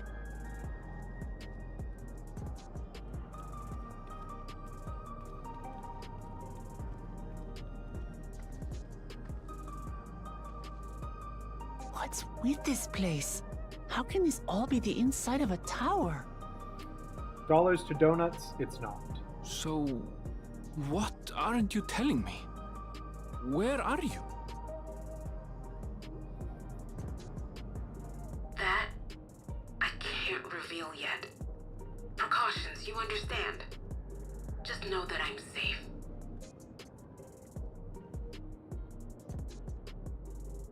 But come, tell me about your adventurer friend. You seem to have a great deal of faith in him. You must have been through a lot together. Well, there was this cowboy. You might say that. For instance, we found the entrance to the Golden City.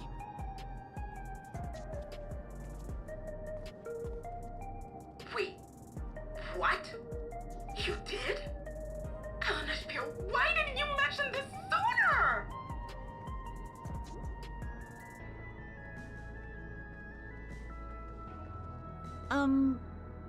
You want to explore together? Aww. It's not that I'm scared or anything.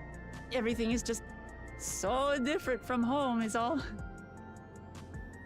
Yeah, come on. I'll buy you a lemonade.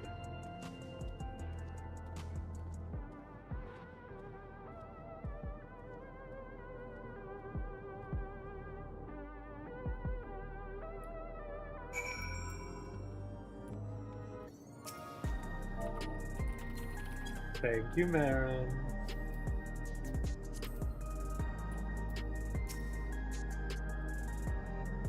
Power is inside the tower.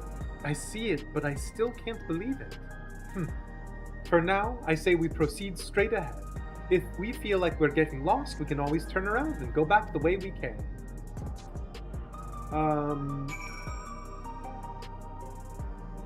Because Labyrinthos has the fake sky underneath, right? It could just be a very similar situation with Labyrinthos, right? Oh my god. Oh, I hate it? Love it? I don't know. Sure, okay.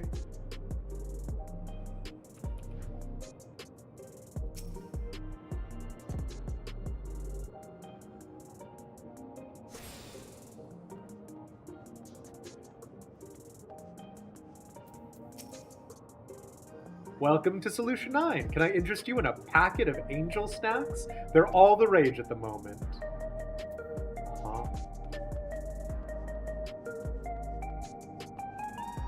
Oh, actually, who's online right now?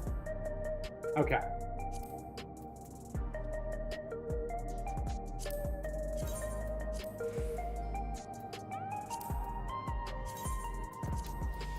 No one will know. How will they know?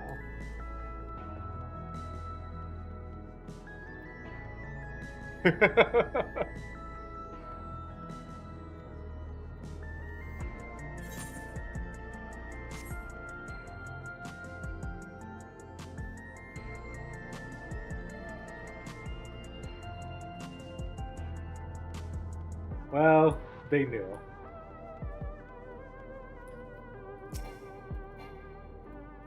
What? Oh, that's wacky. Sure, okay. Is this real?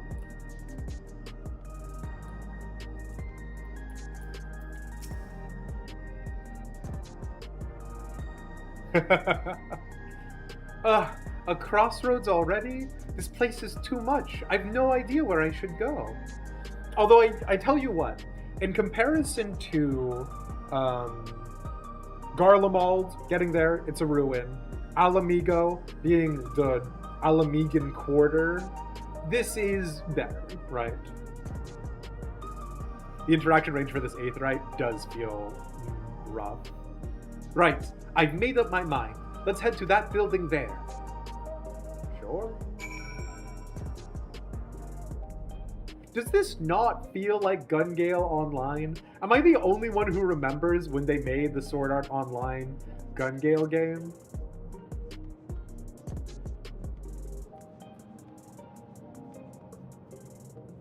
Am I the only person who still thinks about Sword Art Online? You have no idea what I'm talking about? I'll show it to you guys someday when you're older.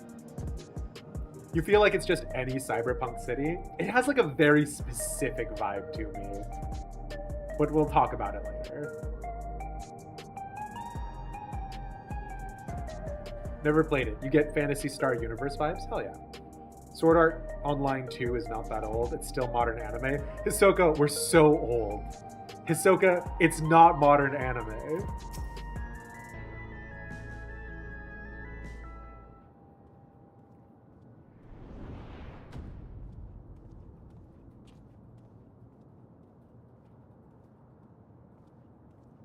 Ah! There you are! Lamati!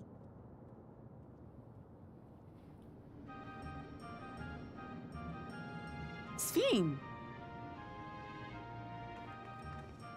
I was worried you might have had trouble at the checkpoint, but I see everything went according to plan. This girl shows up like she should be a pop star, surely. Surely she should be going everywhere mobbed by crowds and crowds of people.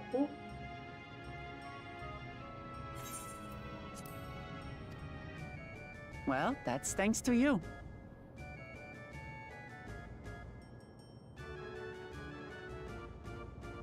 Now, I know you've scarcely arrived, but I have a request to make of you. Do you want to get a lemonade with me? Oh, a request, you say? Yes, an important one. How do you feel about corn dogs?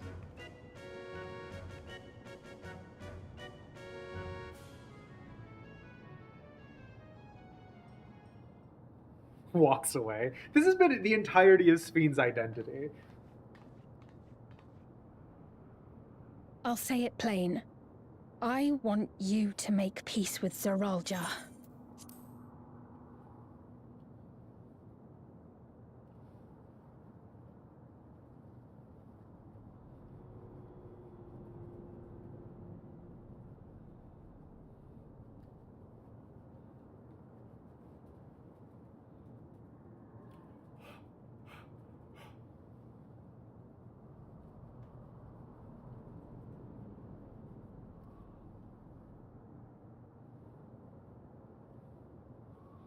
Oh, my ears are broken.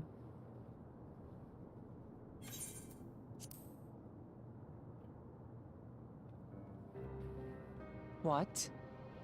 I thought you said you weren't on his side. Well, okay. We have come no closer to seeing eye to eye, nor do I condone his methods.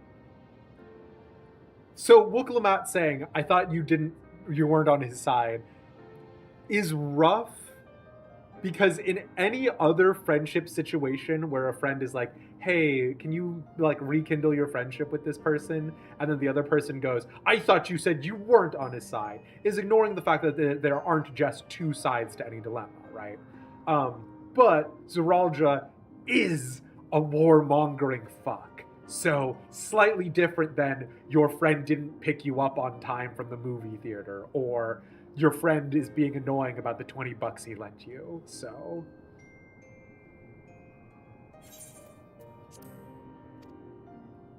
Be that as it may, I don't want you to fight him.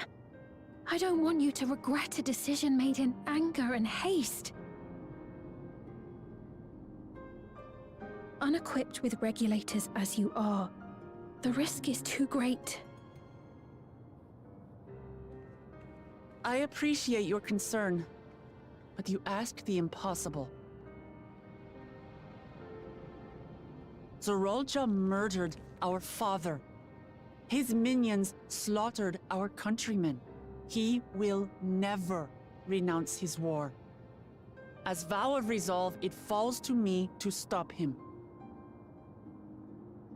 I know you love your people too, and so you must understand how I feel. Why I cannot, will not back down. I just have an itty-bitty request for you, Wooklamat. Just an itty-bitty request, please. I do understand. All too well. Let me say only this then. Zoralja will use any means to win. If you would protect your people, return to them at once and prepare. Prepare as best you can.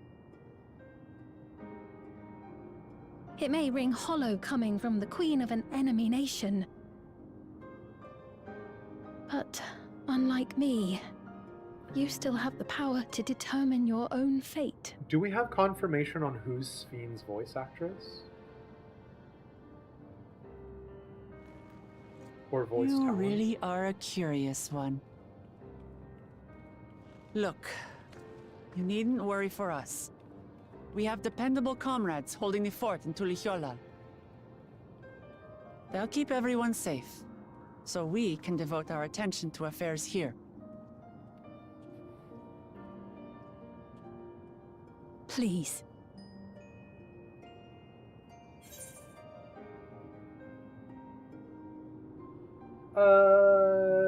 Never fear, I'll be there alongside her feels like minimizing Wooklamat. I won't yield on this either.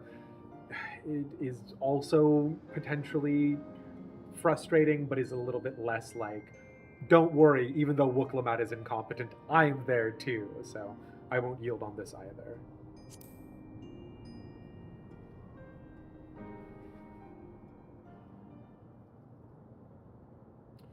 So it's not So the you voice have for comrades Cryo. on whom you can rely. I envy you. You know, we'd like to learn more about you. About me? To be frank, we're still not sure whether or not you're trustworthy. So, if you have a moment, would you show us around the district? That way, we can get to know you better. You're asking me, the Queen, to show you around? Girl, you walked up to us. Oh, but I jest. I'm flattered that you've taken an interest in me. Very well. I shall be your guide. You're my guests, after all, and teaching you about my realm would be a pleasure in and of itself. So, like... If you like, I can introduce you to my citizens, too. I consider them family, as you do yours. Bizarre. Bizarre. By all means, we're in your capable hands. That you are. This will be an enjoyable and enlightening tour, I promise.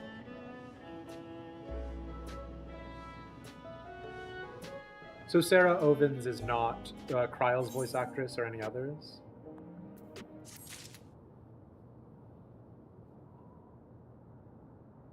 Okay.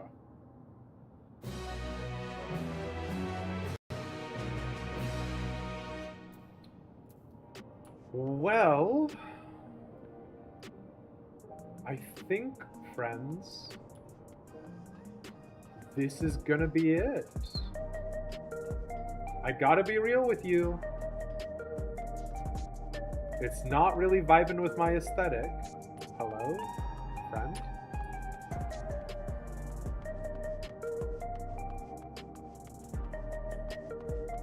Okay.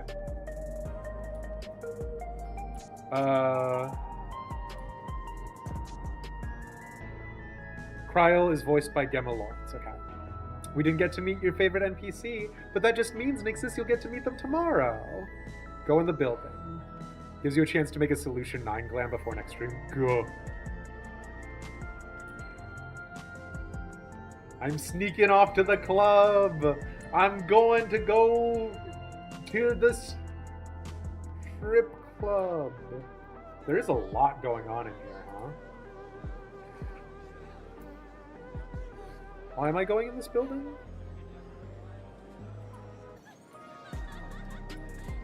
Oh, is she... Oh my fucking god.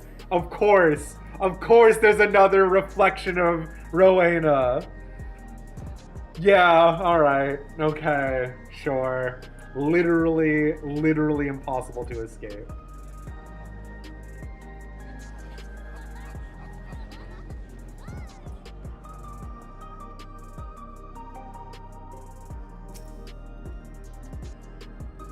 So fucking funny.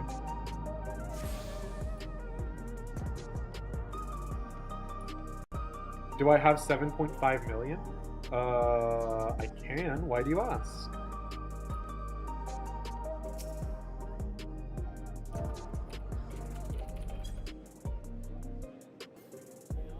Thank you, Marin. Oh my god, what? Wait, can you literally buy it for 7.5 million?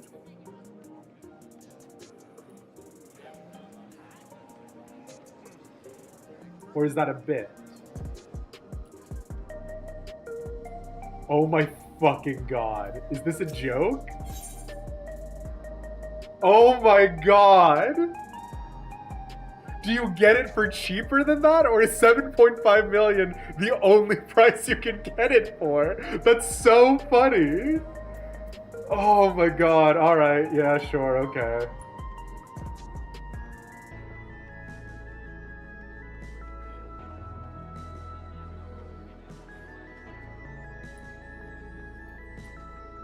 That's so funny.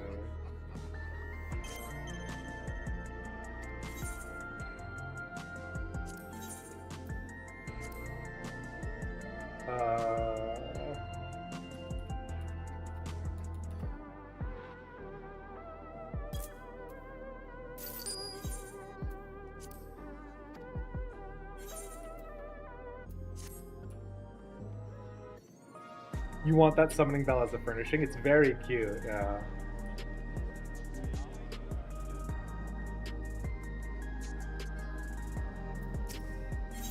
Yeah, sure. It's ridiculous. Alright, lads. Well, with that being said,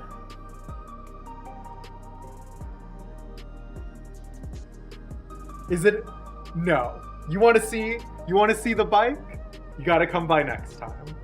We're already getting close to time. Thank you all so much for being here, and I will catch you guys around. Thank you so much for hanging out. Oh, let's see.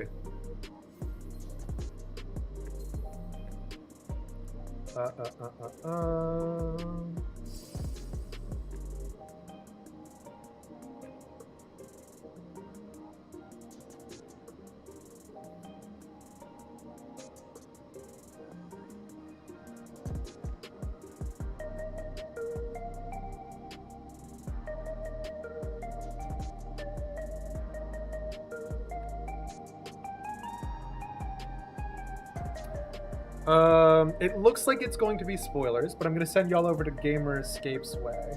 They're doing something that looks like spoilers for me, so I'm keeping my eyes averted.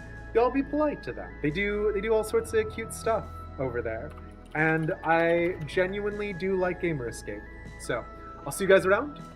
Bye.